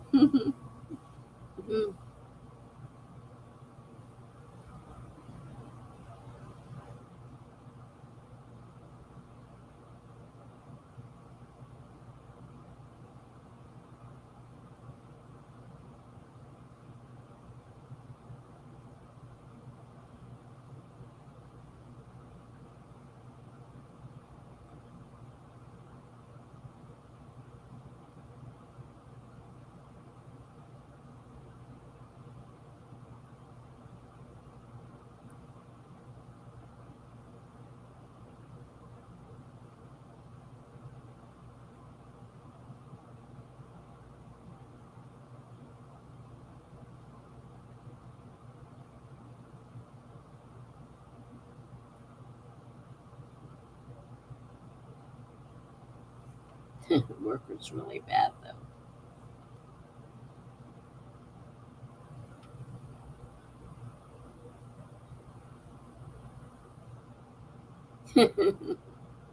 Did yourself a favor.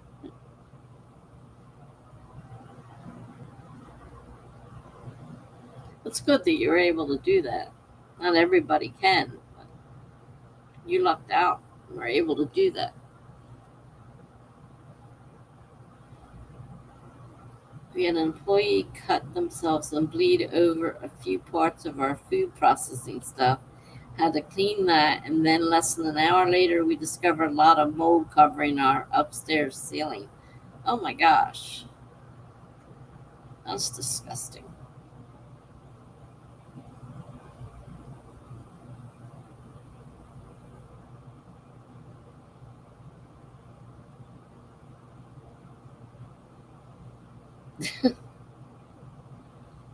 Yeah, gross is right.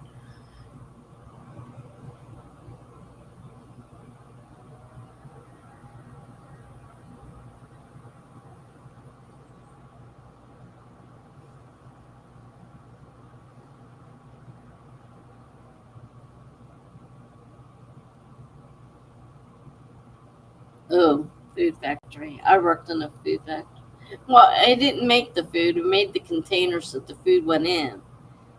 But it's like people take these containers out of the box and just use them. And they've been all over the floor and everything else, you know? And I'm like, oh.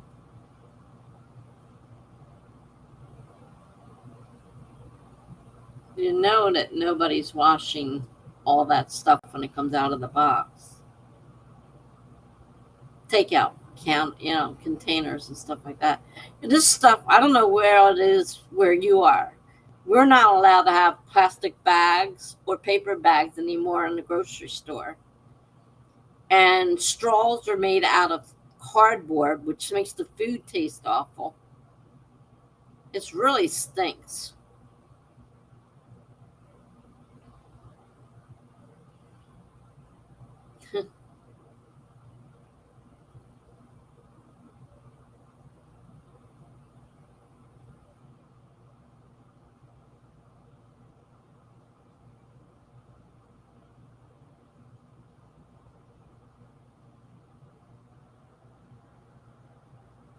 If you're talking to me, yeah.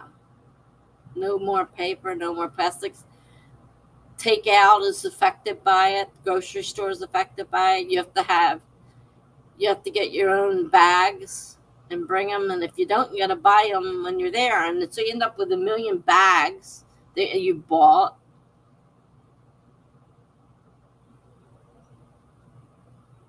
And like I get my food delivered, so there's a charge on there for bags because they can't use plastic bags anymore. They have to put them in these bags that are made for, supposed to be biodegradable. And so I had to pay for the bags that they delivered the food in. No more paper and plastic. And the straws being cardboard. Oh my God, that tastes terrible.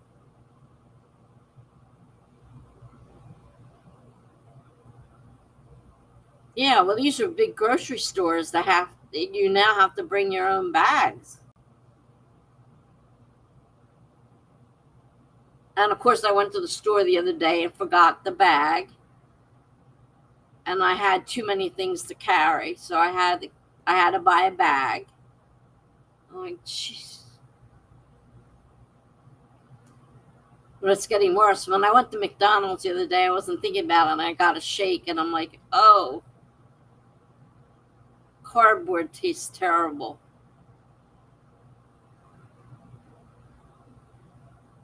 We have Aldi's here.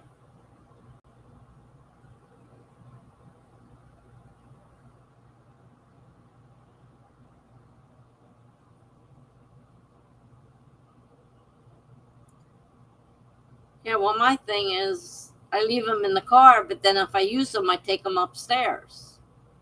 So unless I remember to bring them down the next time, there's none in the car.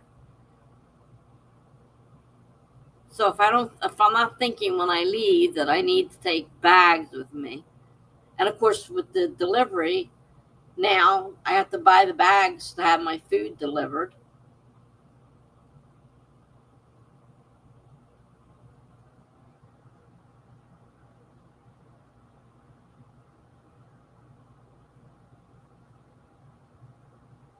I don't go to Aldi's anymore.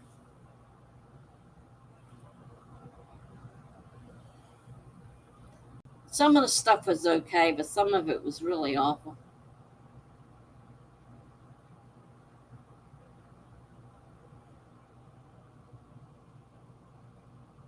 Yeah, so you have to get into with me, and by the time I come all the way up 6 floors to my apartment from the parking lot, I'm not going to go back out and put them in the car. That's the problem. So I have to try and remember if I'm going to the store to put bags in my walker. Oh. Oh.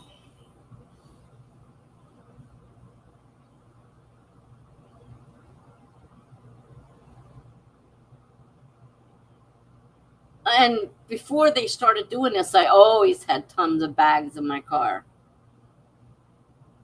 because I went to Aldi's all the time and I always had a bag. So I always put them in the car. Now it's like, and they're cutting down on the amount of bags they're selling too. So like, I guess they don't want to have, like when I first, before they started on May 4th, they had bags available, lots of them. And now all of a sudden, it's been a while, so there's not that many bags available. So if you don't remember to bring them, you may not be able to buy a bag. Pain in the butt. But same with, getting food delivered. They can't use plastic in food. Not allowed to use foam.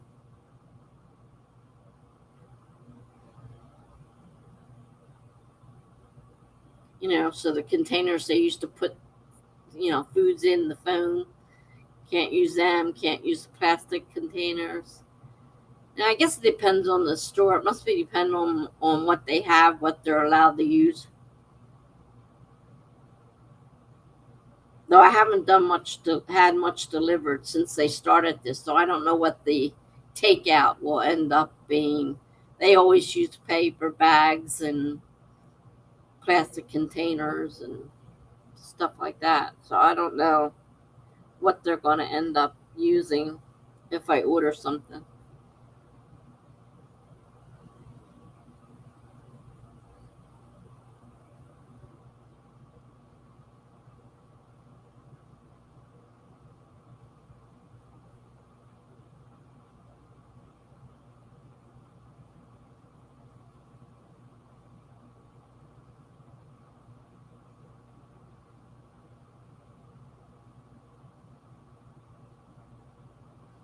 If I ever get into the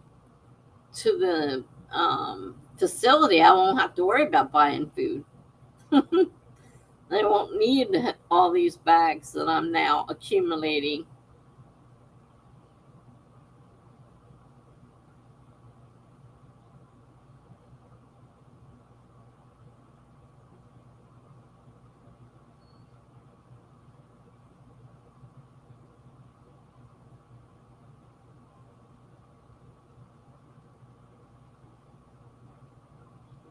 Yeah, I hope it happens soon too.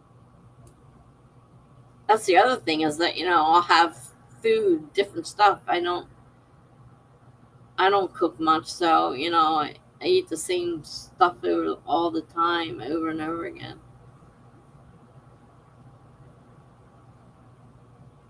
The aide makes my breakfast and lunch, but it's the same stuff because then she's not doing.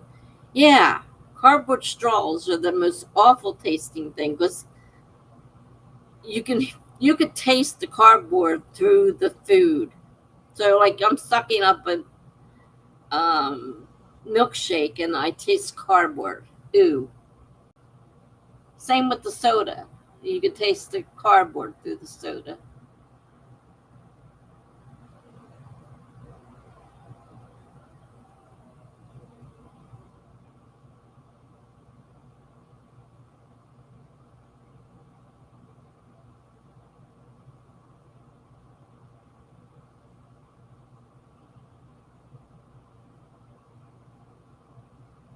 I didn't even realize about the straws. My daughter, the day we went over to the facility. She took me out to lunch, and she warned me. She says they're using cardboard straws. I'm like, what? So she comes out with the food, and I went, and I'm like, oh. And then I forgot about it. And then this happened. They went through all the, laws and the warning time, you got X amount of time till you have to start. I didn't even think about the straws. It never dawned on me. And I went to get the milkshake and I pulled the straw out. I'm like, ooh, this feels funny.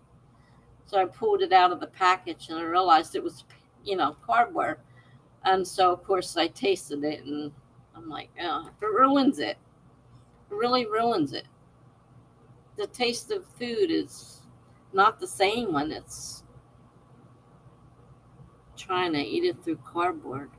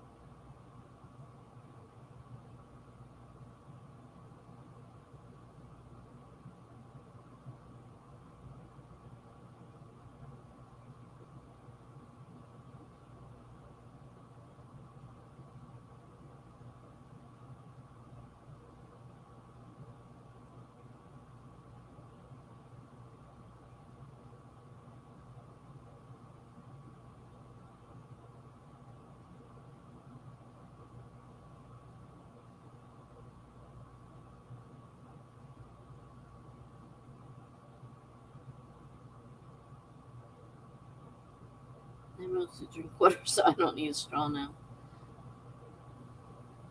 When I'm usually drinking water out of a water bottle or something. But when you go out and you eat at, you know, like McDonald's or something, obviously you're going to get a straw in whatever you're going to drink.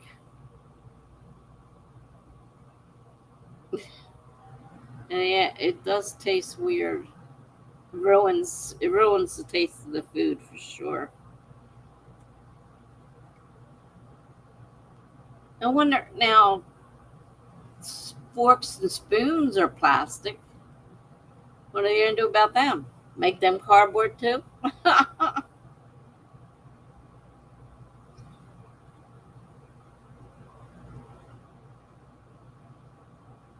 Never heard of a reusable rubber straw.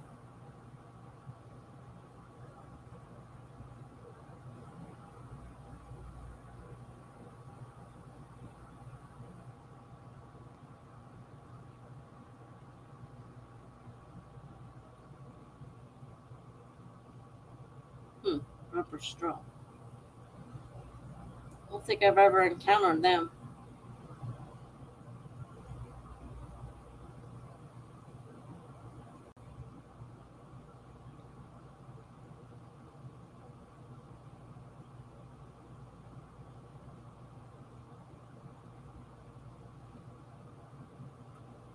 So I wonder what they're doing. Like this is some kind of plastic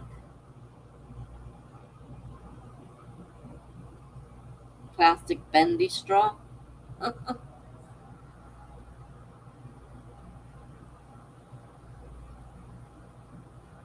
Hmm.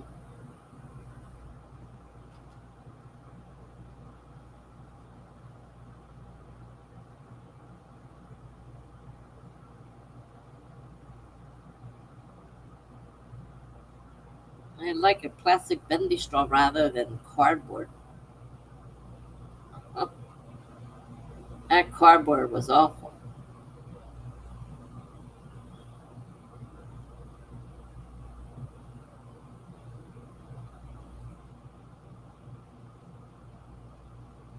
Yeah, it's BPA free, but I don't know what it means.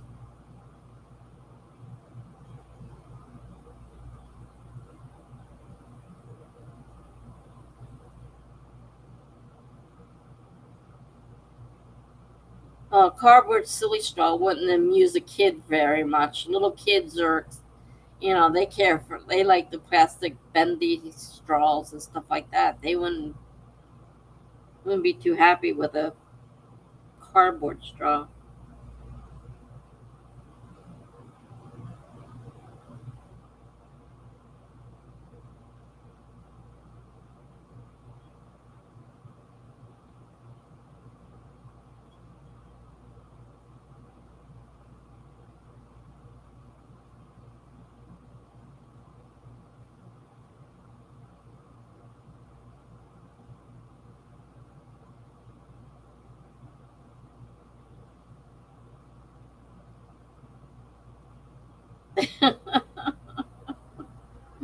Sounds like a fun experiment or something to hand out at Halloween if you hate kids. Oh, Lord.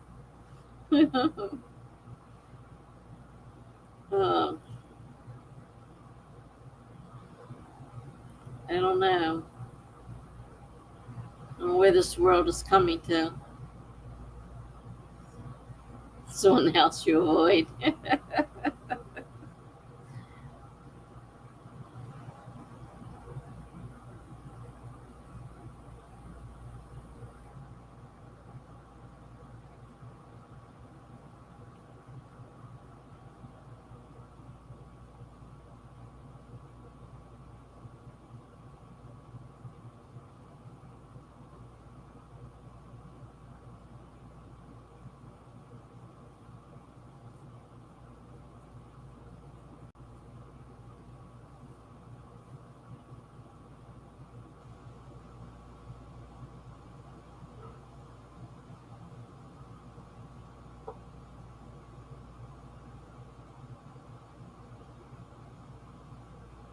Almost better than getting an apple. Uh, and we were never allowed to have the apples anyhow because, the parents cut them apart, making sure there was nothing sharp in them. So you weren't allowed to have an apple anyhow.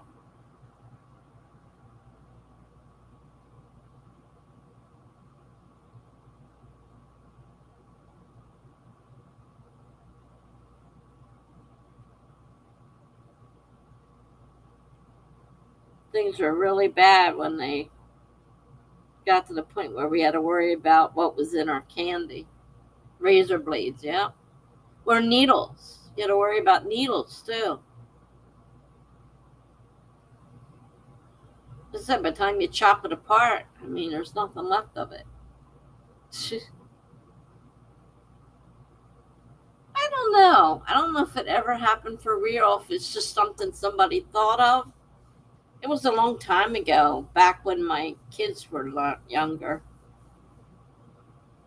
I don't think we had a problem when I was trick or treating, but I know when my kids were, it was a big issue.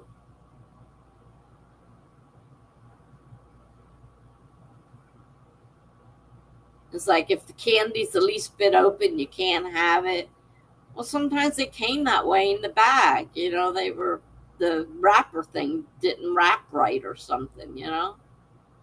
It's like, do you have to really throw this out because it didn't wrap right?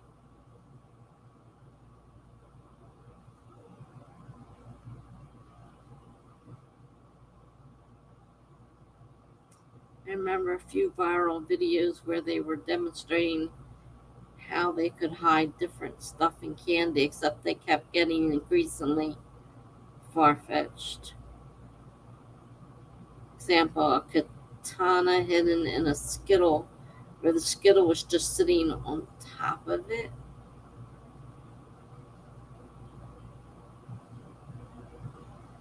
You always look through everything so much now, not that my kid does that now.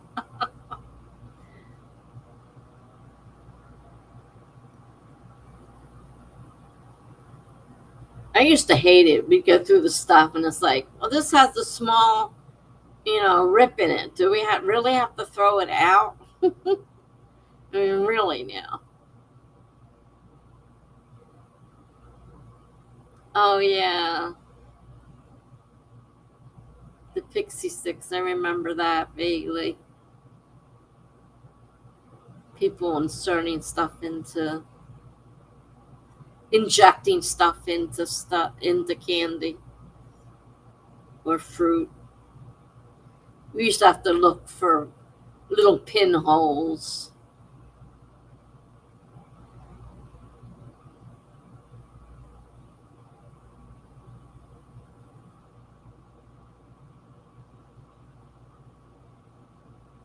I heard a podcast about some poison candy, but it was a dad that did it to his kids. Oh, nice.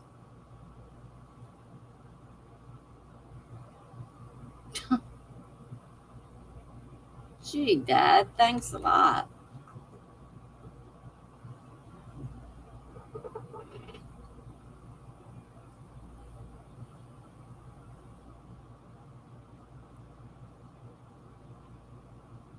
Though it doesn't surprise me because there are some crazy parents out there.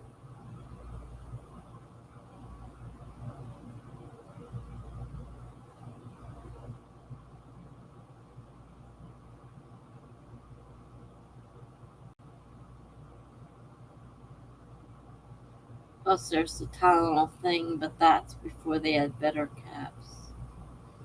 I vaguely remember. I don't remember the story. I vaguely remember something happening.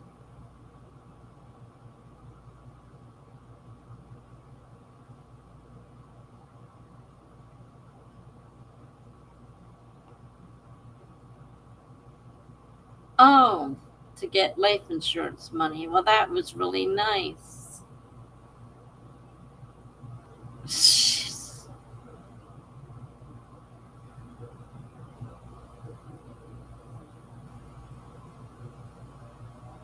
Ugh, people are crazy.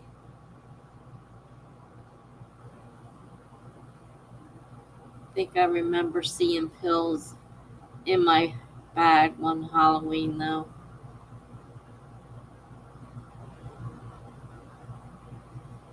I tried to cover it up by saying it was Halloween candy from somewhere else. Hmm.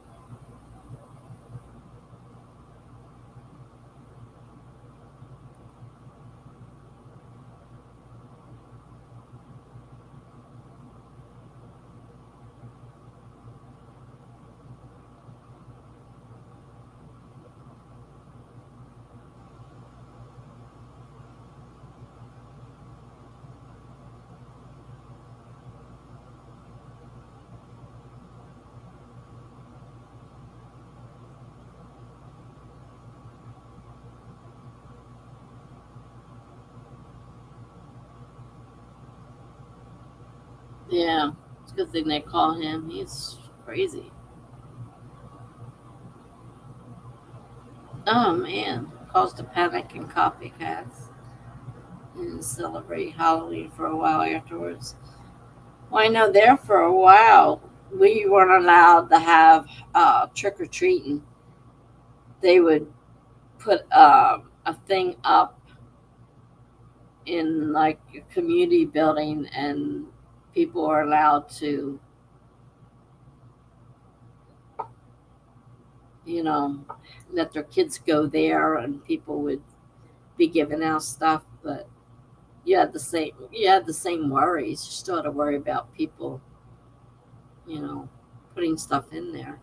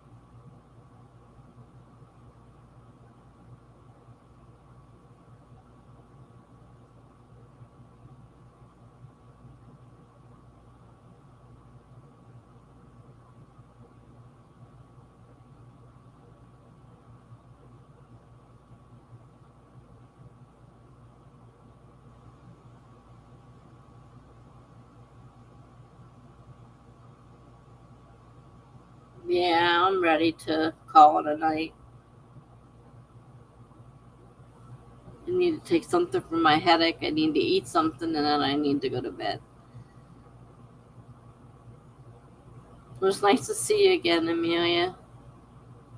Hope we'll see you next time. I don't have a schedule right now. I just do it when I feel like it. Hopefully we'll see you around.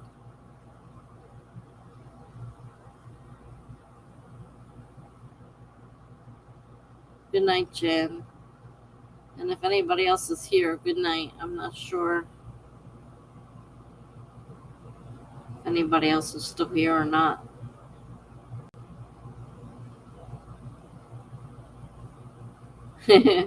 Sometimes the notifications are a little late, but all right, good night. Love y'all. Have a great night. See you later.